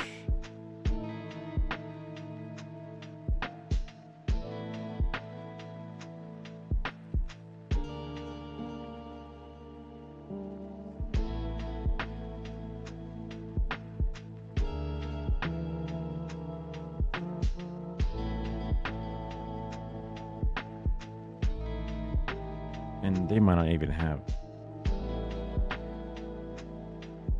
Oh, I misspelled critical, even with my adjustment. Oops. Okay.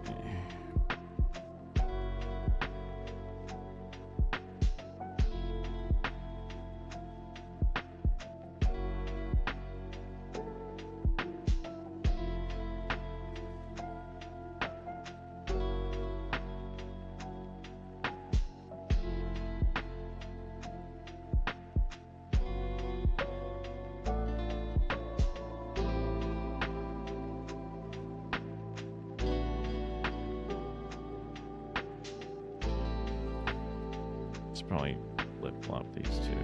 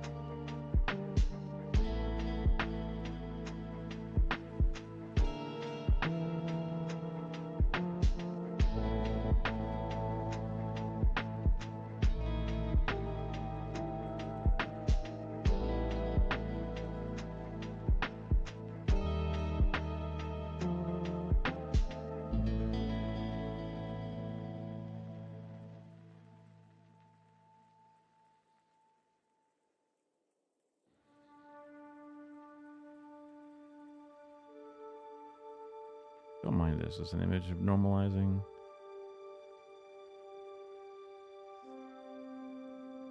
Although having 4 copies is, I can trim it down though. I don't need to know the stereo element. Yep. All right. We can bring in this.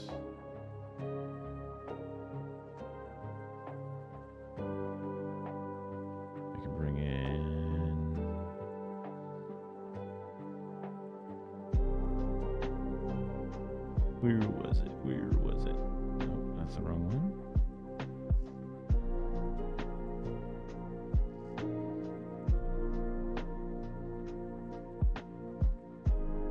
Son of a bitch.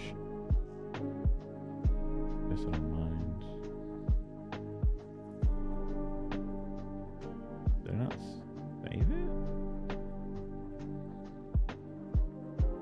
Yeah, I did.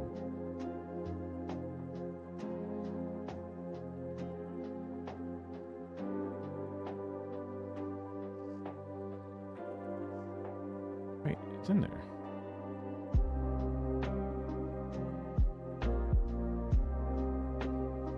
Oh, I had the refresh. Oh my god. It's fine. It's fine.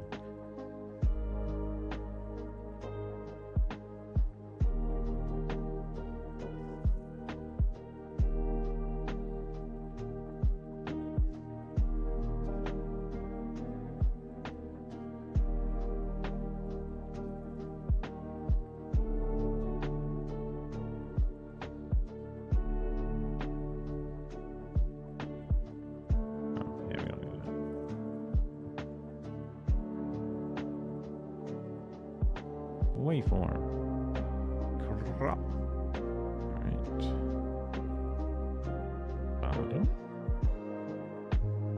Top.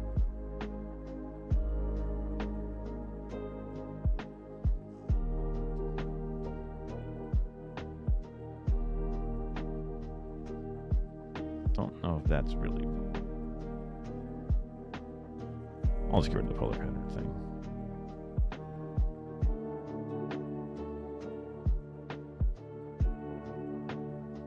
Actually, I'll bring it back. I'll bring it back.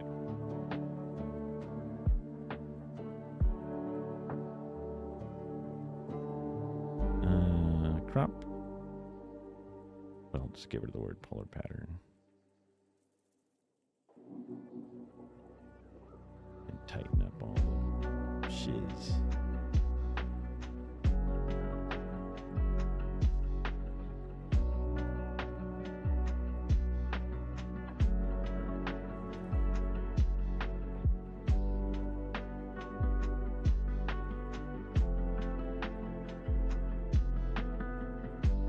That sloppy look, or I can go back to the 3-tiered look. This looks a little imbalanced with my text over here. Let's shrink this down a bit.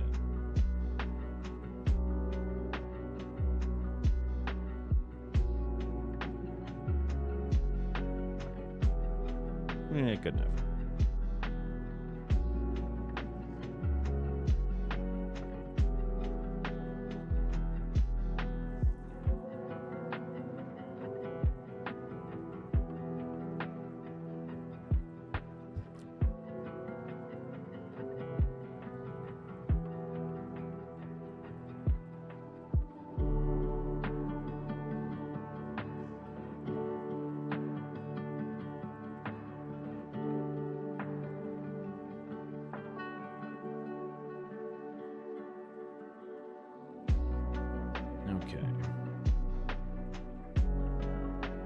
graphics and effects. Oh, speaking of which, do I have that picture from me? Let's see. Oh, I may have got rid of it. It was such a big file. Hope not. But probably. At least have the drive.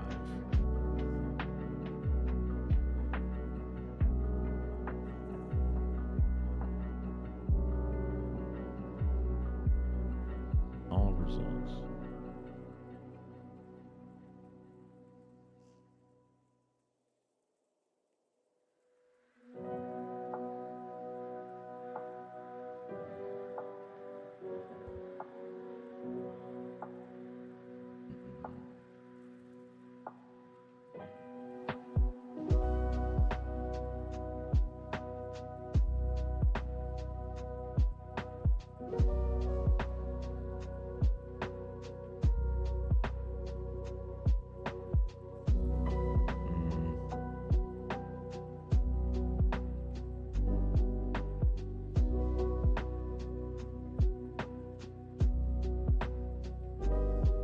Wait, this is all there is?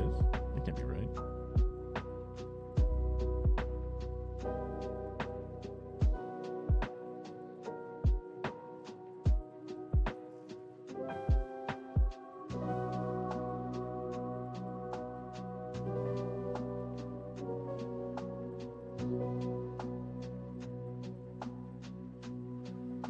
How do there's gotta be, I think there's a way to search by like the biggest files you have.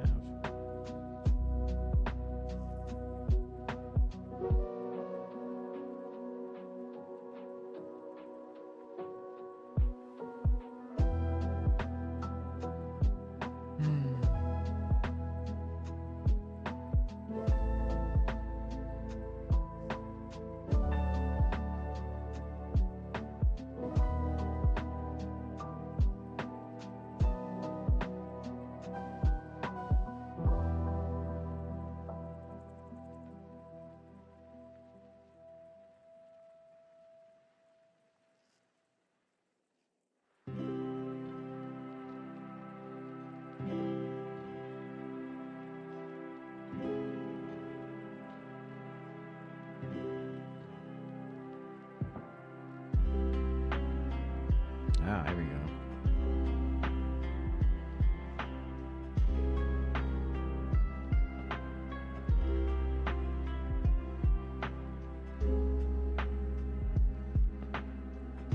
And they show the thumbnails.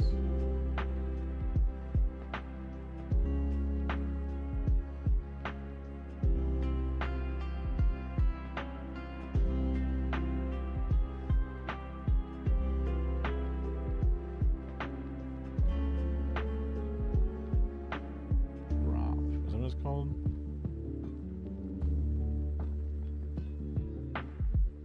No, not in there like that. Prop.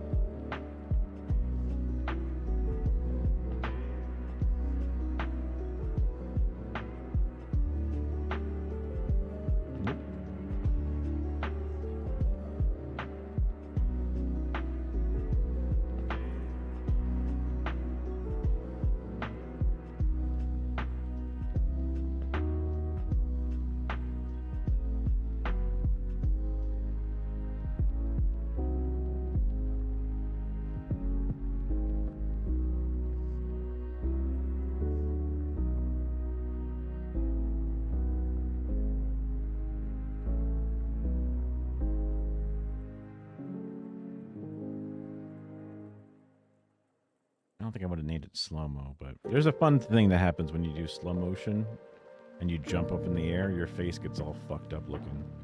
You look like you're 100 years old. But you have to record it in slow-mo. And I did it once, and I made a GIF out of it. But it was very big to make a GIF out of it.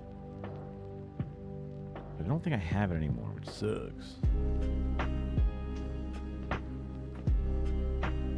It used to be in my drive, but I think it would take up too much space back in the day. I got rid of it finally, which is a shame.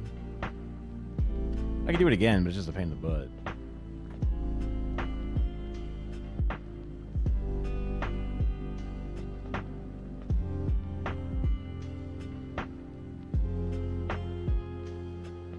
Oh, never mind. I have it. Aha. Aha.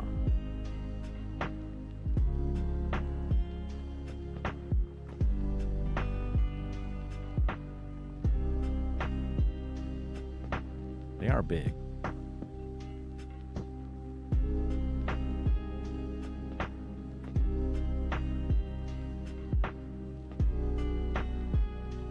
Like weirdly big.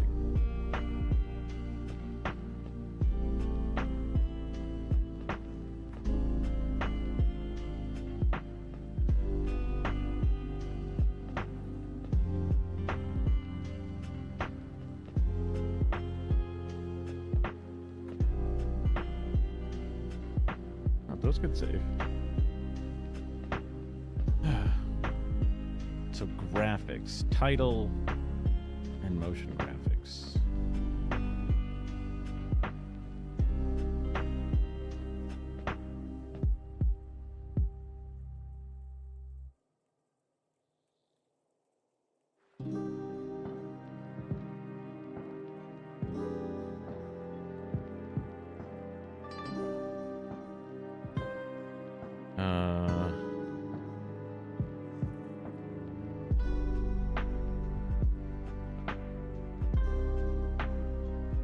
Motion graphic.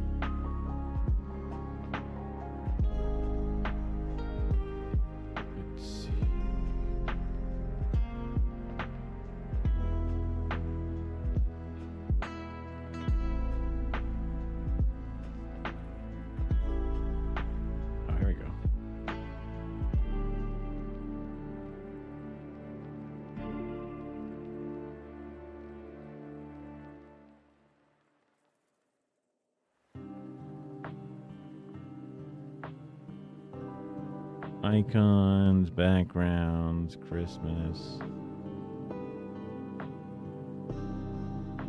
Damn.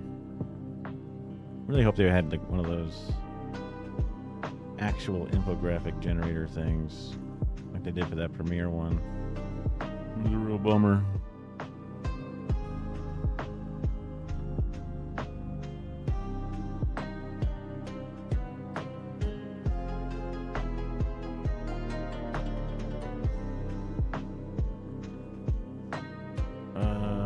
Let me look at some of my goat videos in here. Wait, probably more the proof source video thing. Oh, these probably aren't videos though.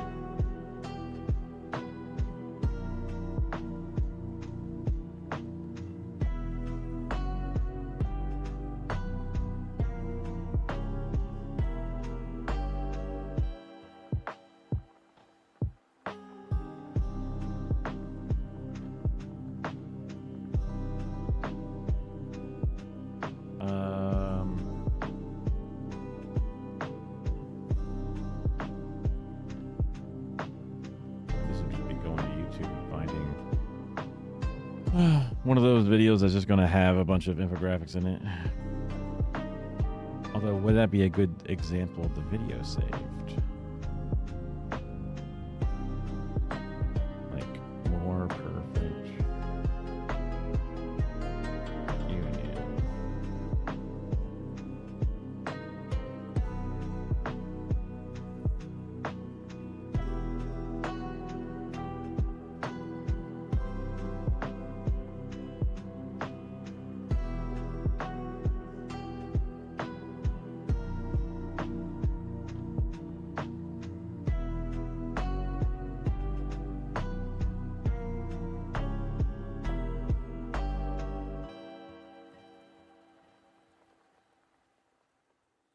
That reminds me, I need to go send my shit in.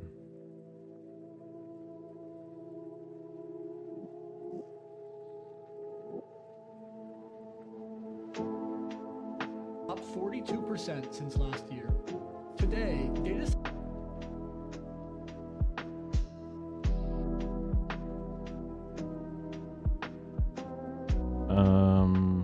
Okay. Copy video URL at current time. Go to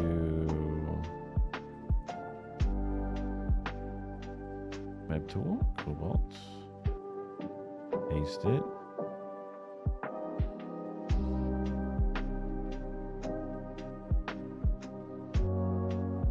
I wonder if the time would cut the first half of the video out.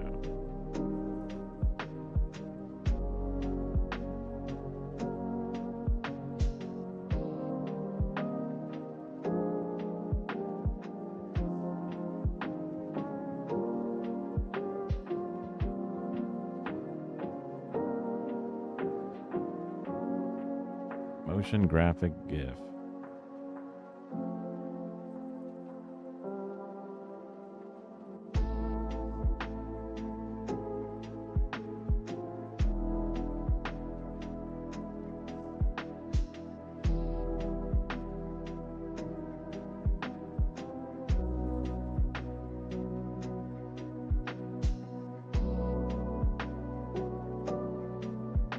No.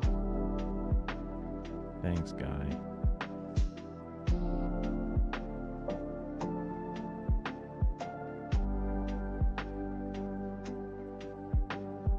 Still won't do it this time. Nope. Took too long. What if I got rid of the T equals?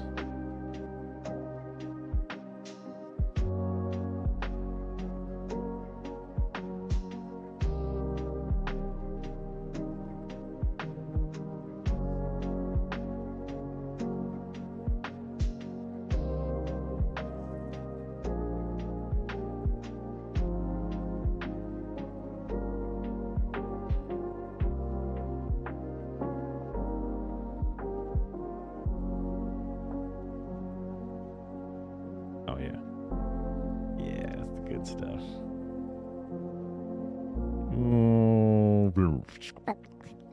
That's the good stuff. That was me after a bad hair day. Or waking up. Crazy.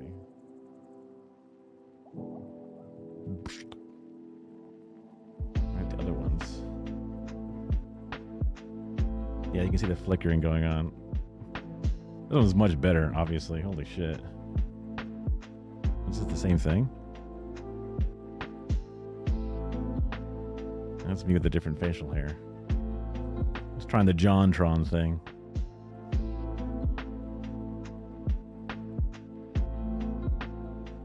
Like, I think one's the best. This one's pretty good too, though. I'll be real.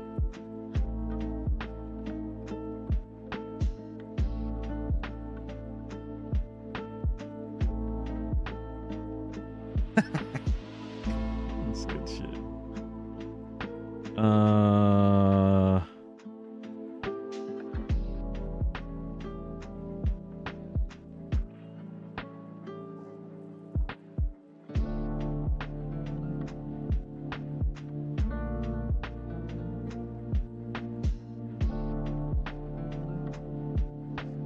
Where's the instances?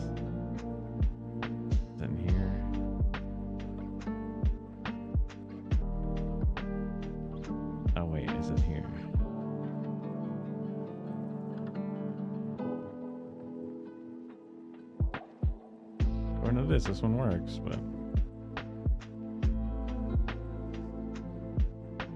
Oh wait, it did it.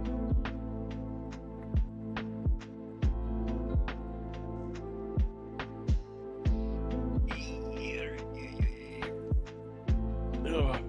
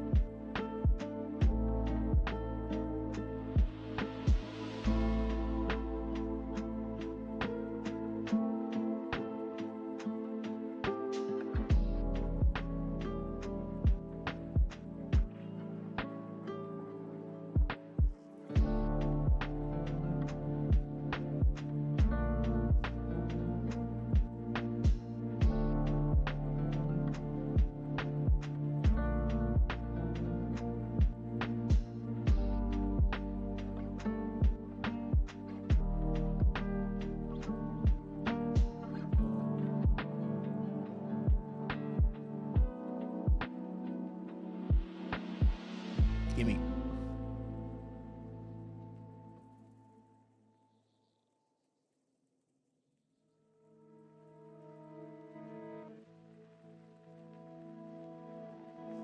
Already done? Really? Oh.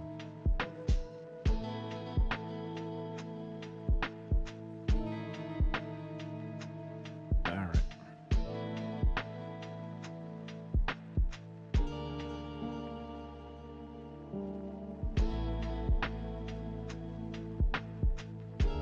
Oh, this might take a while. Cut video instead. Wait. This will take just as long, won't it? Whatever.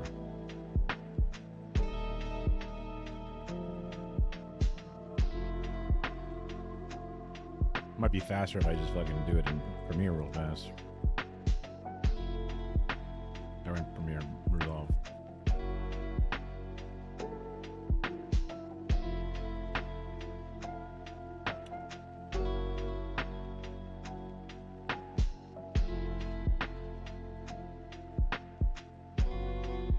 YouTube trimmer.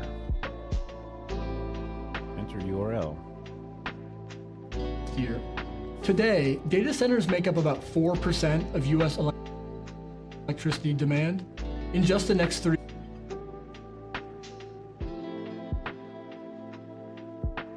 up 42% since last year. Today,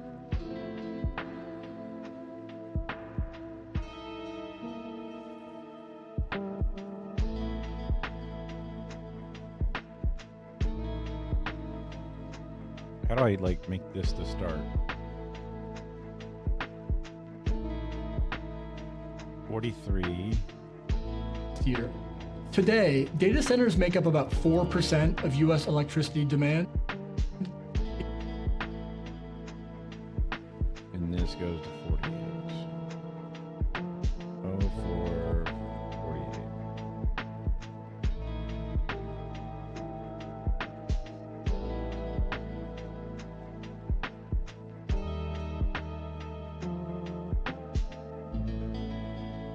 I'm going to go 44.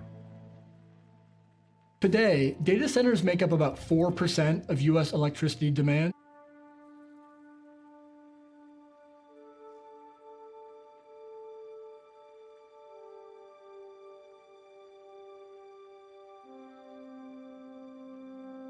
Copy the clipboard.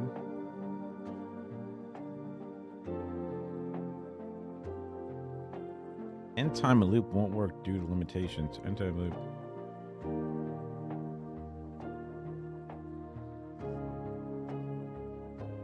Today, data centers make up about 4% of U.S. electricity demand.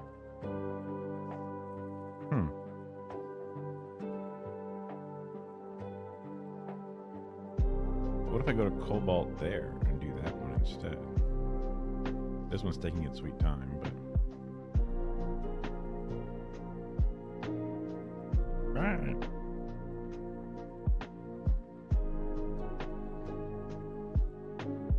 paste this in, will it find...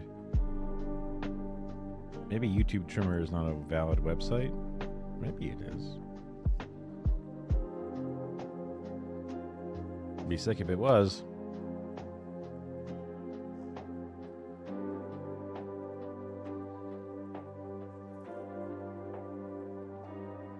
Took too long. Okay, we've been here before.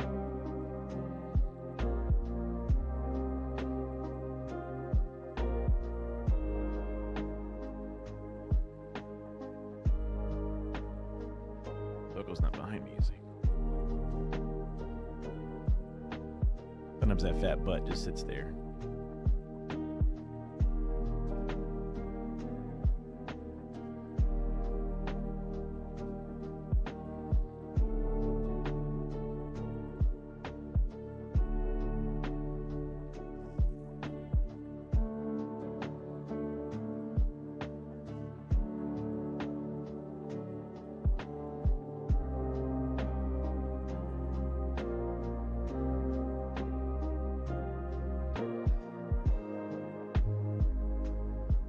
Get rid of the and loop.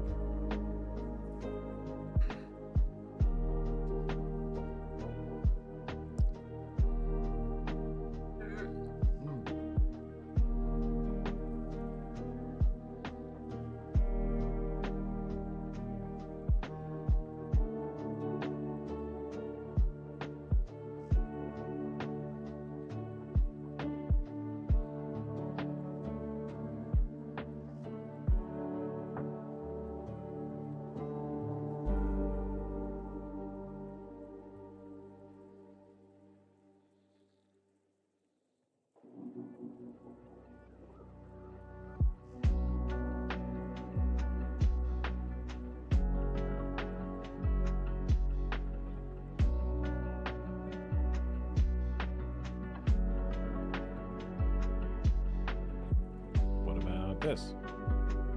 Oh, yeah.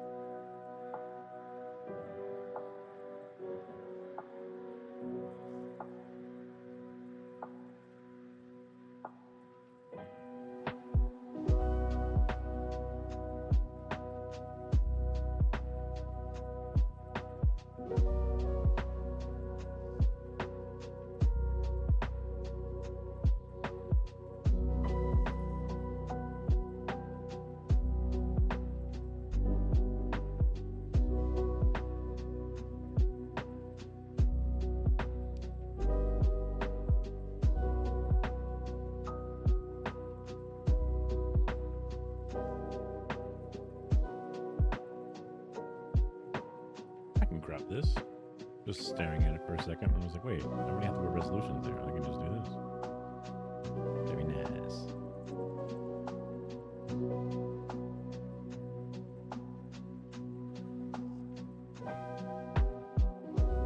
I can make it bigger, I guess. Just resume the similar size we had before.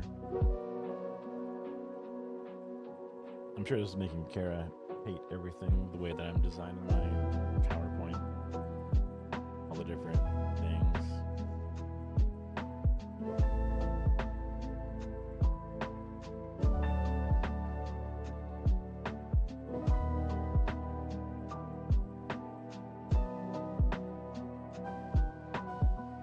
Well, like, she's saying it's not very designer friendly, but I'm just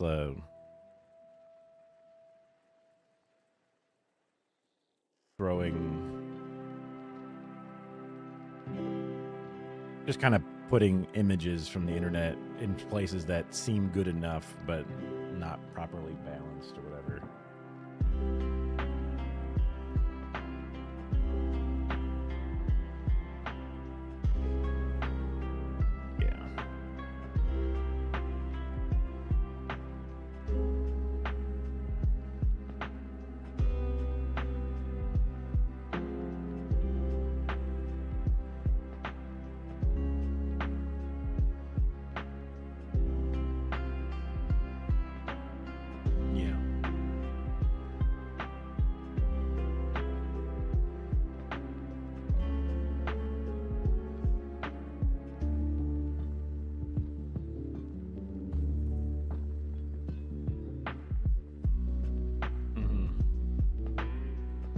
Big Invisible is definitely good. Older in use.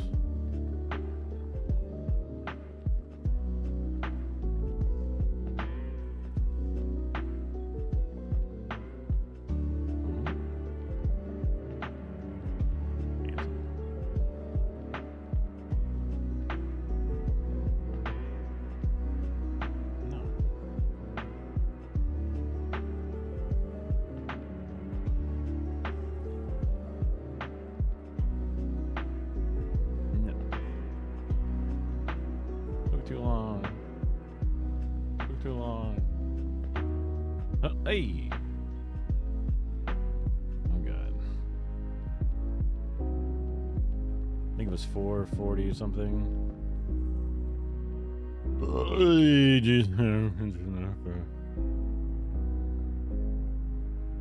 Industry is expected to spend about $475 billion on data centers, up 42% since position last year. Today, data centers make up about 4% of U.S. electricity demand. Up. Oh, that doesn't work. I can't just...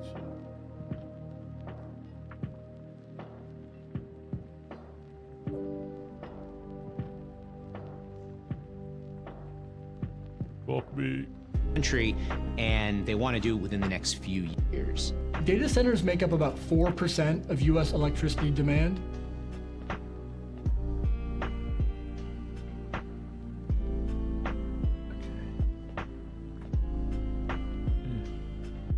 Industry is expected to spend about $475 billion on data centers, up 42% since last year. Today,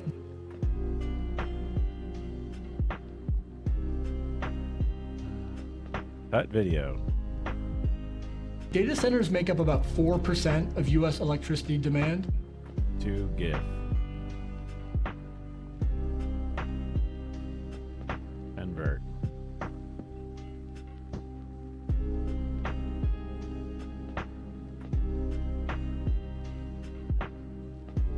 Why does it start already fucking in there?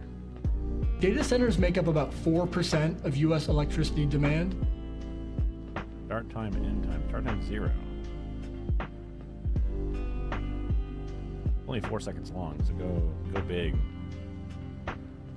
Why does it start so early?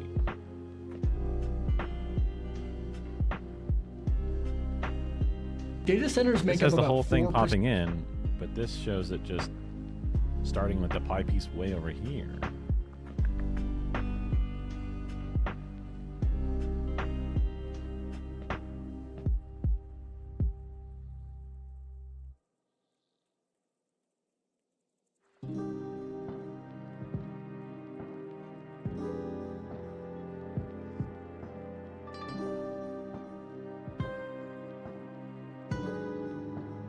This is the frames. Yeah, see? The frames start with not enough. But why? Does that mean the video cutter needs to be like a couple frames back? Cut video? Do GIF? Convert? Wait, do this. Convert. Since last year. Today, data centers make up about 4% of U.S. electricity. Data.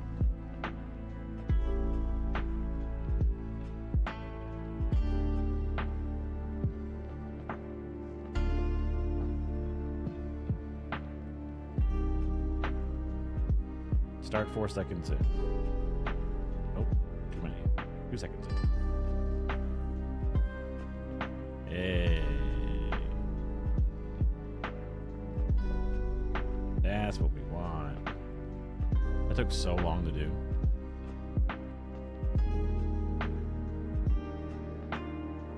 That took so long. But good old easy GIF, they did it for me.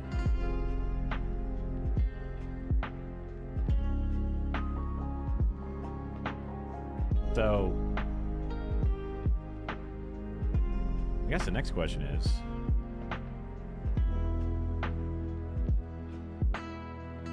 cut video, right? If I just did this,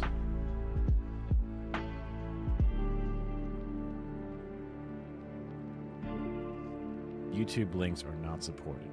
Brutal. Yeah, that's the difference. I had to download it first, then I had to cut it, and again, I could have just exported it naturally inside of my thing, but whatever. I just wanted to save the processing, so it made the other online computers do it instead of my computer.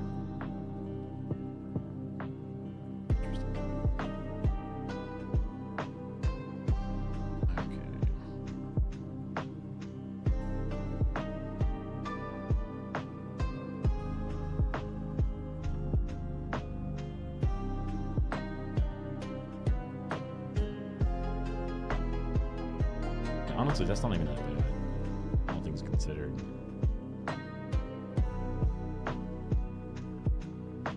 That's probably just like one scene or something.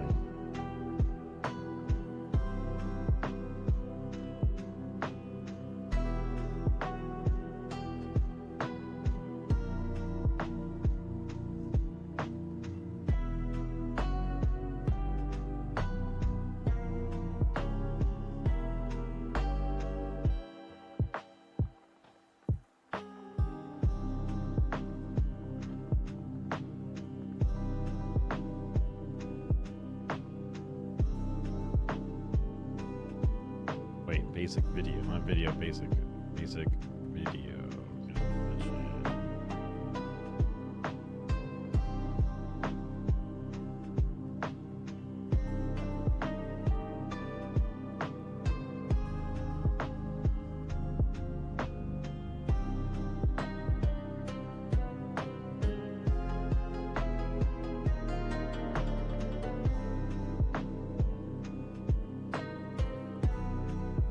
Crazy how similar this random dude's hair is to my hair.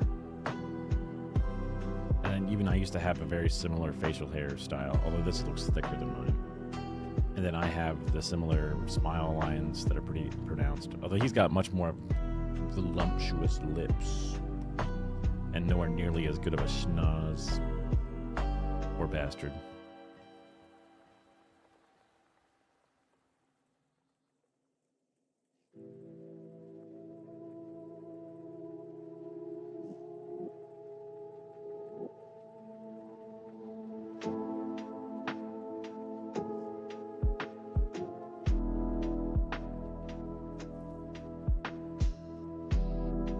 This doesn't matter. I'll be like, oh yeah, then most of this doesn't matter, but you'll see stuff like resolution, frame width, bit rate, bits per second. Looks like it's kbps, yeah, kilobits per second.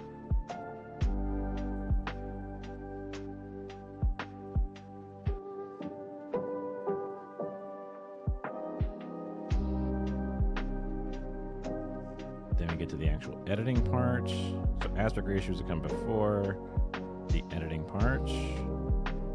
Frame rates will come before the editing part. I'll do the step-by-step stuff there.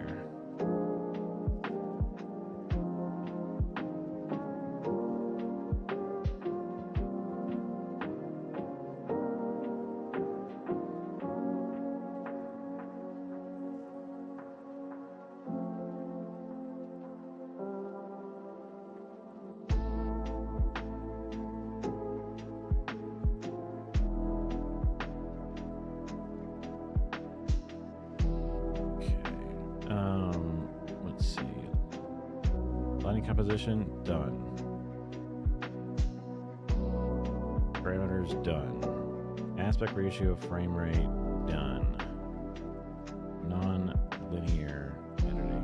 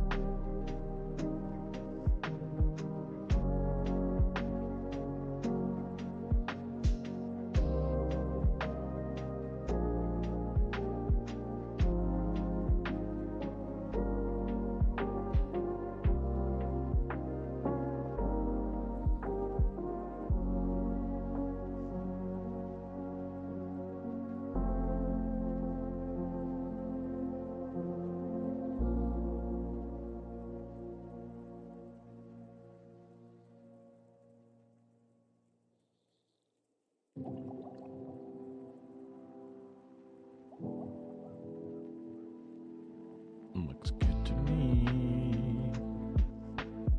Okay. All right. So now graphics, effects, filter, B-roll, voiceover, transcode. Gotcha. Okay. We got rid of this one as well. I didn't feel like doing analog versus digital, but I'll leave it there just in case. Okay, so we need to do graphics, titles, and motion graphics stuff.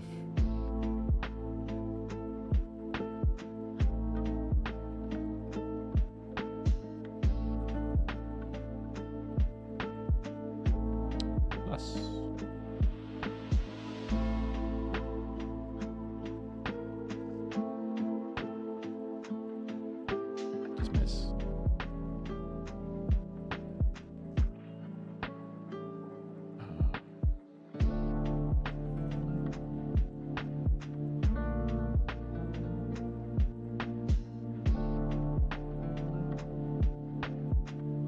Actually, would this be a good time to put in my drop effect? Too large.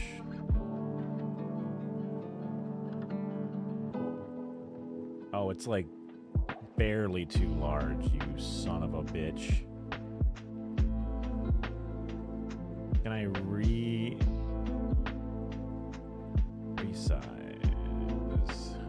GIF? Resize GIF.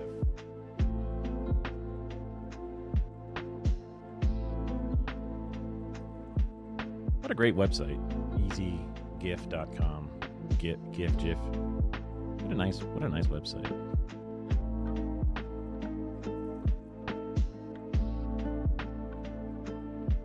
Again, I'm sure I could just fucking upload it myself. Or do it myself through like an image editor, but it's just easier to not do it.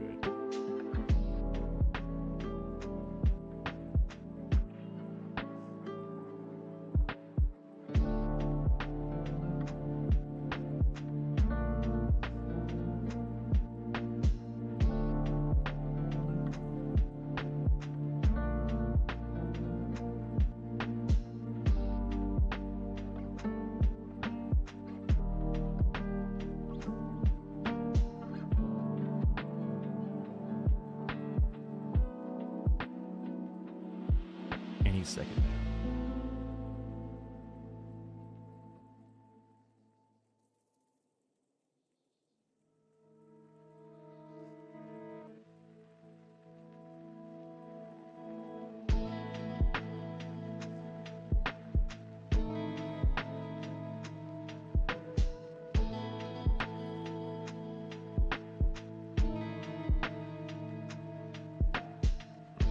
I like the Diablo music, but we've been listening to it for a while.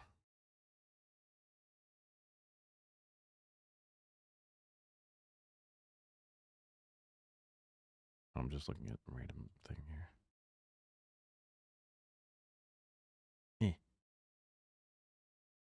May Allah awaken the people. It's like YouTube, unusual memes.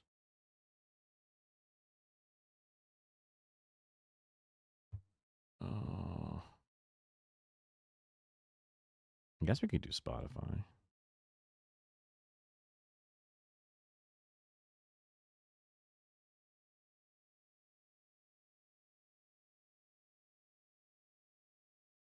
Man, I've got so many old playlists that are not that useful to have. Super lo-fi world. Hey, that's not lo-fi. Oh, it's playing. What is this playing? Some weird liked list?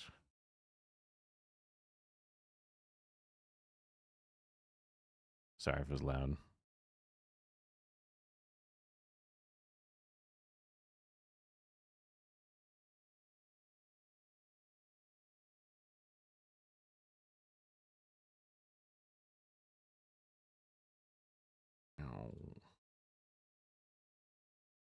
Oh, I need to go to this thing. There we go. Width. I don't need to be nearly as wide. Resize. I don't know what -5 is. Is it just 5 pixels or is it like...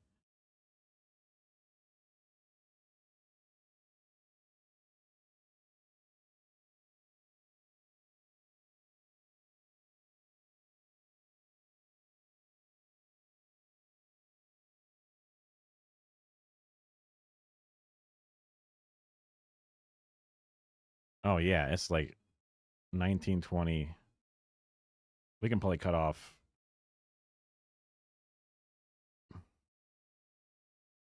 So that's about 2000. We can do like -1000, I think.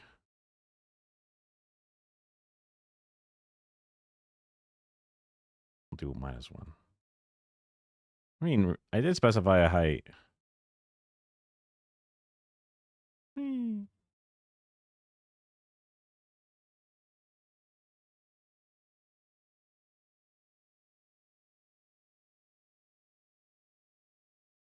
Oh, negative doesn't work.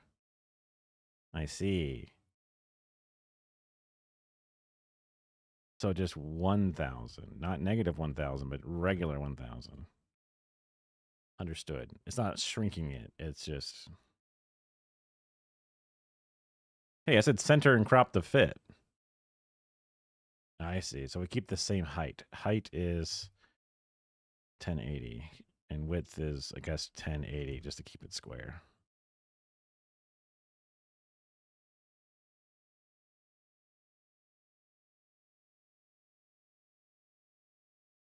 I was recutting it. Yeah, that's the good stuff.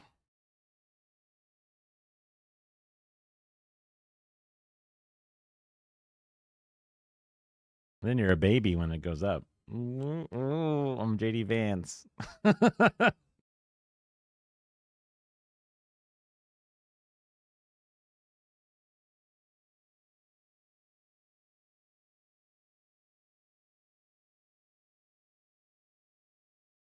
No. My earlobes are like wobbling and wiggling.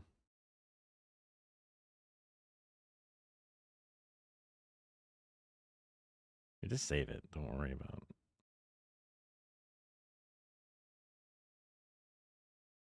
I wonder how big this is.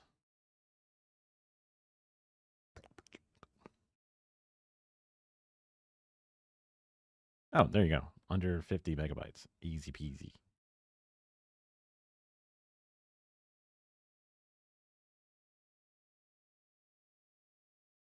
Oh, I don't need this.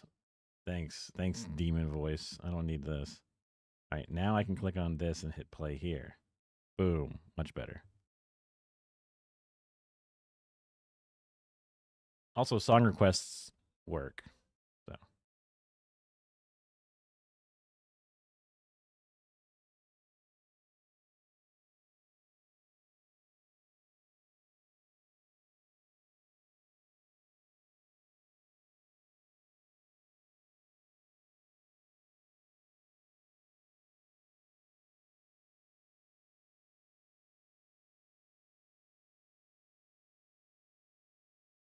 Image files unsupported. Did it not finish downloading? It didn't download yet. That's my problem. That 30 megabytes is so big. Need to download real slow, like.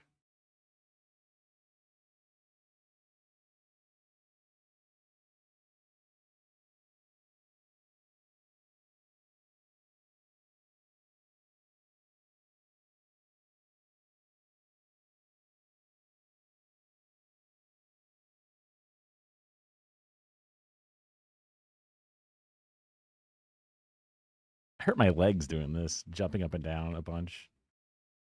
I guess that'll maybe this will be better used than slow-mo or something.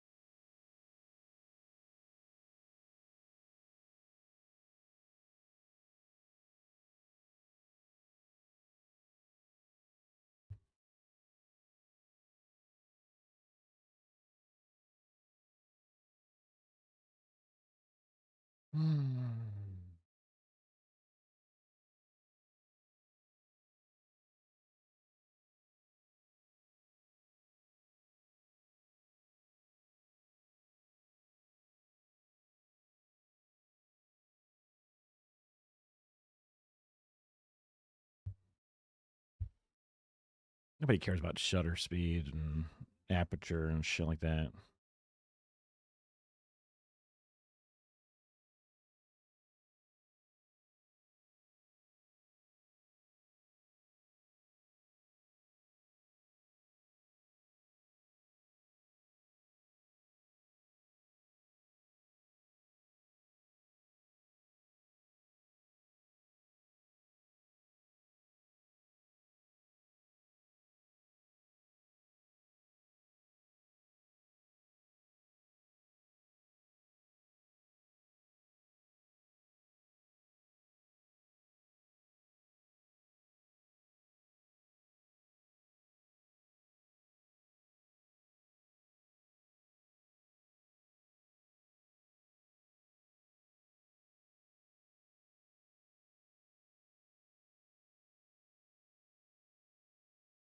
Let's leave a note for myself to mention it. I probably would mention it either way.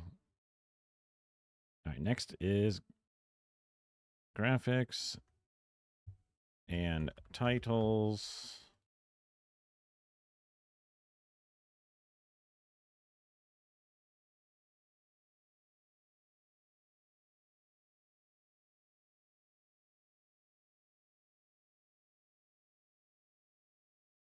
But add a lot of value to a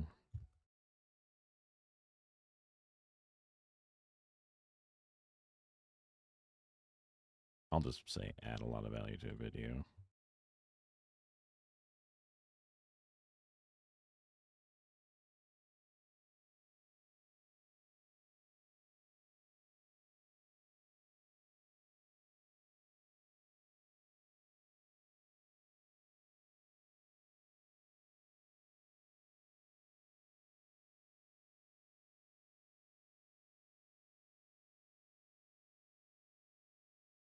Have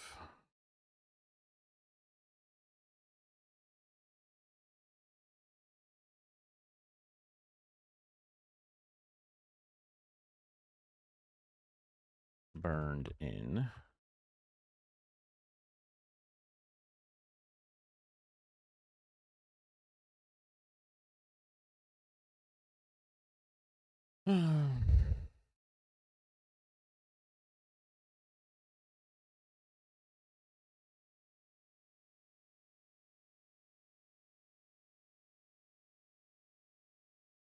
High-end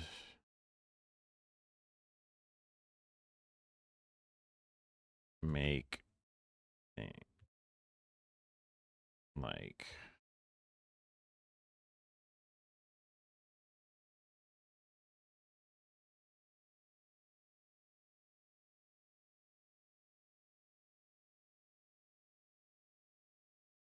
make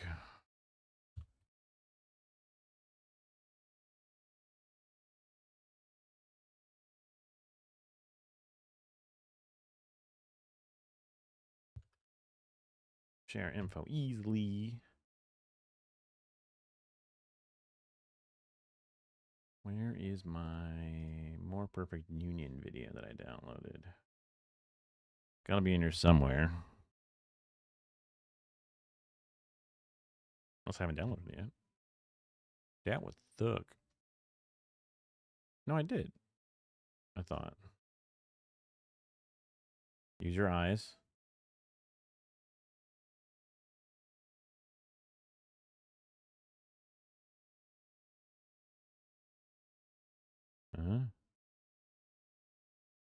Yes. Oh. Yep.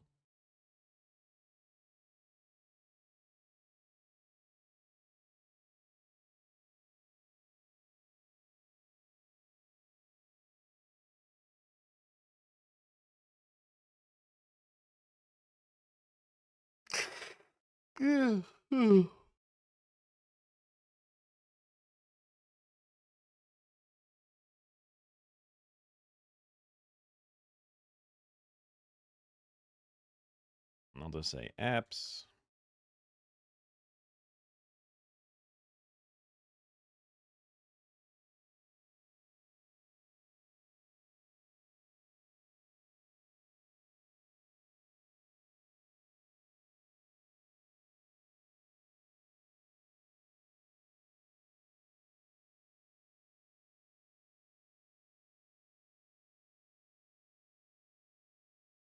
I'm going to say that help you get the information quickly and easily, or more complex stuff easier to visualize.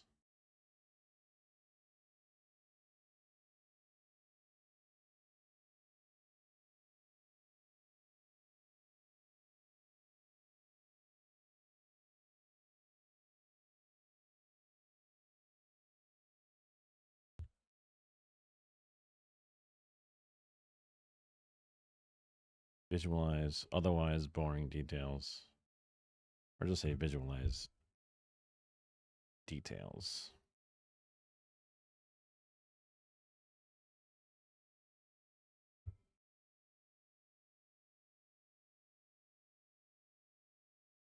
Okay.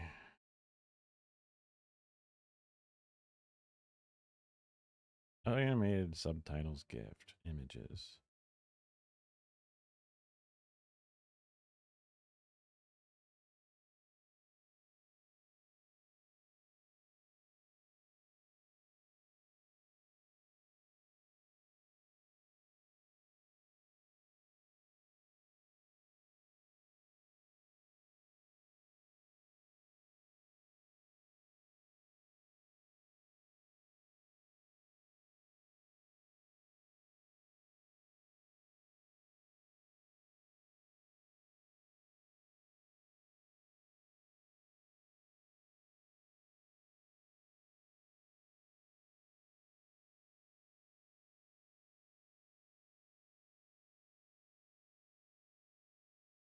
Save image.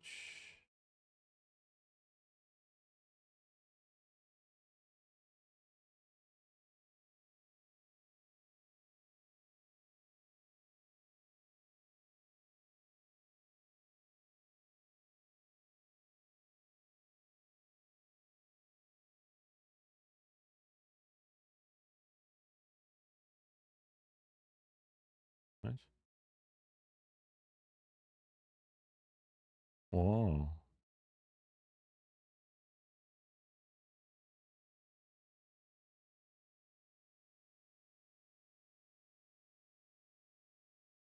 It's like a describer how to do it.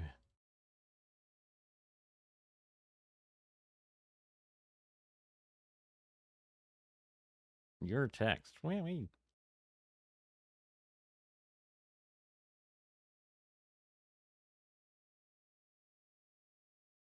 Guilty Frank.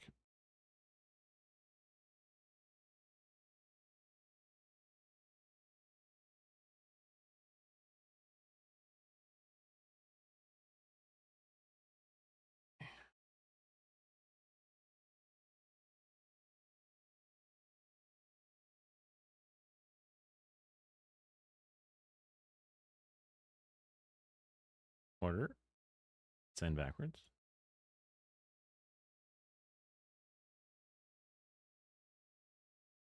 Crop.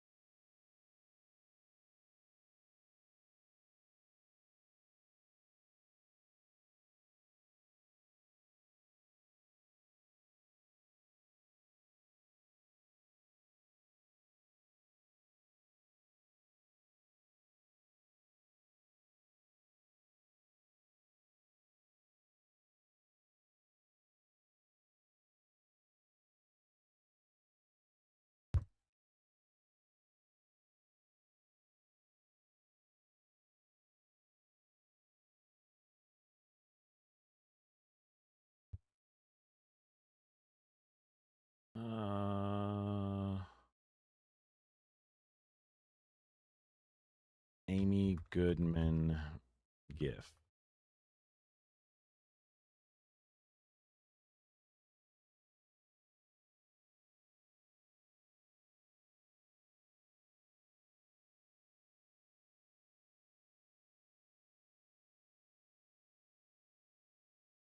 What is this?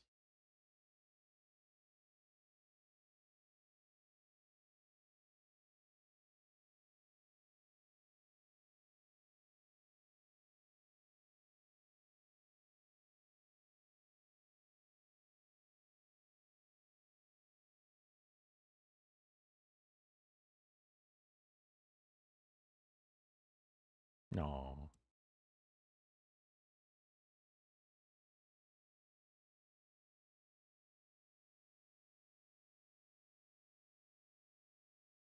Okay. Save image. Save. Can I just like, nope. Uh-oh. Reopen, back. Thank you. You still have it in the cache? That's crazy. It's huge. All right. Resize?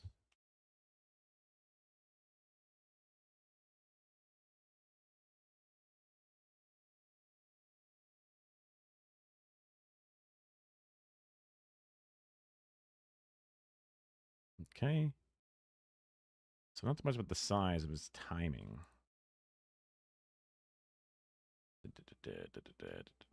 Cut. Start and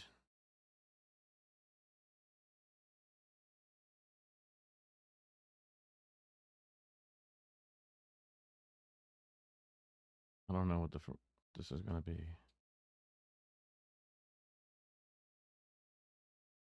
Oh, too many.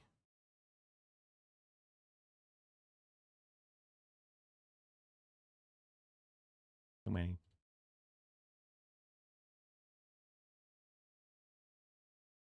Too many.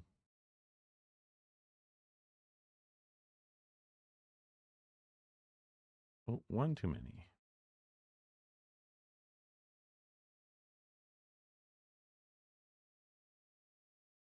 save.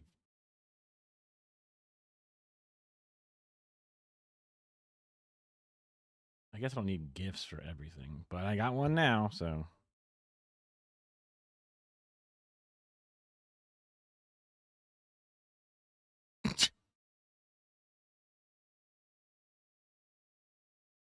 Gotcha.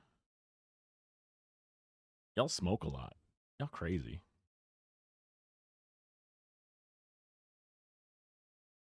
Oh, maybe that's my bending down too much. Without realizing it. Holding.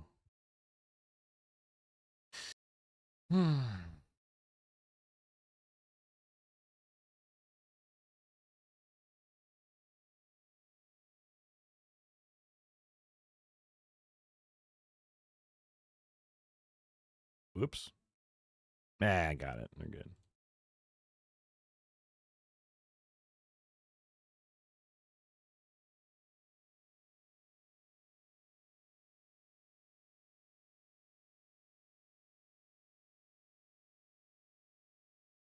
All the socialists will like it when I put Amy Goodman in the video.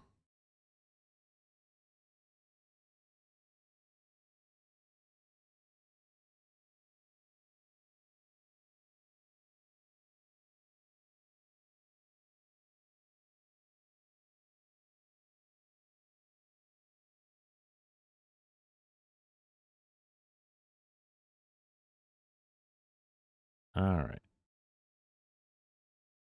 Wait, why is this timeline thing here? I see what happened.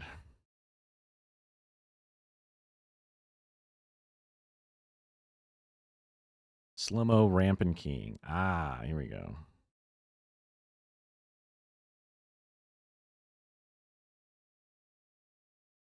Specs. I'm going to say and filters.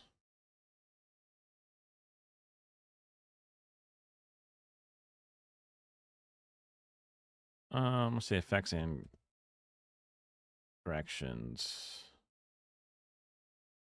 Change this to white.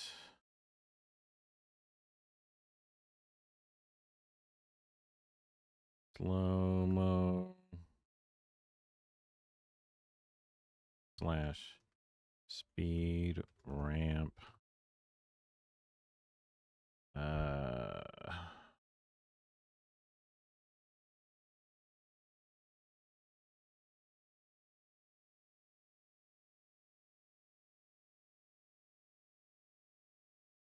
Grayscale color grade.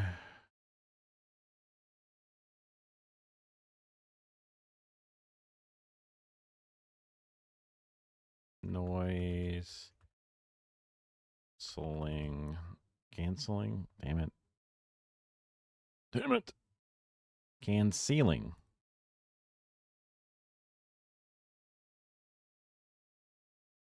Into a nurse.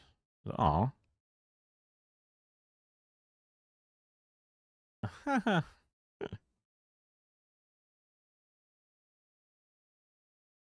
That's nice. I think I've said before, but we went back to the firehouse after I was better to be like, hey, thanks, fireman, for not killing me in the car when you took my body out. That was awesome. Really appreciate that. And they weren't there, but one of the officers was like one of the I don't know, other workers who didn't go on the thing, like a supervisor or something from a different shift, was just, yeah, I'll take a picture and I'll tell the guys that you came by and they'll appreciate it either way. Which is like, okay, cool, I guess. I'm probably not coming back out here, so like I wanted to do this, but we didn't like kind of just figured it would either happen or it won't, and I guess it won't.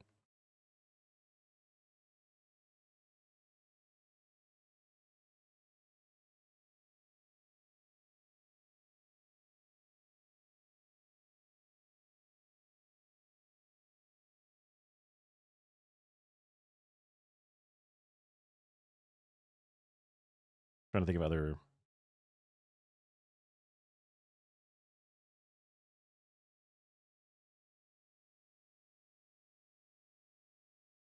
video level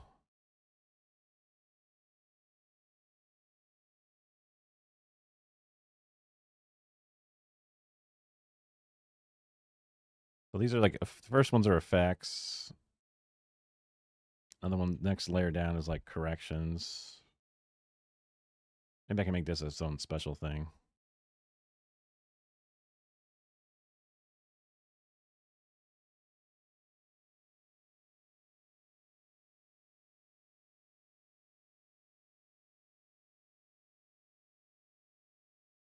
Grayscale GIF images.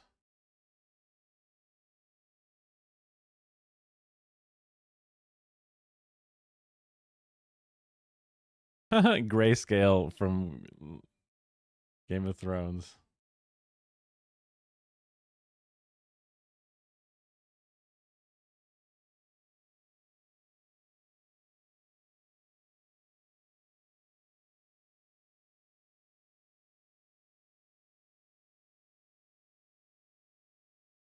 Morph to scale.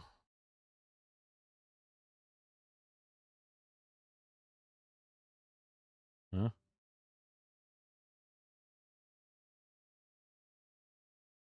But it's not going to grayscale.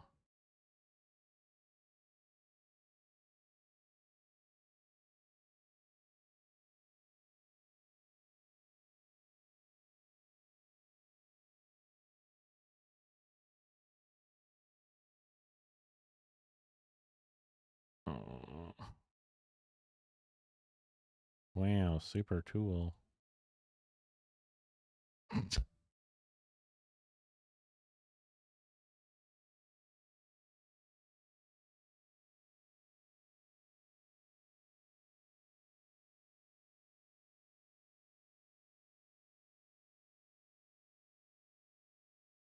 These are not very useful.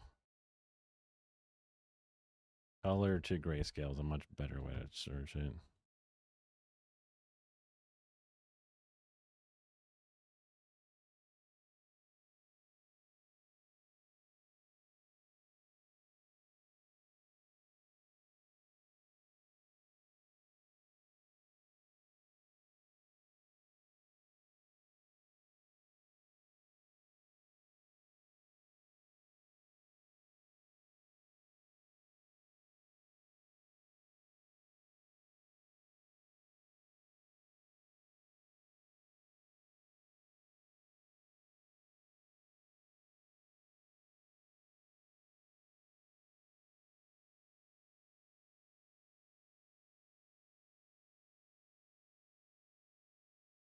Huh?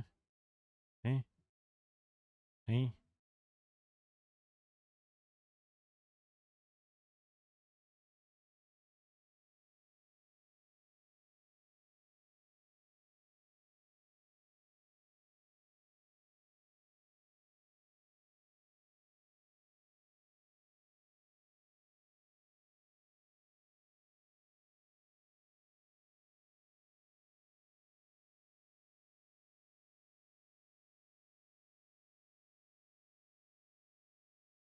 I want something that just fades. I just want something that fades, man.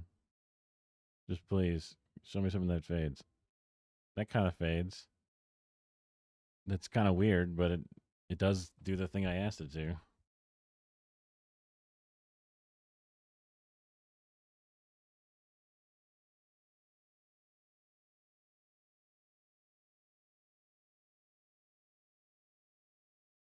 Oz.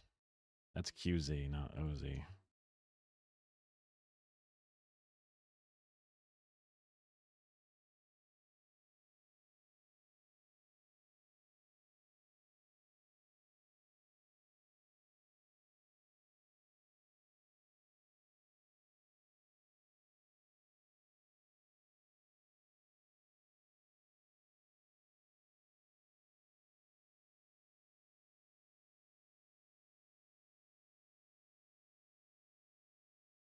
Bye, chat.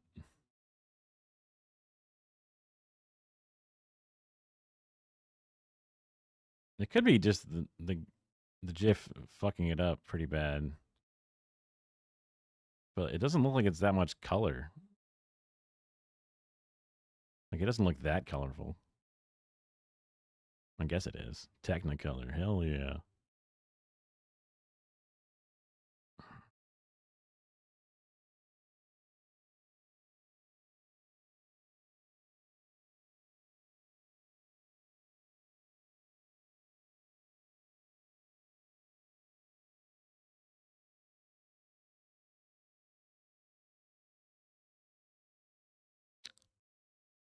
I just download the whole thing.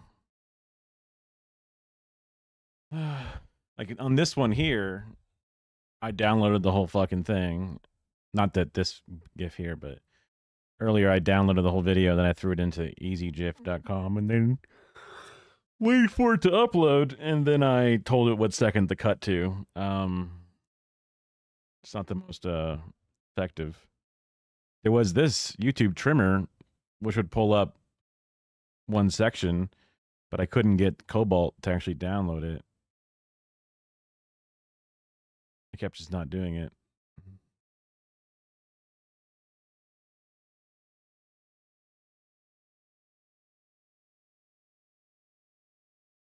There's also a trimmer link, which I was trying to get this to download as well. Took too long. No. But YouTubeTrimmer.com seems to not give you an error saying not supported, but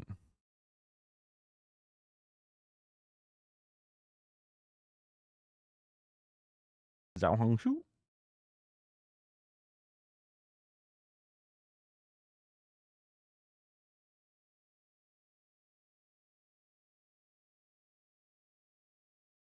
This place is giving me some trouble. Let's see. YouTube or web tools, Cobalt instances. So this K9 tool is supposed to be working out pretty well too.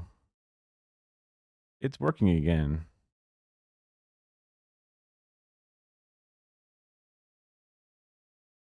Shutting down on November 1st. Oh, that's not good.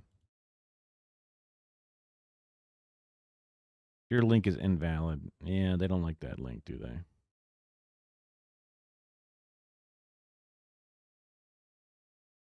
What about using the trimmer code from YouTube into K9? Bot protection blocked it. Brutal. Read why. Oh, wait. Paste your link here. That seems pretty decent.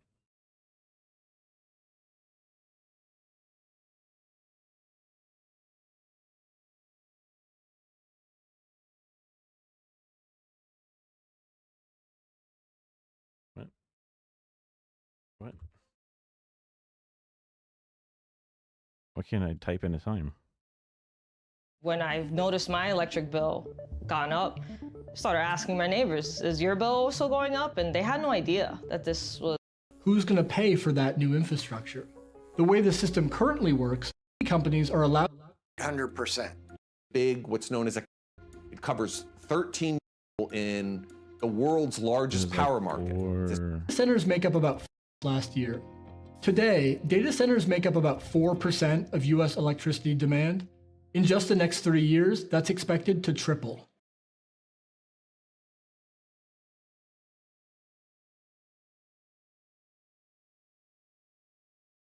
Theoretically, I guess you could also go like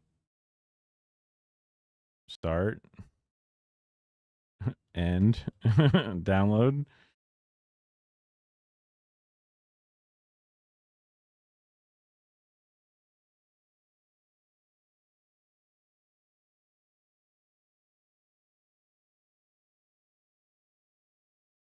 It seems nice. Flippy clip into web tools. Looks right to me. Yeah. Although, we'll see how long it lasts.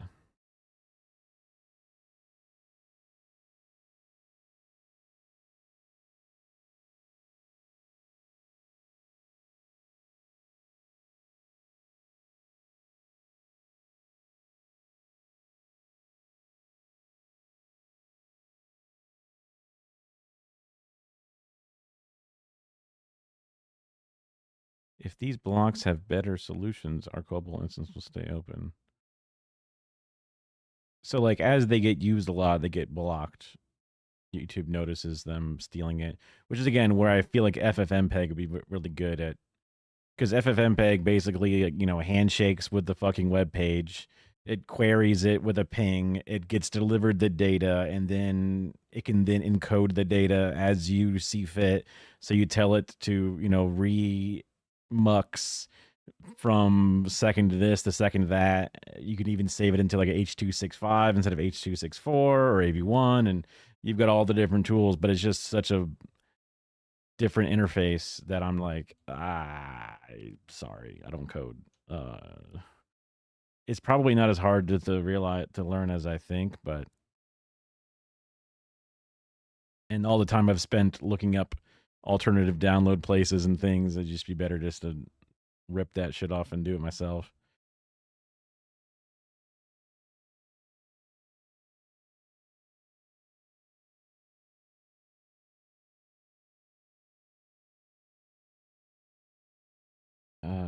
Video levels, GIF, images. Yeah, I didn't think this would show it off. Lumen GIF. That's not really the same thing, is it?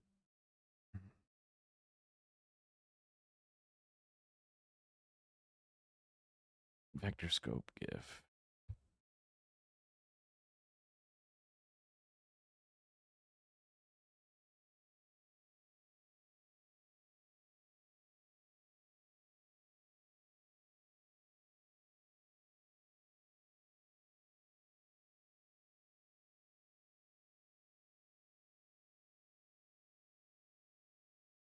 Not really what I'm looking for.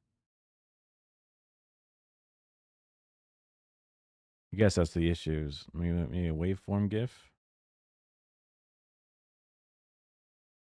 Oh, duh. So I'm gonna pull up the other shit instead.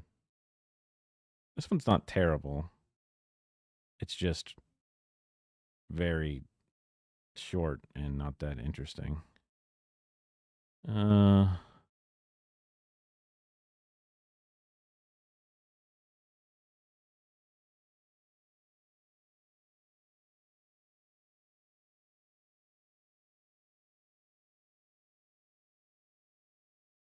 Waveform.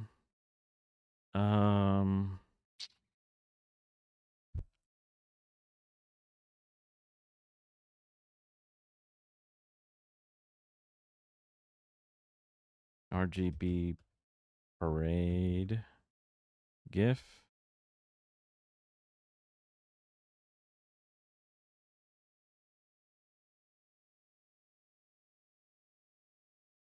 That's not even GIFing. Oh, wow. It's just moving around.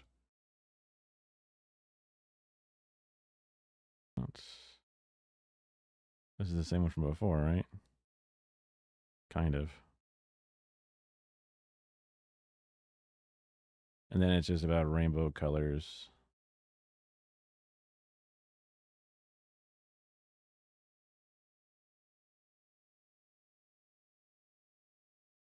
This is kind of accurate.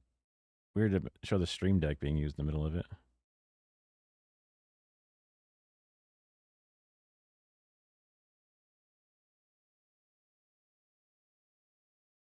I think I have this app, actually. I just never actually set up my Stream Deck properly for it.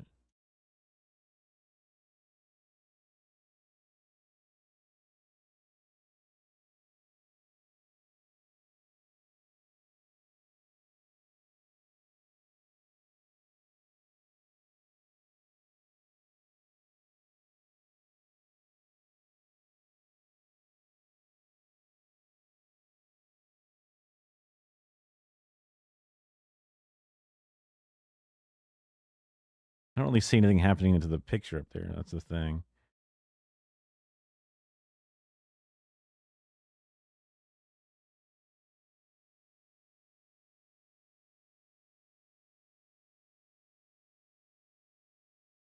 And that's just a picture. I think that's a decent one. Very clearly what's happening.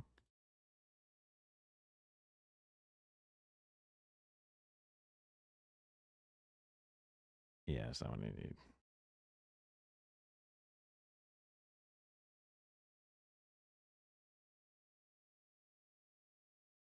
Works best if you see the picture of it at the same time.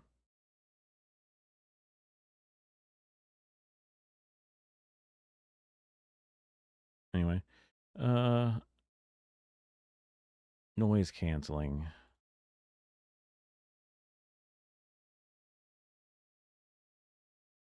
GIF.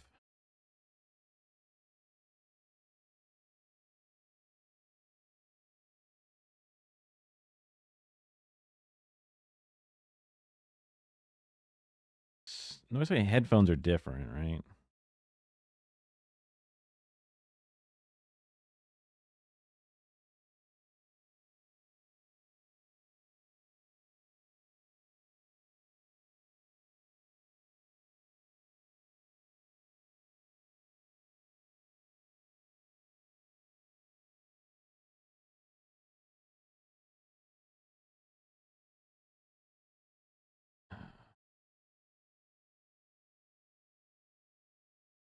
That's the anti-noise.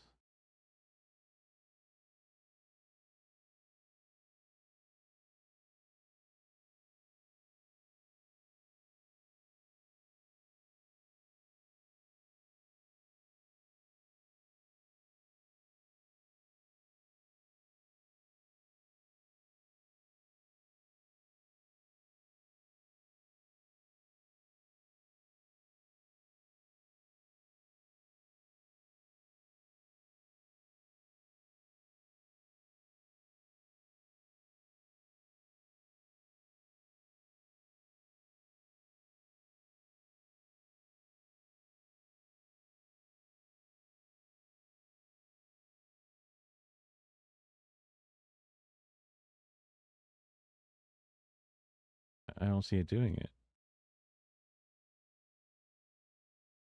I want to see the lines go down.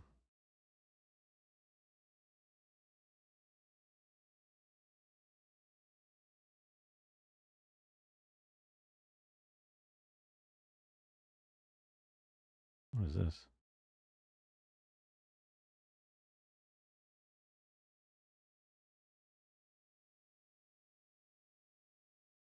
Well, she's just in a green screen.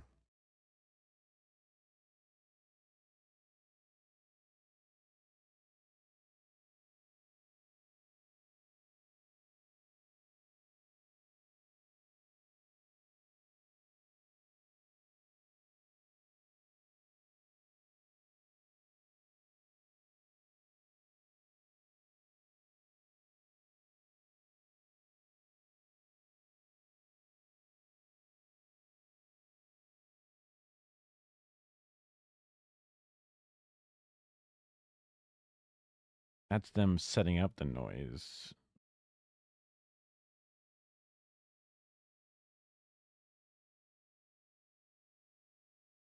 I want to see the line go down. Little thing tighten up. Yeah, what up?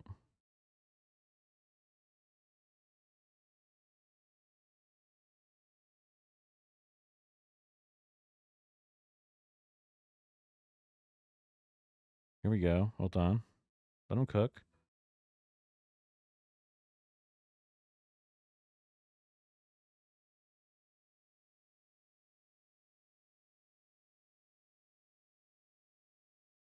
Yeah, that works. Sort of. It's just a long one. We can fix it.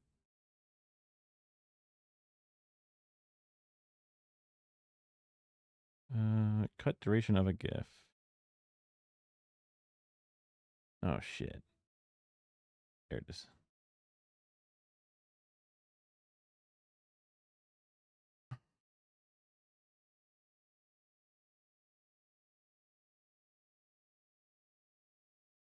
Oh, dude, I don't know what frame number it's at.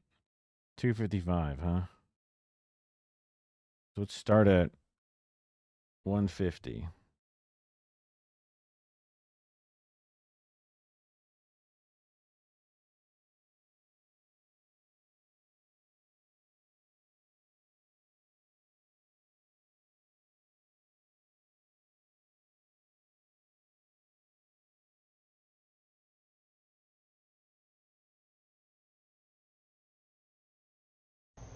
Thank you. Thank you. Thank you. Thank you. Thank you. Thank you. Thank you. Thank you. Thank you. Thank you. Thank you. Thank you.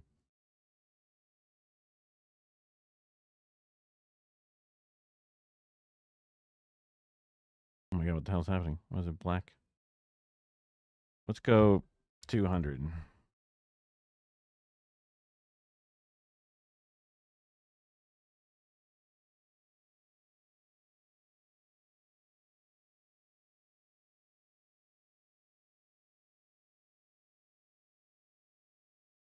Only 25 frames though. So I don't know, 180?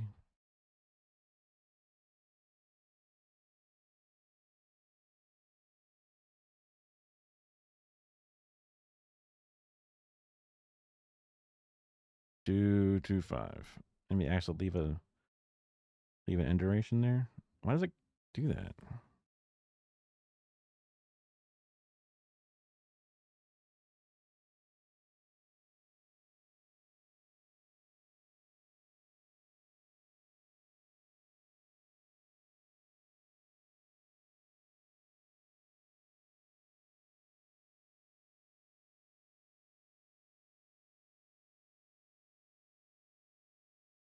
Whatever. I don't need this.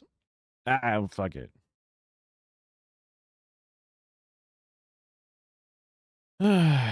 um.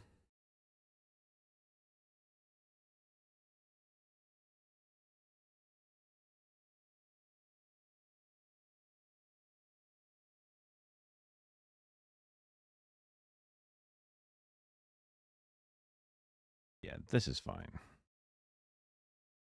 Honestly, it's less annoying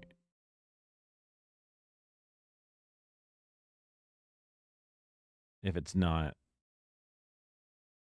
moving. So that's what I get for I always want to have visuals.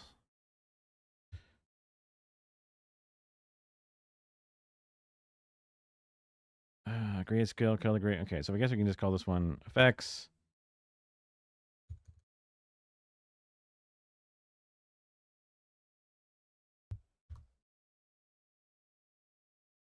Transitions, whatever, and I'll do the corrections after.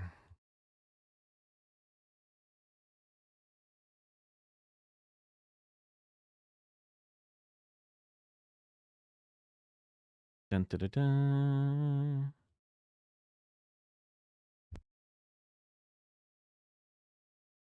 Noise canceling. Video levels.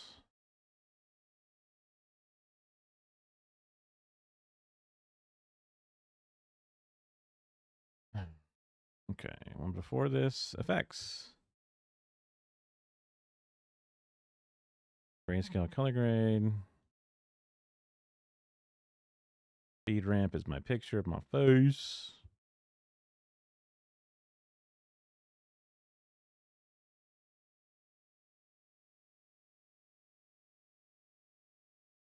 Wee, fun things.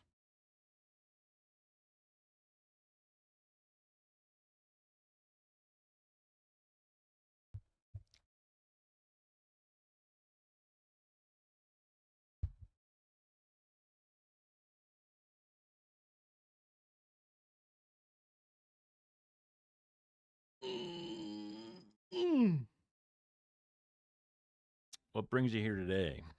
I mean, my hair looks like shit.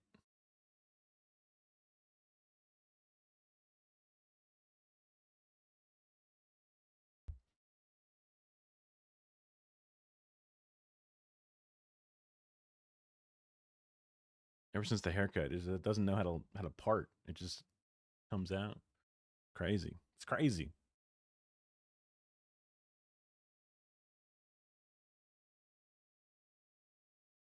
Whatever.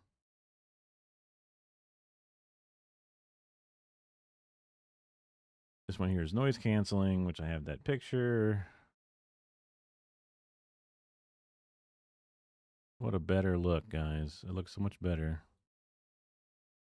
And I got the video level stuff. I saved it in here.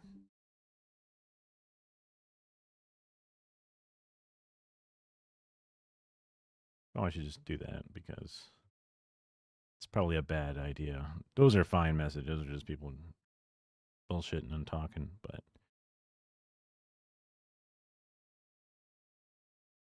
in here somewhere, I know it. There it is. I spied it.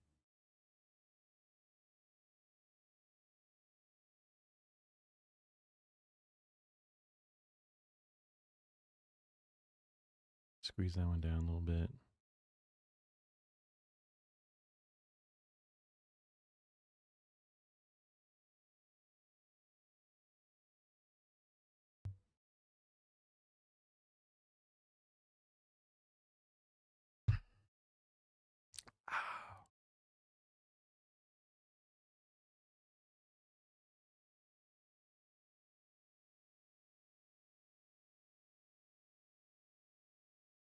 Being. Should add that in there.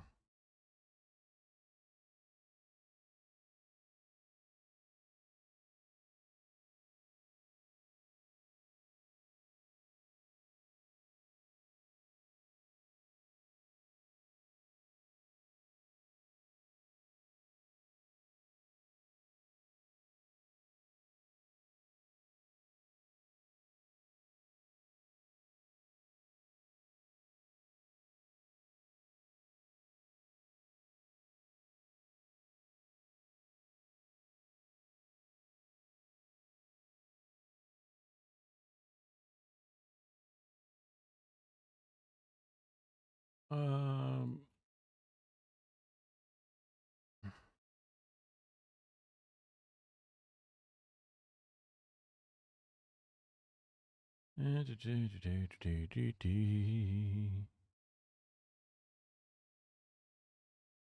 GIF. I love me a GIF. What the hell? These aren't GIFs.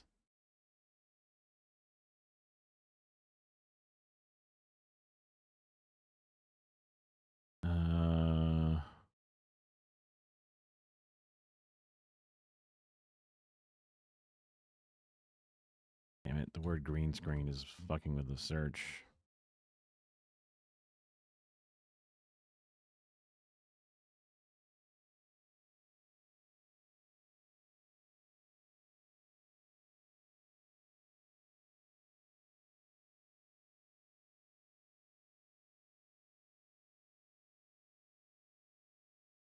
I guess they're just links to TikToks, and that makes sense.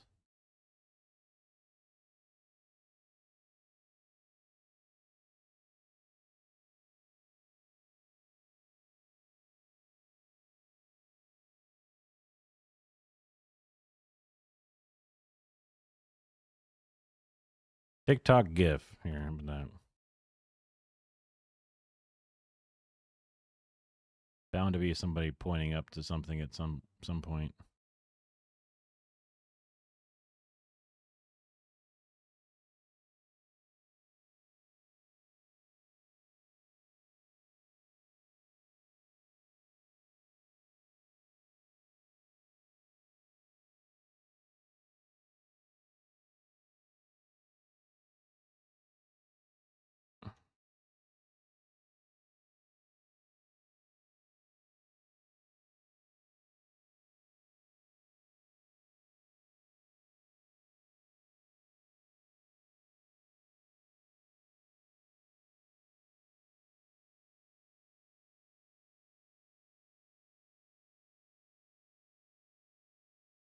Screen? If I put screen, maybe that's good enough. How to do pointing videos. Just a video on it. Even putting the word screen as green screens everywhere.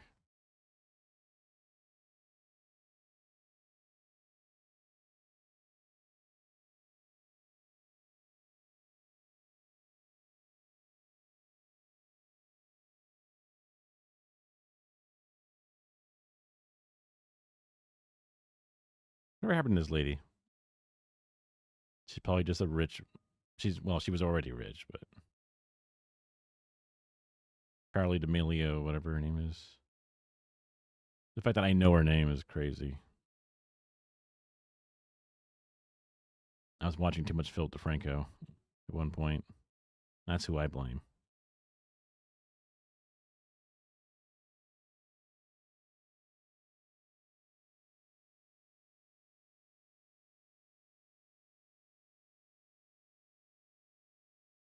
I mean, honestly, this is fine. You know, it looks like ass.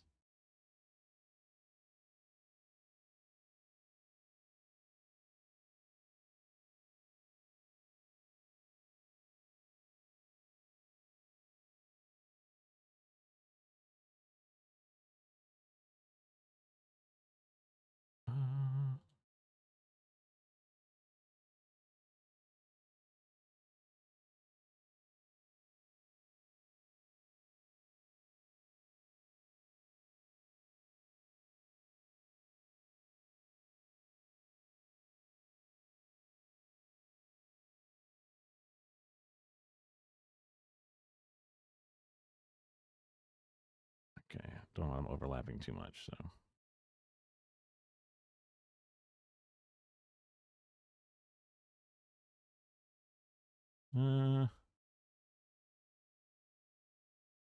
Grayscale color grades.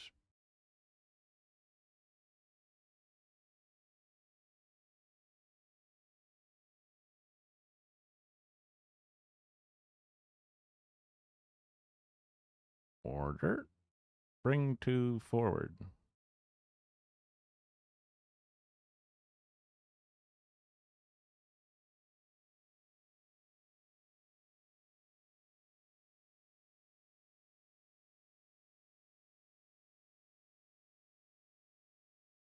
Let's make you the same size as me. Although now the bottom of you is different, so here we go.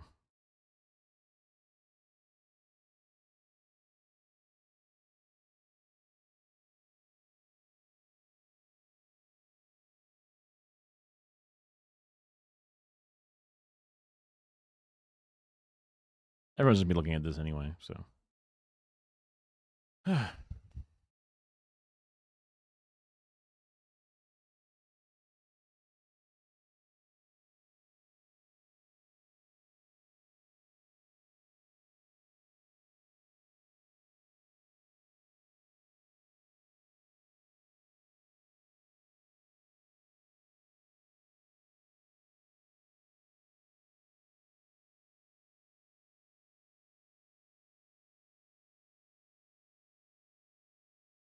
Okay. Got that. Beauty, lenses I didn't do. B-rolls and voiceover. I want to go over encoding and transcoding stuff.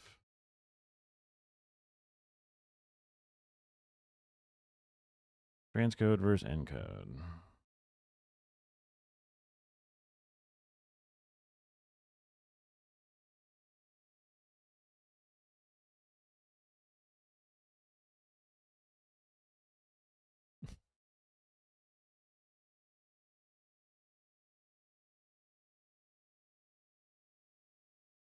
Make it a GIF. Show me a GIF of it.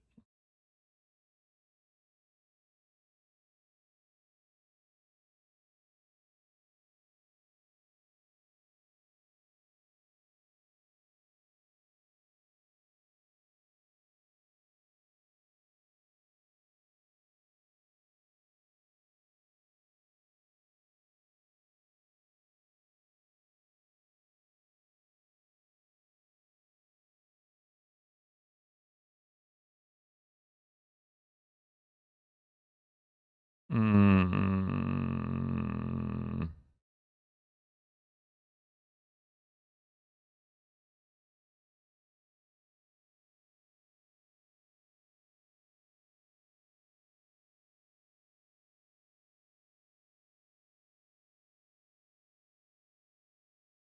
I like this description. This is fine. But we're not talking about intraframe. We're just talking about encoding and transcoding.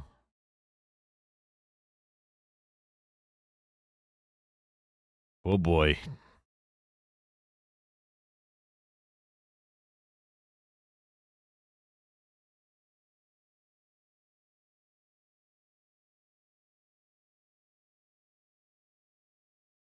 Yeah.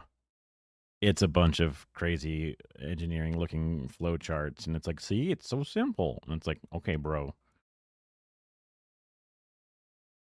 See, it just goes into the thing, and then boom, you get it.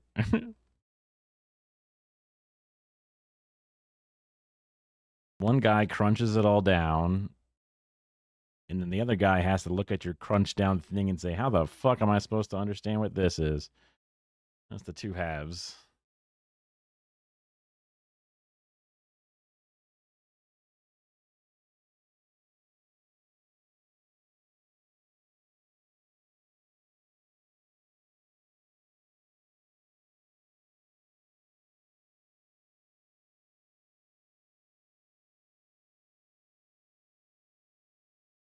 Okay.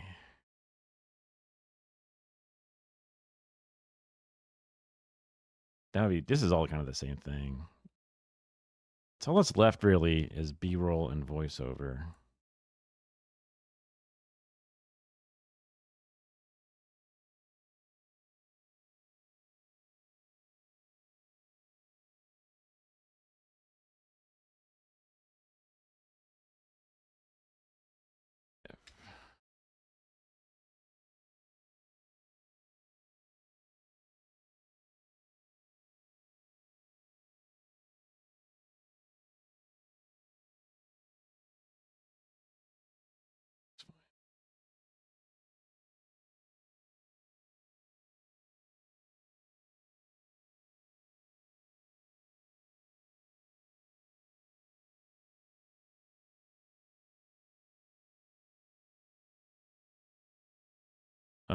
What was I saying? I was like, oh, I should add a beauty filter to the filters because I saw it in here.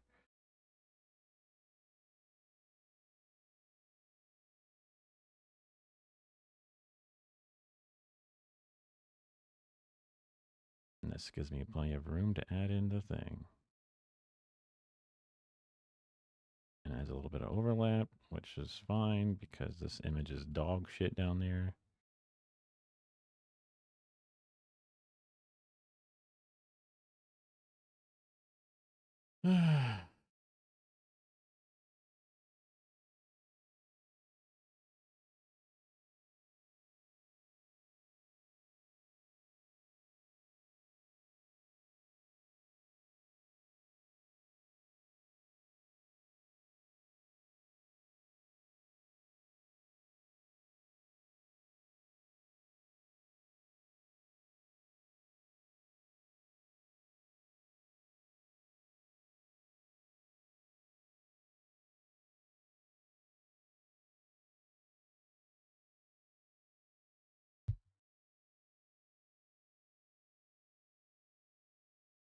You can tell I just stopped caring. I don't give a fuck. You get the idea. It's stuff. You can do some stuff.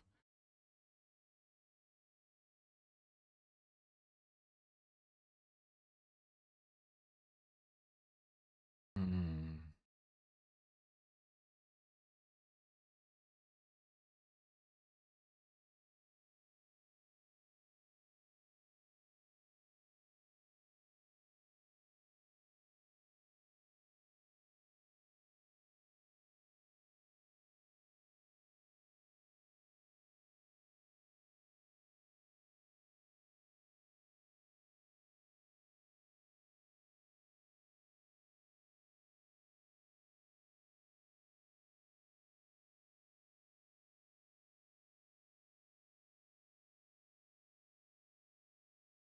Uh,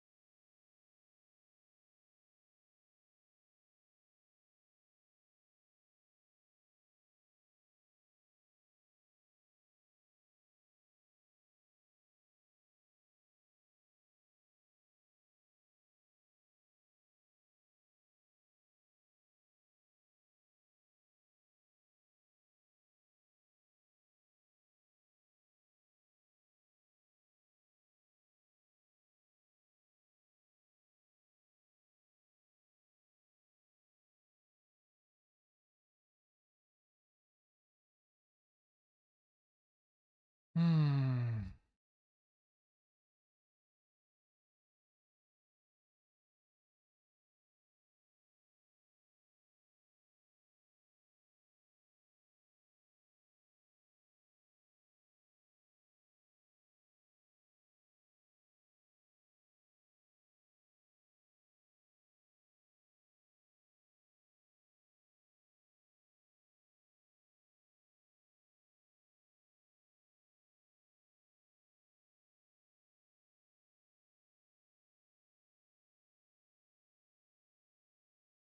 The different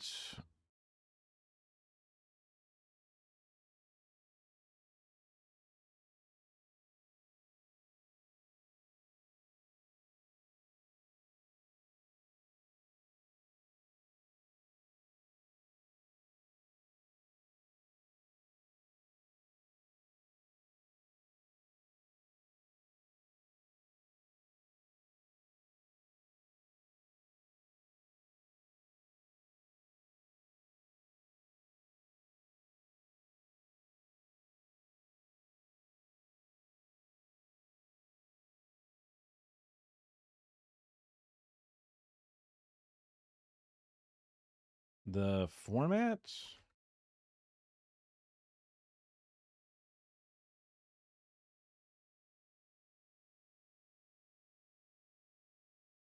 Transcode. No and use.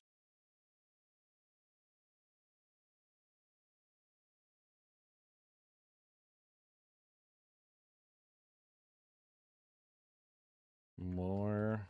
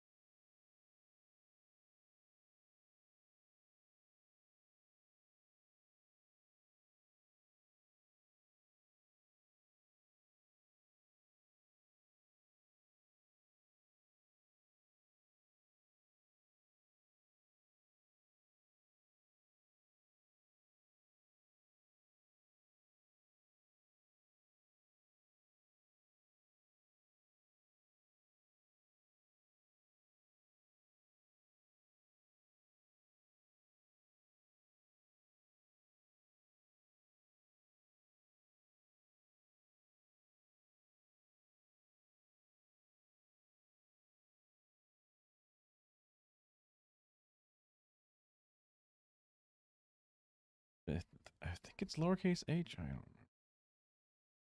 H264. Capital H.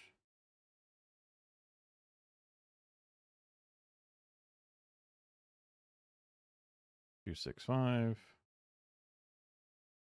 High efficiency video codec.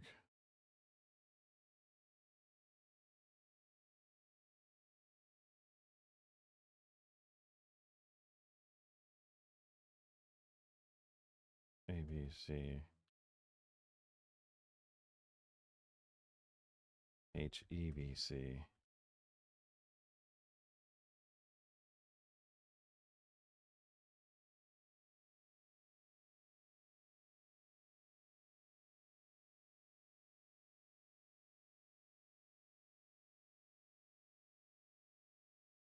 Um,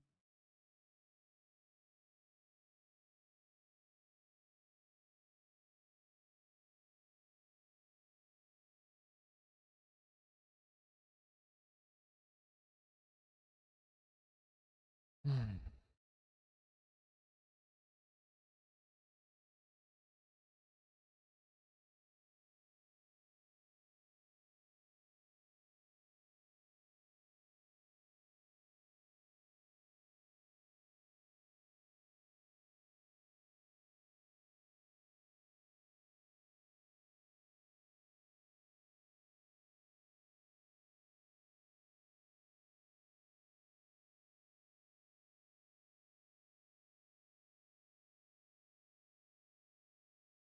Oh, I want a stupid reaction GIF. Let's see. I can save it and see.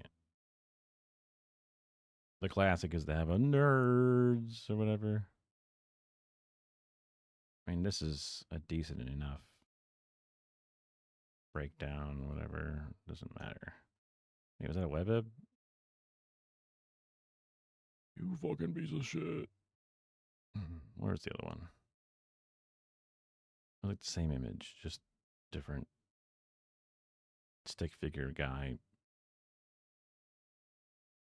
This one.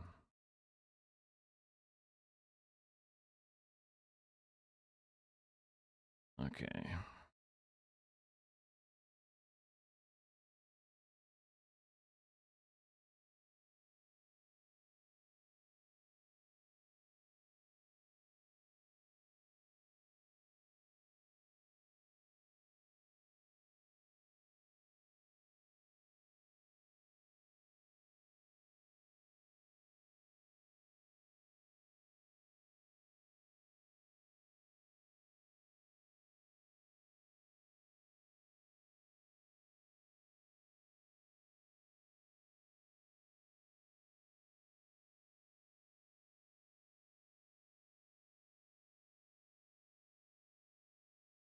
Yeah, I think it's necessary.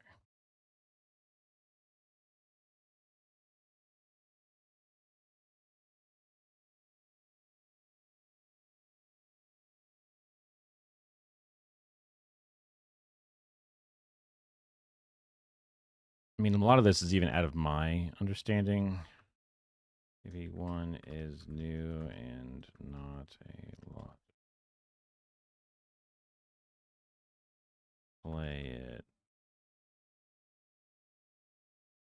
for now.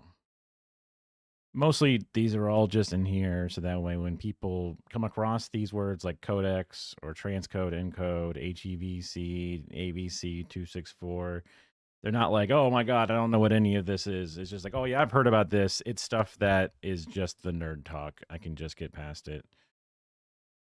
So this is just here for that purpose.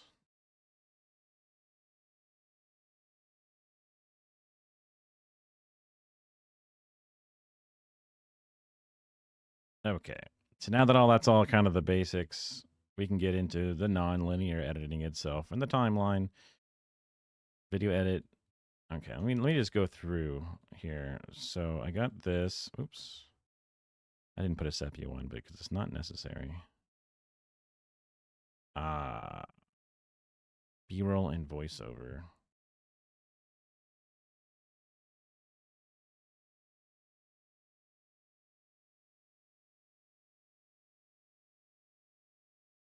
What are they going to talk about? B-roll, supplementary footage in a video or a film that supports the main narrative, called A-roll.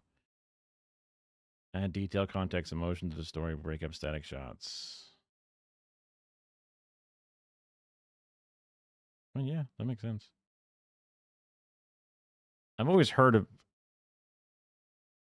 the B-roll being a term that's used so innocuously that it's actually used often when it's not technically B-roll, but that seems like a reasonable definition.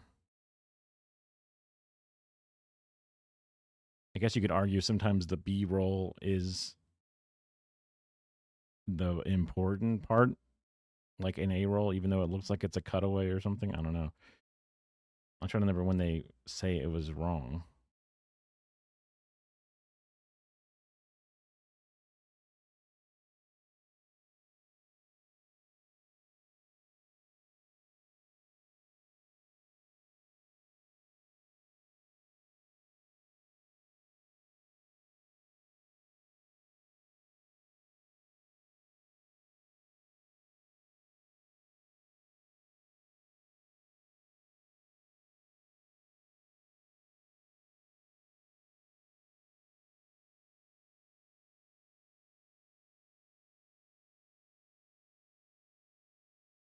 Okay, so here I can add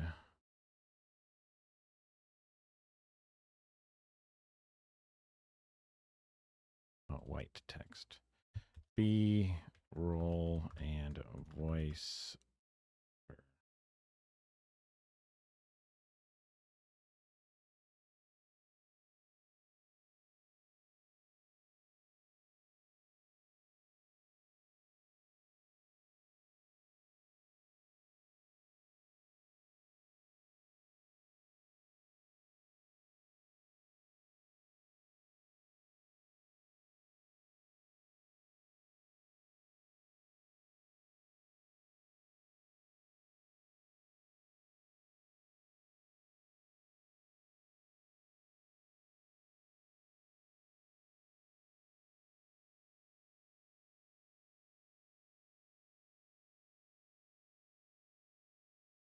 Over is when a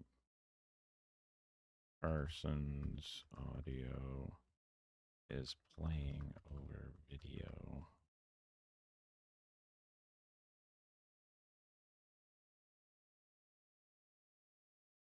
Visible? In it? I hate sentences like that.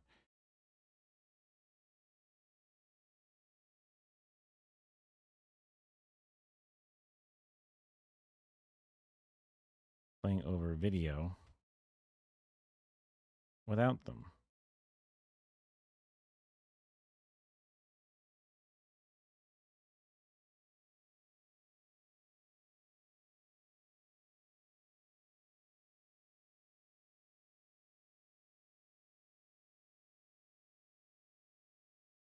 Good ways to break up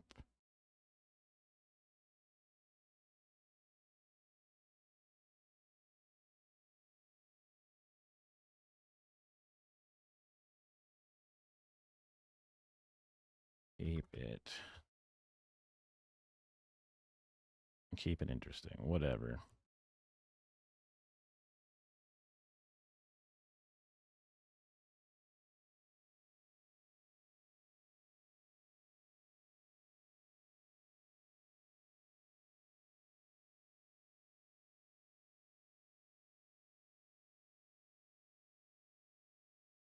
I don't think I need any, I don't know. Not really a good picture of voiceover and B-roll. Other than like, we got that B-roll guy.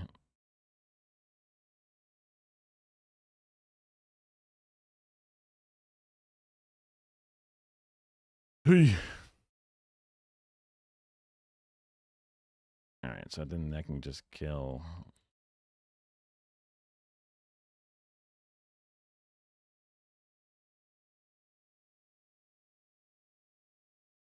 This? Let's see.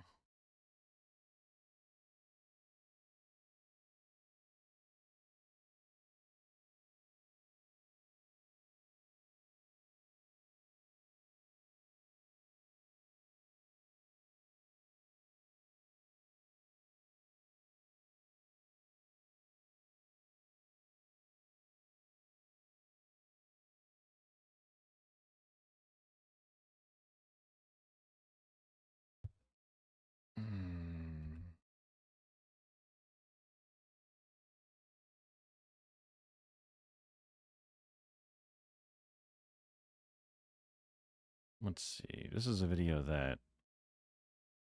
Oh, that's right. I have my Spotify playing. Pause. Listen, Valentine's Day is. How do I have to do this in order to get controls? I hate you, Instagram. Also, where the hell is the volume slider?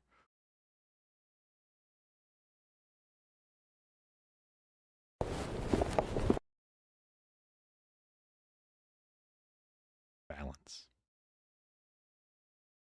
Audio balance.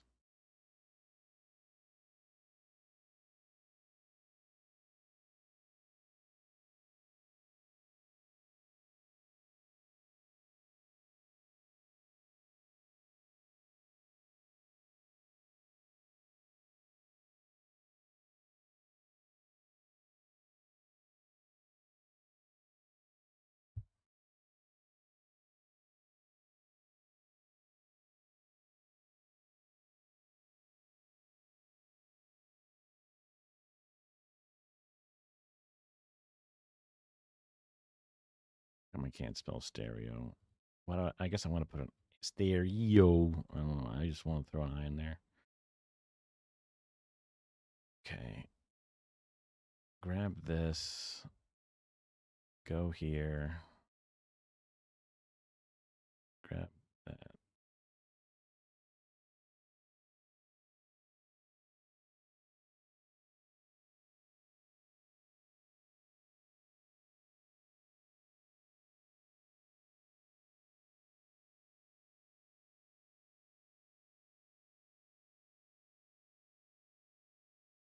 Oh my God.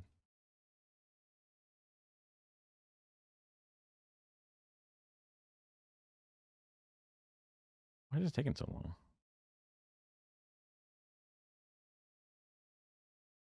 Look at it.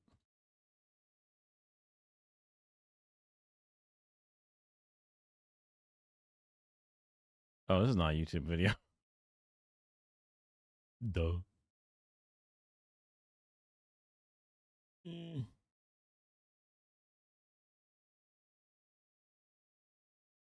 Oh, it's the same one, dummy.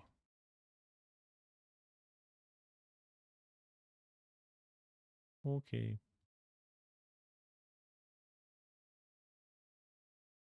All right. Oh, now there's a fucking slider because it's one of these.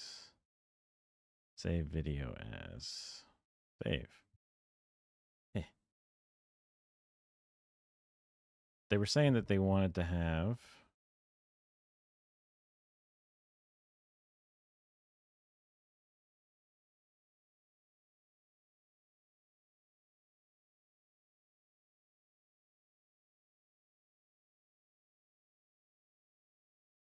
Unvalid or supported. Hey.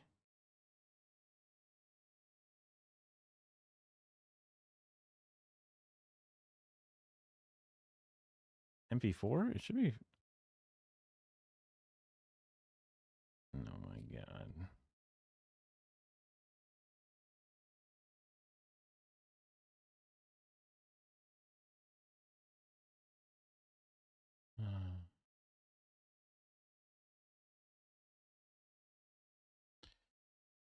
Don't you dare.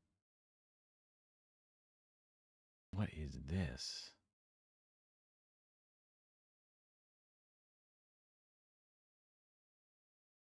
What is. They dropped the mic on him. Spin. The Stu Peters show. Okay. Some kids book. What the fuck? It is also as a screen record of an extra. Oh my God. Dude. Okay. The TikTok algorithm is ruined. It's over.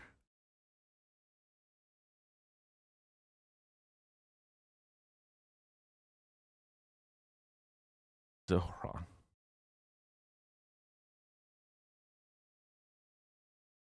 Oh, I was like, what? They uploaded his stuff? Wait, why is Zach? What? Huh? Oh yeah. This would be what I want. Okay. It'll be back in fucking July almost. Sorry, January.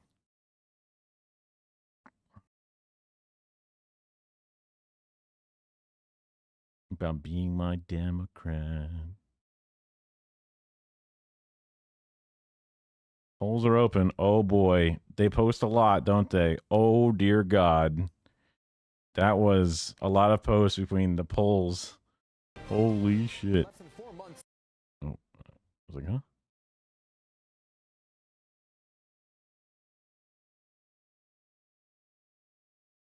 Will you be my Democrat? Only 14,000? Listen, Valentine's Day is coming up. Okay, so what if I grab this and then I download this one? Will you then be chill with it?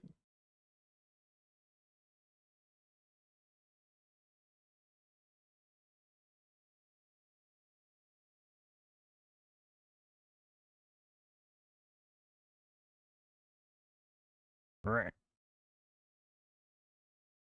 No videos, huh? Insert. Yeah, video. Oh, well, that makes sense.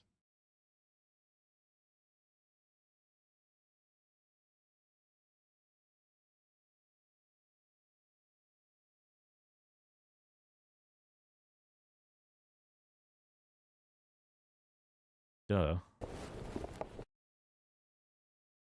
many times are we gonna see him walking like this?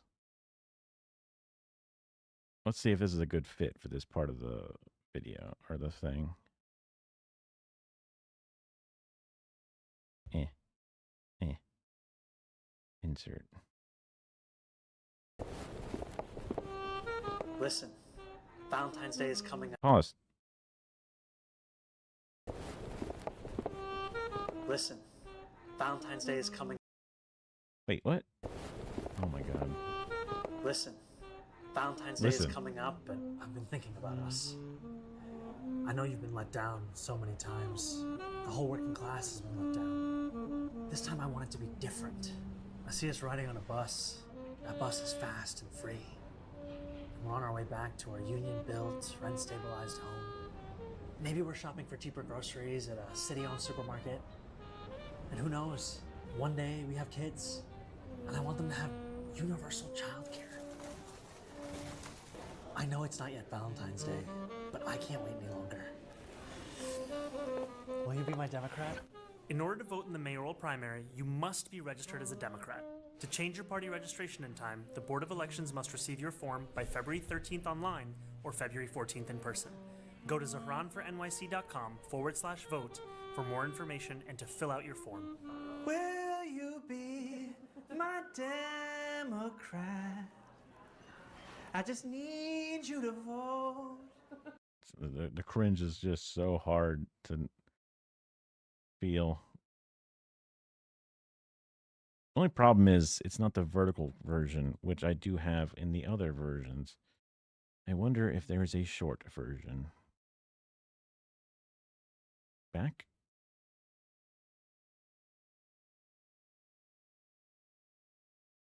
Shorts.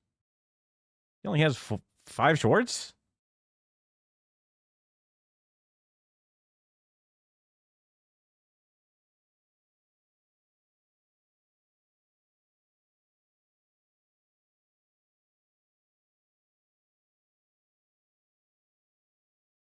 I'm standing here on West 83rd Street in front of a building owned by one of the worst landlords in New York City.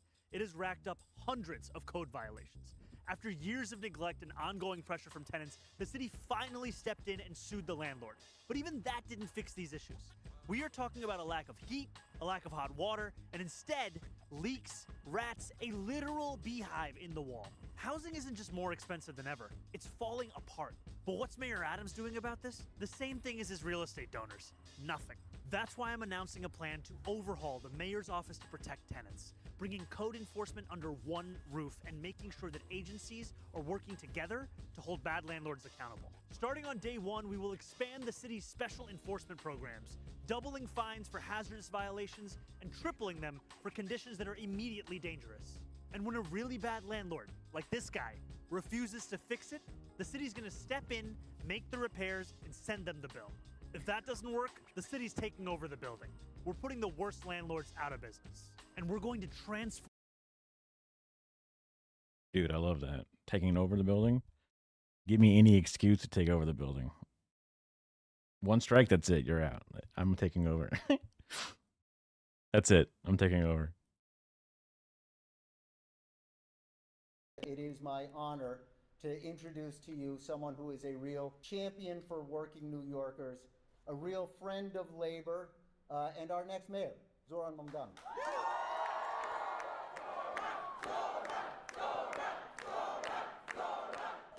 Thank you all so much. To stand here alongside these unions. Interesting.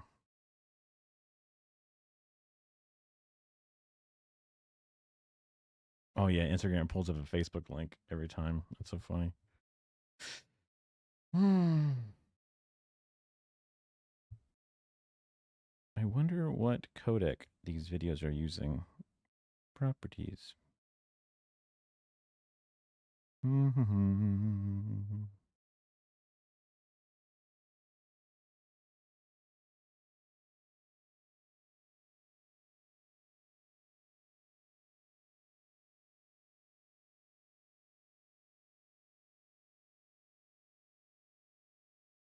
doesn't really tell you.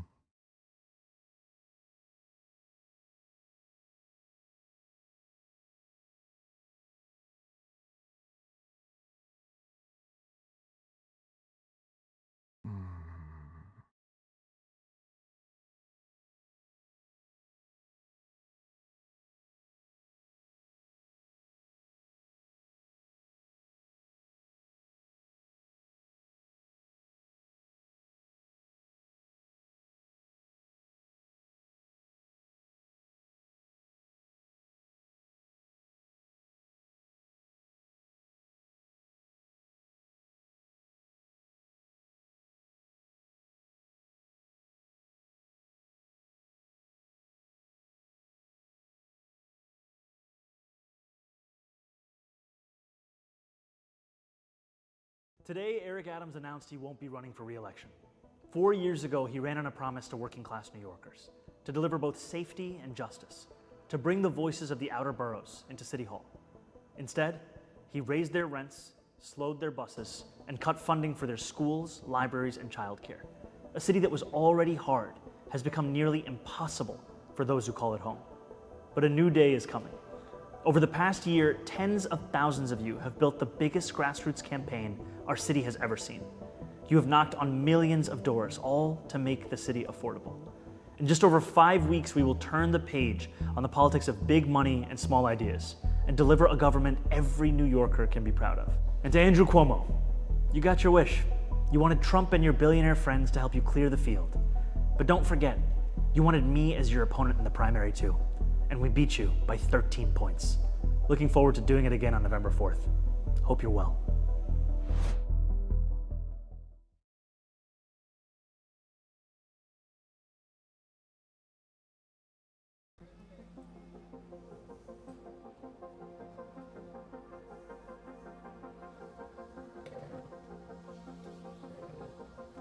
At 2 p.m. on October 26, 1916, the Vice Squad raided this unassuming building behind me. It took only a few minutes for officers to emerge, their arms full of confiscated contraceptives. Trailing them were 3 women in handcuffs, protesting loudly. One of them was Fania Mindell. The Brownsville clinic had been open for all of 10 days before it was shut down. But those 10 days were historic. This was the first birth control clinic in America. Its very existence was revolutionary. The women arrested were the clinic's founders. 2 of them were well known, Ethel Byrne and her sister Margaret Sanger, who later founded Planned Parenthood before embracing eugenics. But few know about their partner Fania. What? Huh? I didn't know that. A 22-year-old woman freshly arrived from Minsk, not yet an American citizen. Mindell was fluent in the Yiddish that many women spoke on these streets, and she translated pamphlets into words they could understand. When over 100 women visited the clinic on its opening day, it was because Mindell had shown them the way. In 1916, Brownsville was one of the poorest neighborhoods in New York.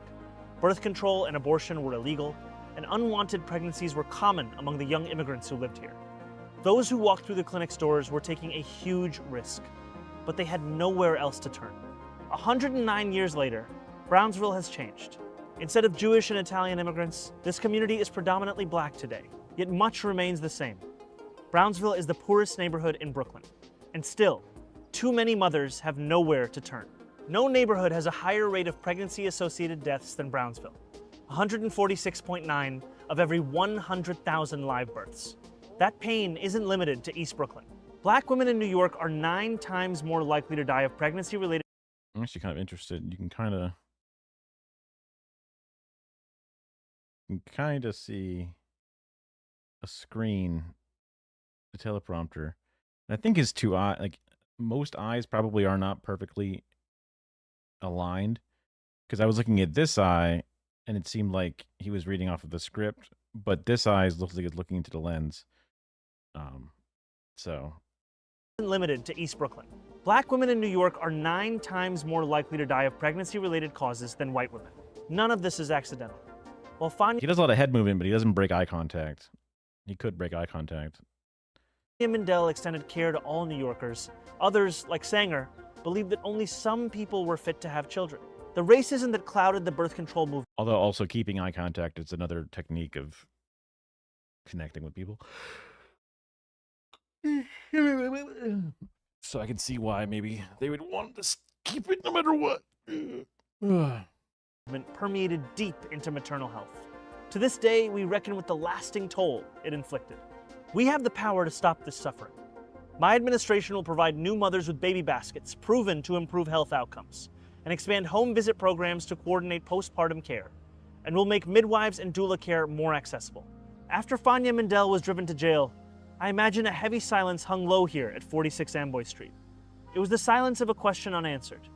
Who now would look out for those struggling the most? We can answer that question in our time, together.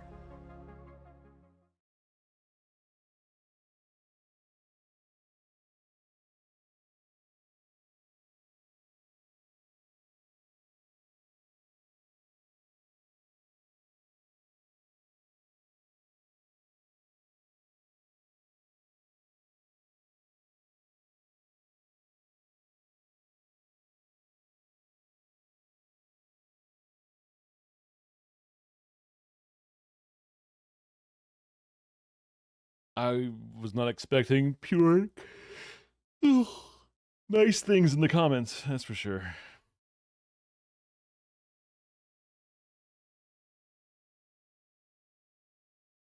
That's for sure.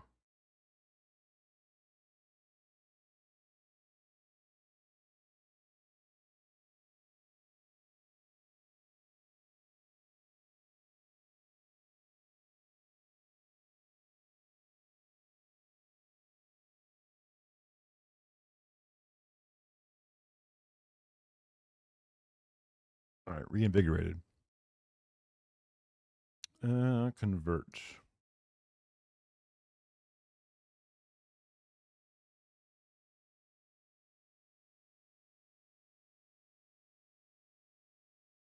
Oh, there was a converter.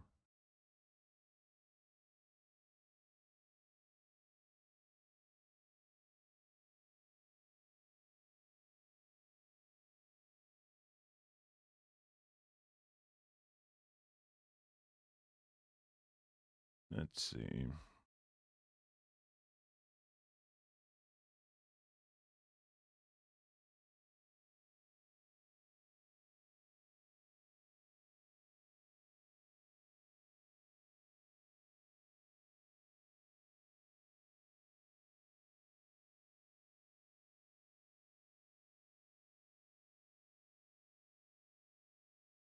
Video compressor.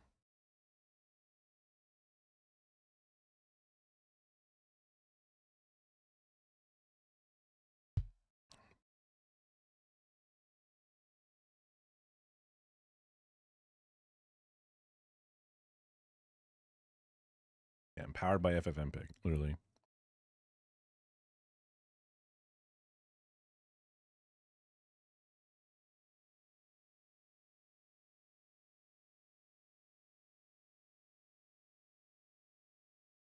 Move? Would that be acceptable to you? Google Keep?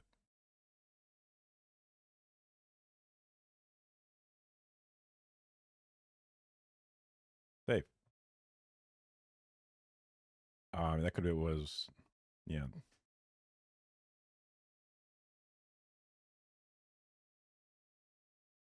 See. Still downloading.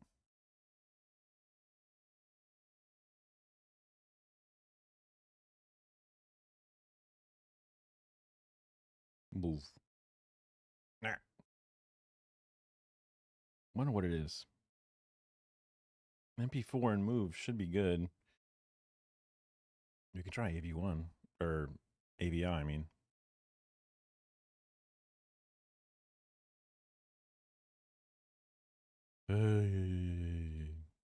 Nope, this one.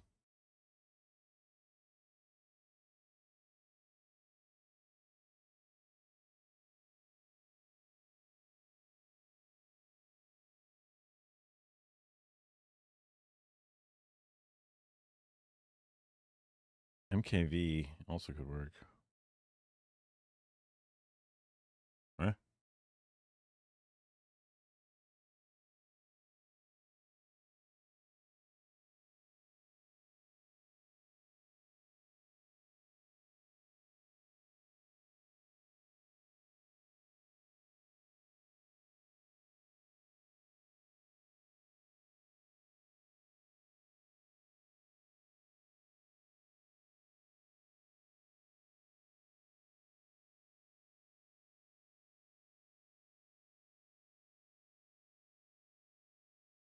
Why is this?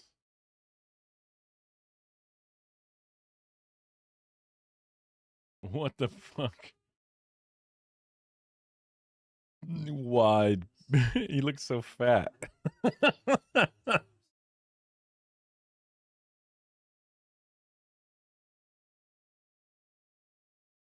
He looks so short and fat.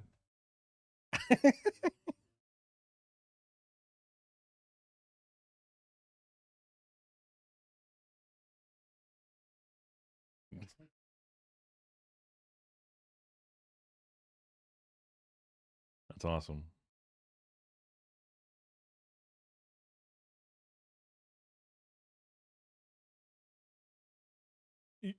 What format do you accept, you bitch?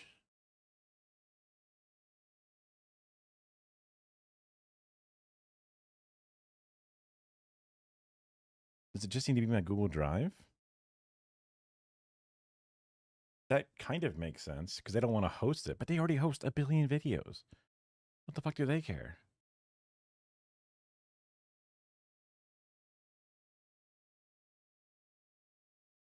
No, whatever, man. It's okay.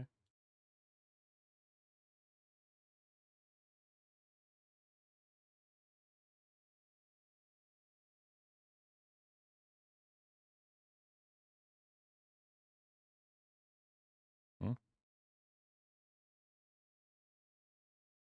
Oh.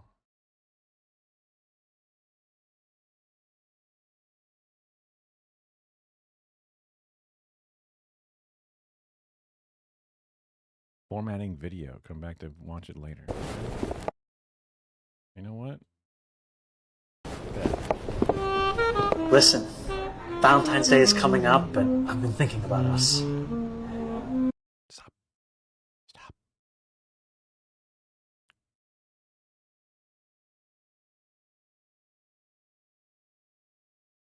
Why doesn't this show up? Okay.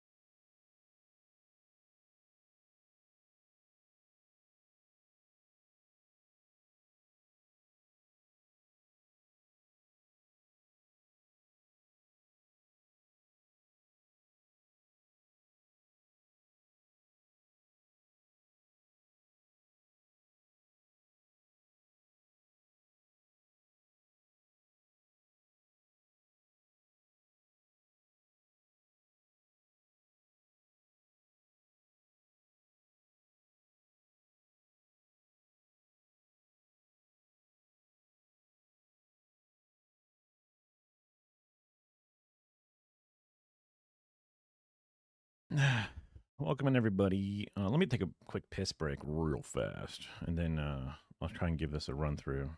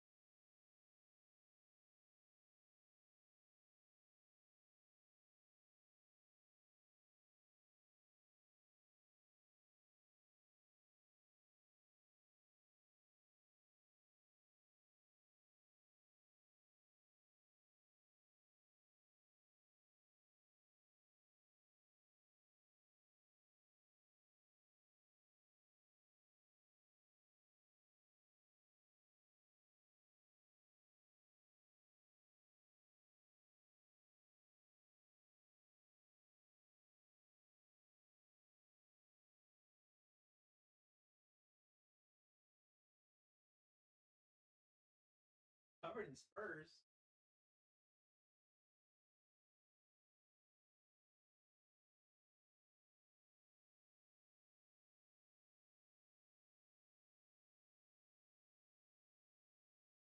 What?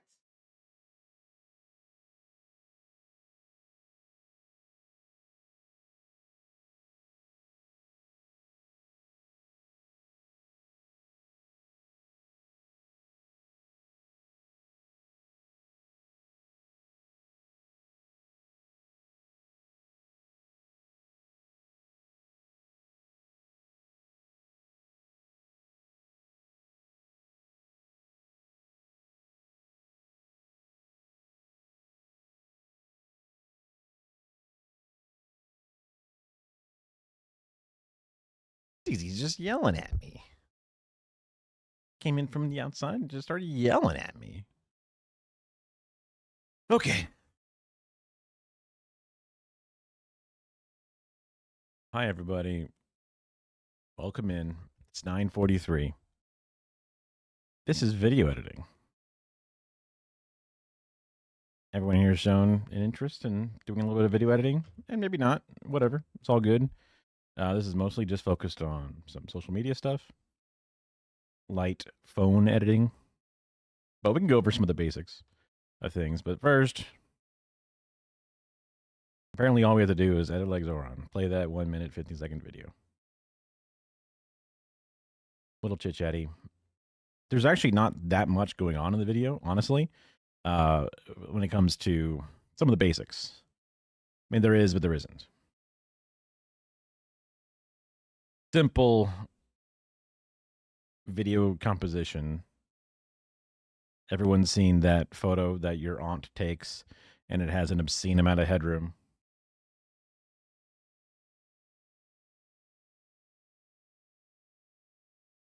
Just a little bit above the head. All you need. Nose room, you can kind of see in the same idea. Guys too close to the edge of the frame. Makes you just feel a little anxious. They're in the middle. Real basic stuff. There's rule thirds. You can even see in this example from a movie. The hair is not shown. I think this is also like mid-action, so he's about to duck down or something. So that's more of a creative thing than like a hard rule. But like they did the intersection between his eyes. You don't have to worry about like finding points and drawing angles between.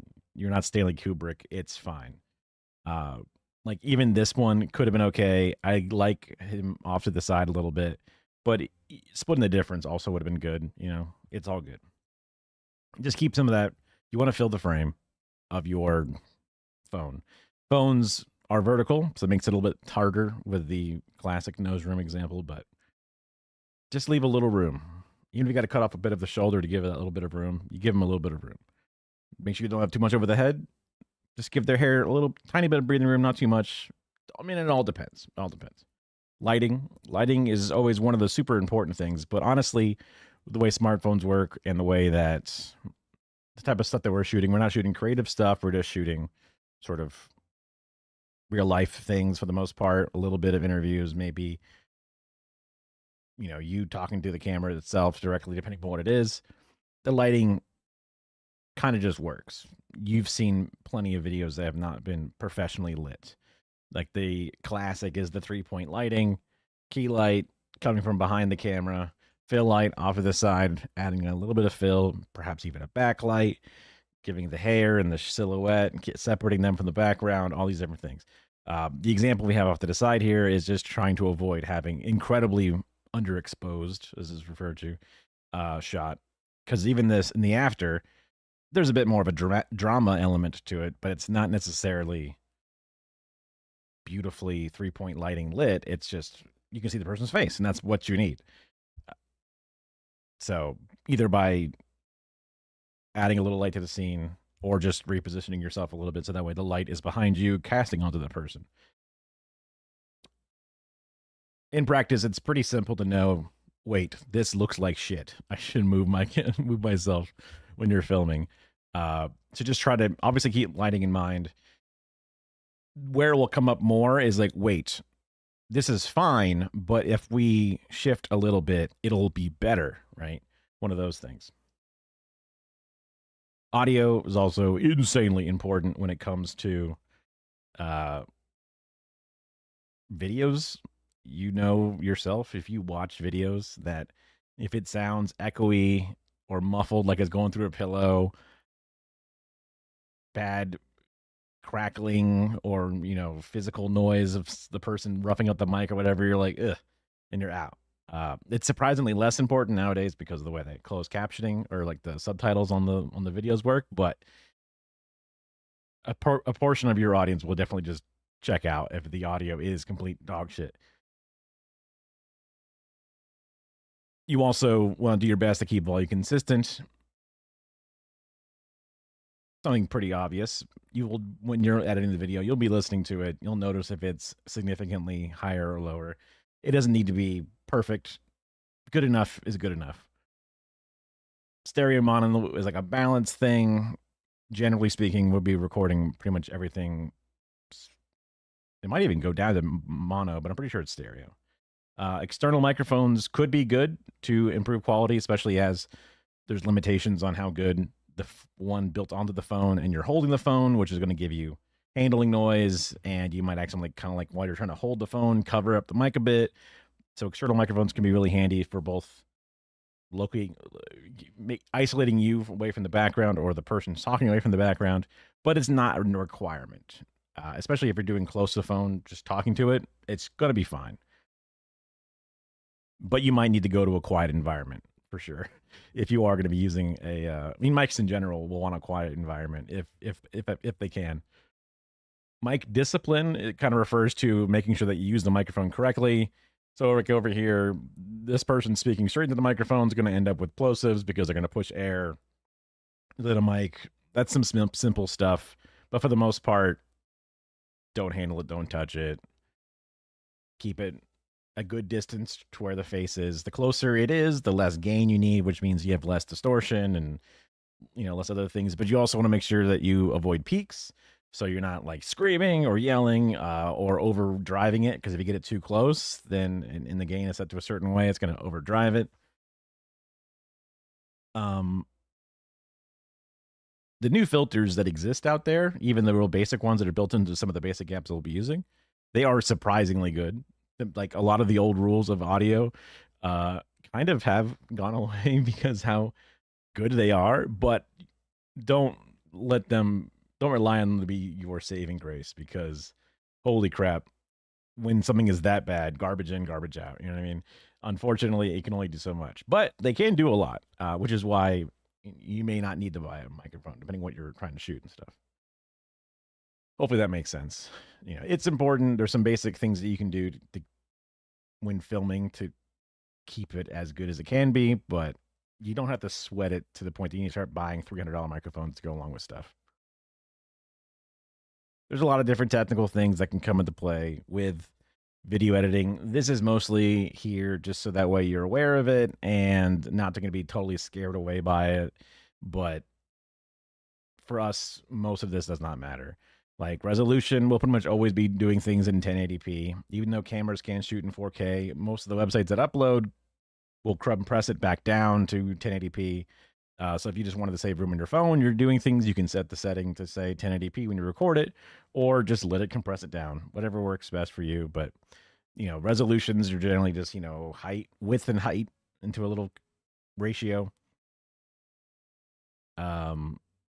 There's other things going on like bit rates. That comes into the type of codecs that they're saved into. You'll have frame rates, how many frames per second. There's also audio bit rates, which is different than the video bit rate. Again, the channels you can see there from the stereo, mono, 5.1, Dolby, Atmos, and also audio sample rate, which is its own thing. But for us, you really won't know. I mean, I've never been able to hear the difference between 44.1 kilohertz and 48 kilohertz and 192 kilohertz. Like it's all just sounds like audio. Maybe if you have some of the biggest, audio pervert headphones, you could go, I could really tell the difference. But when people are listening to things through their phone speakers, it's all the same. And a lot of the apps that you end up using is you're never going to have an option to interact with that. So those things exist. they have their meanings, but that's for the weird nerds to look into, not for us for the most part. Aspect ratios, again, we'll be using the 9:16 or maybe the 1:1, depending on how you want to, when you're editing it, you might have the option to even export into 1:1. But generally speaking, we're doing the vertical phone stuff, so 9:16. But there's the spaghetti westerns, ultra panavision. You can see all the historical different versions of aspect ratios. That's just what the aspect ratio means if they're talking about it. Frame rates are kind of interesting and mildly useful for us. Obviously, number of frames per second, it's a flip book. The more flips per second makes a smoother motion. The classic cinematic style that you see in most movies, pretty much for a very long time, have been 24 FPS. Because that's just what happens, very similar to the old-fashioned film reel or something. There was a certain reason why, and then that's kind of, in order to keep that same style, they've been doing it like that. You might have noticed what's known as a soap opera effect when you're watching media, and then it's usually around 24-ish FPS. I think a lot of times television sometimes was at 30, but it was weird because of interlace and all this other stuff. But then all of a sudden you watch a soap opera or you watch even a game show or something, and then things just seem weird and different and slippery, and it's unsettling because it's so different. And that's because they would use different cheaper cameras that would shoot at like 60 FPS. And it's also combined with the way that motion blur happens, depending on the frame rates. That gets more into the actual camera cinematography part, where there's like the shutter speed combined with the frame rates in video. Usually they use the 180-degree rule, which is basically just double. Doesn't really matter for us, but normally 60 FPS is smoother, and 15 FPS would be more motion blur. So when you move an arm, it could be still stay sharp, or it could be kind of blurry as you're moving because of speed. All these frame rates get set in the camera before you even hit record, and usually once you're recording, you can't change that stuff anyway. So whatever. For online, we'll be using either 60 or 30. And that's how most online things are. You might have even noticed smooth motion on TVs, and that's where the TV is trying to interpolate in between frames, and it creates this kind of like weird burst of smooth motion in a show that doesn't always have smooth motion. In my experience, the parents are always like, I have no idea what you're talking about. I don't see anything. And I'm like, I got to turn this off. They go, I don't know what you're talking about. And I turn it off and they go, oh, much better. They go, I don't know what you're talking about. And it's like, okay. Graphics and titles are things that we'll be using. They do add a lot of value to videos, especially nowadays, those social posts. If you don't have the subtitles burned in, aka just kind of like baked into the video itself, because like on YouTube, there's the option to turn subtitles on or off. But for social videos, usually nowadays you want to have them baked into the video, kind of like those yellow text up there, because that is when people are scrolling on, the bus and they don't want it blaring, they just sit there silently and read it, and they don't even hit play. They don't even like listen to it, even though they might have headphones in. They just move on. Ooh. Which is where audio doesn't matter as much, surprisingly, sometimes than it used to. But and then there's the really, really, really impressive, and also some basic titles, like just like a nameplate for somebody like Amy Goodman down there. But then there's like the above and beyond type of graphics and titles that are like motion graphics, kind of like the More Perfect Union video, where they have full-on animations and little things that are incredibly helpful for trying to explain to the audience sometimes boring details. You can give them something to look at. But that's stuff that we will not be able to do with the phone editors, at least not currently, for sure. Sadly. Other basic effects that we will have some access to is stuff like the slow-mo, or speed ramping, which is basically just slow-mo slash speed up, but like on a curve. So it starts out normal and then goes slower and slower and slower and slower, or starts out and goes faster and faster and faster and faster instead of just being raw faster or raw slower. You can do stuff with the colors, color grading, adding a filter, sepia filter, whatever it is. There's also like the transitions between shots if you wanted to have like, just a dissolve, or if you want, star wipe or something. The green screening keying is like the little dude down there doing the green screen video. That's like an auto keying the background out behind them. They call it keying. It's just cutting out the background. And then like the face filter stuff. These apps always have face filter things if you want to beautify or make your face look like a dog or whatever. That's always going to be a thing. When you're shooting like my face down there in the slow-mo, I had to use my camera set to a very slow-mo sort of speed so the camera could record more frames per second than just 60. And then I played back all of those frames at 60 FPS or 24 FPS, which then would, like if I had 120 frames recorded per second, but then I'm playing it back at 60 frames per second, now I have twice as many frames in that 1 second timeline. So it's half as fast. So now I have enough frames to show for 2 seconds, even though it's only 1 second in real life. I think this may have even been 240 frames per second. So this could be like a 10 times slow-mo at 24 FPS saved into a GIF. And it's a fun thing where you jump up and then you land, and then all your face pulls down with gravity in the shock. And it makes you look old for like a quasi moment. And then also your face jiggles back up, and then you look like JD Vance, all chubby cheeked and crazy. B-rolls and voiceovers. These are really simple concepts.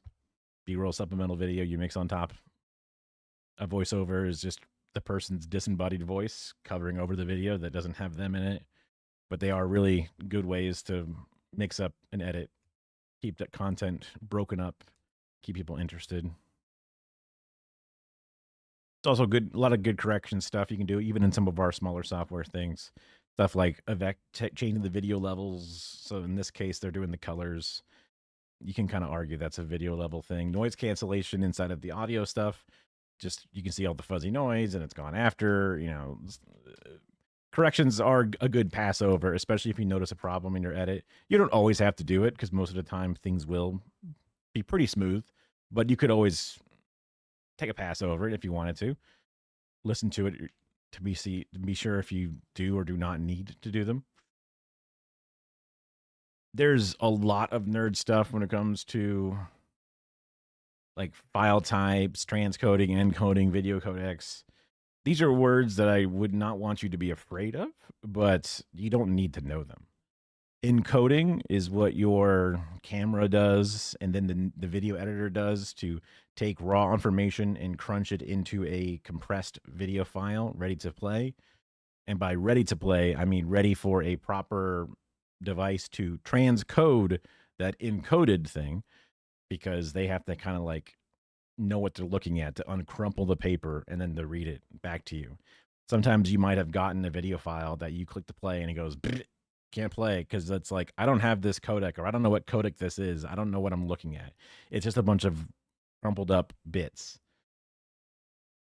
So transcode and encode work together. They're balancing the compression of the video coming in with the file coming out. Some things can compress them even better, so you have smaller file sizes, but then your computer might need, or your phone might need to work extra hard to open that video because it has to do a lot of math to uncompress all that information. So there are some codecs like HEVC, the high efficiency video codec, that some places won't take. I think TikTok will not accept HEVC videos to be uploaded to them. You have to do AVC, H.264, H.265, AV1. These are all different video codecs. Again, nothing that you need to know. I'm pretty sure when we export from our system, it just says export to a video, you got it, and it just gives you a video. I haven't even checked which one it is, but you just get a video. And you can also go online and convert things if you need to or whatever, but these are just terms so that way you're aware of them and you're not afraid of them, hopefully, if you see them. Getting into things, we'll be using a non-linear editor, right? Because you can edit things anywhere on the timeline. We're not doing it linearly, where you got to edit the first frame and then you tape the piece of film to the next scene and then you cut it when it's done and you tape the next piece of film to that, right? That's the official original linear editing because it's a big piece of tape start to end. With most non-linear editors or NLEs, you can add as many layers above and below.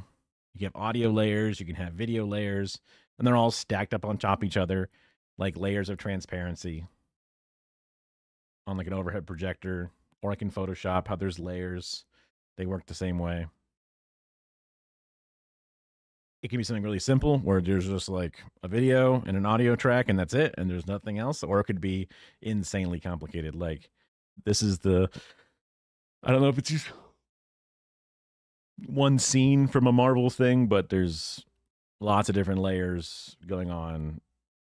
They're using Avid because that's one of the more professional ones for whatever reason. I honestly don't know exactly why it's so professional.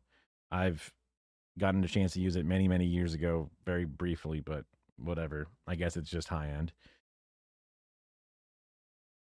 Important things to consider for both shooting your video and then editing it would be, it helps a lot to have a goal in mind before you go to shoot, because you'll know that I'm going to want to have some B-roll of, you know, the outside of the building, the crowd shot, and then I go talk to the person who's in charge and, you know, ask them what they're doing and what we're here, or whatever it is, to have a rough goal. You don't always have to have it completely storyboarded out or anything like that, but you want to have a rough idea, and generally, when in doubt, just shoot some extra footage. You can be happy you had it later, and if you don't need it, you don't need it. Think of the audience as one of the classics. Keep your audience in mind. If you're trying to find young people, find things that look interesting to young people. If you're trying to find liberals, find things that liberals would enjoy. I don't know, maybe surrendering or whatever. I don't know. Yeah. Just good advice before you have to go out there and put up or shut up. Brevity is the essence of wit is like, I don't know. I think it's a quote from somebody. Let's say Albert Einstein at the end. Keep it short if you can. Also, these are short videos, so that's always going to be useful. If anyone's ever going to share a video, it's going to be a short video. They don't want to sit through a long video themselves, probably.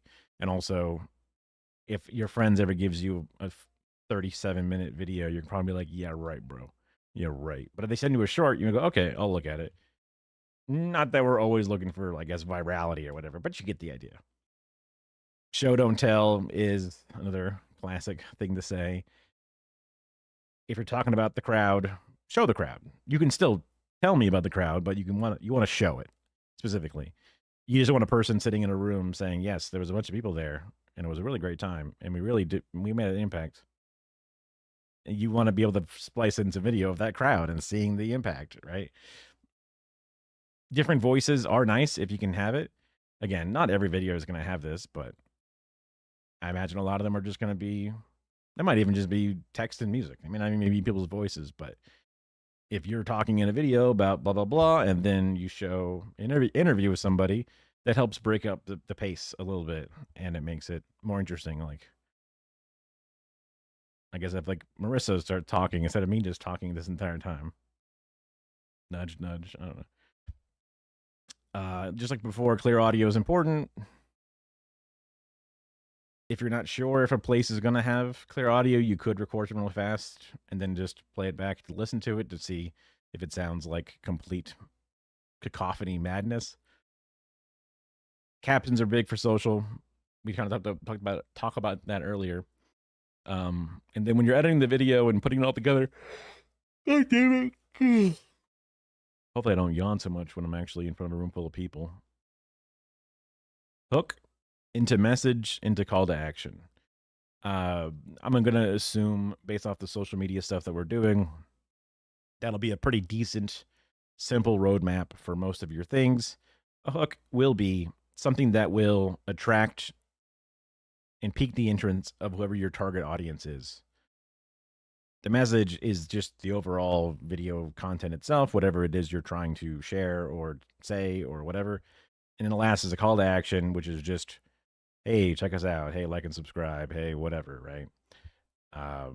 Tune in for more information from this working group at our website or, at the next meeting or whatever. I don't know. I guess theoretically you might not have a call to action other than just, it was a great time, letting people know about it. But generally speaking, it's a decent idea. Excuse me. To sort of like capitalize on the engagement that you had there before. Okay, so now it's 10:08. I think I said 43 when we started.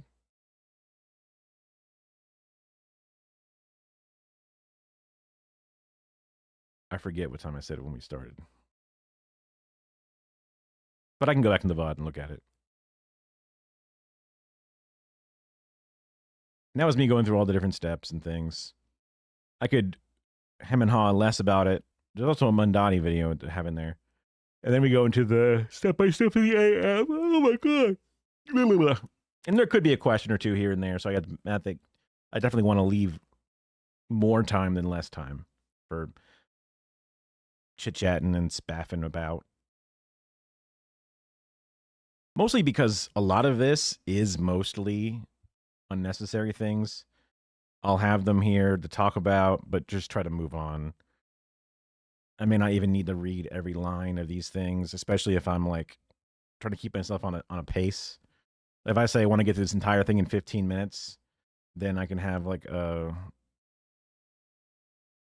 5-minute mark, or I can check when I get to, like when I get to the aspect ratios, I can check and see how long it's been.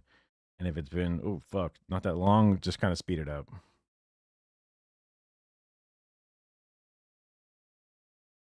Just want to get to here so I can show off my face.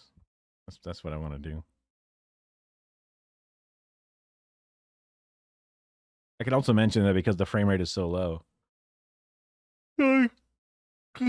slowed down so many frames per second that we were able to capture the flicker of the frequency of the electricity of the light bulbs overhead that your human eye doesn't notice because it looks like smooth light. It evens it out. But the camera can notice in between the flickers of brightness.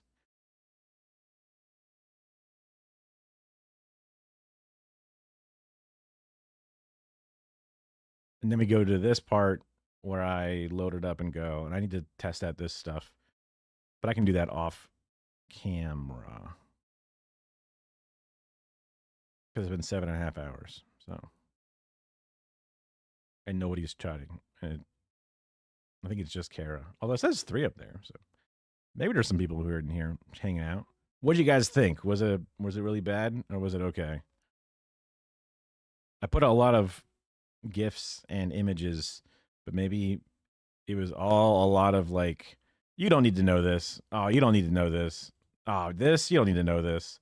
I felt like that was happening, but then I was just in the groove and I was just finding images. This one here, I didn't really get anything. I guess I can get, we know that B-roll or whatever image.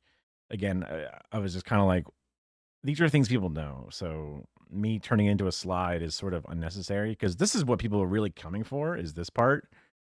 Getting the app and then going through the actual process with me and seeing how it works. So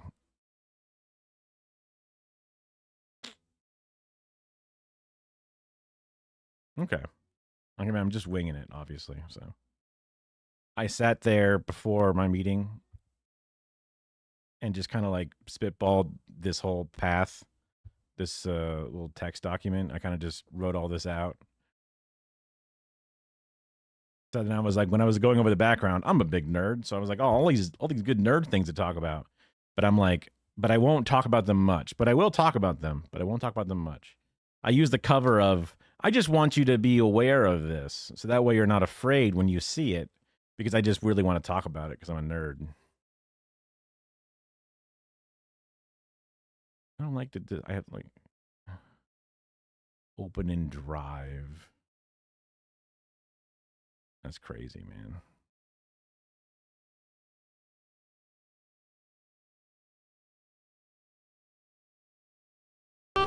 Listen, Valentine's Day is Also, it coming looks up. like ass. I've been thinking about us. I know you've been let down so many times. The whole working class has been let down. This time I want it to be different.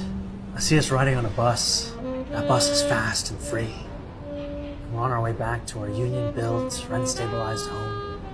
Maybe we're shopping for cheaper groceries at a city-owned supermarket.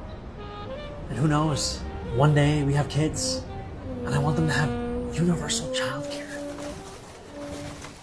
I know it's not yet Valentine's Day, but I can't wait any longer. Will you be my Democrat? In order to vote in the Sorry for watching it again. I was just thinking about how, like, I don't know that this really follows any of our pathways. It's telling a story, start to finish. It's showing different zones. There's a voiceover with some text on it, I guess. There's not much of a hook other than just seeing him walking with the stuff and a bit of the narrative going on. And then the words on the screen are kind of like, well, that's kind of odd to have in a love thing. The dude walking behind playing the music is kind of cute as just a joke. And then the actual punchline's about halfway in. The full-on message is there. And then the call to action, obviously, is you have to tell this date, do this thing, et cetera, et cetera. So I guess it does kind of follow along. But also, the lighting isn't perfect in any of these shots. It's just natural. That's not an issue. It's just not so bad that you can't see things and you're having trouble with it, right? I'm pretty sure this is filmed in 24 FPS because they shot it on a real camera and stuff. But you get the idea.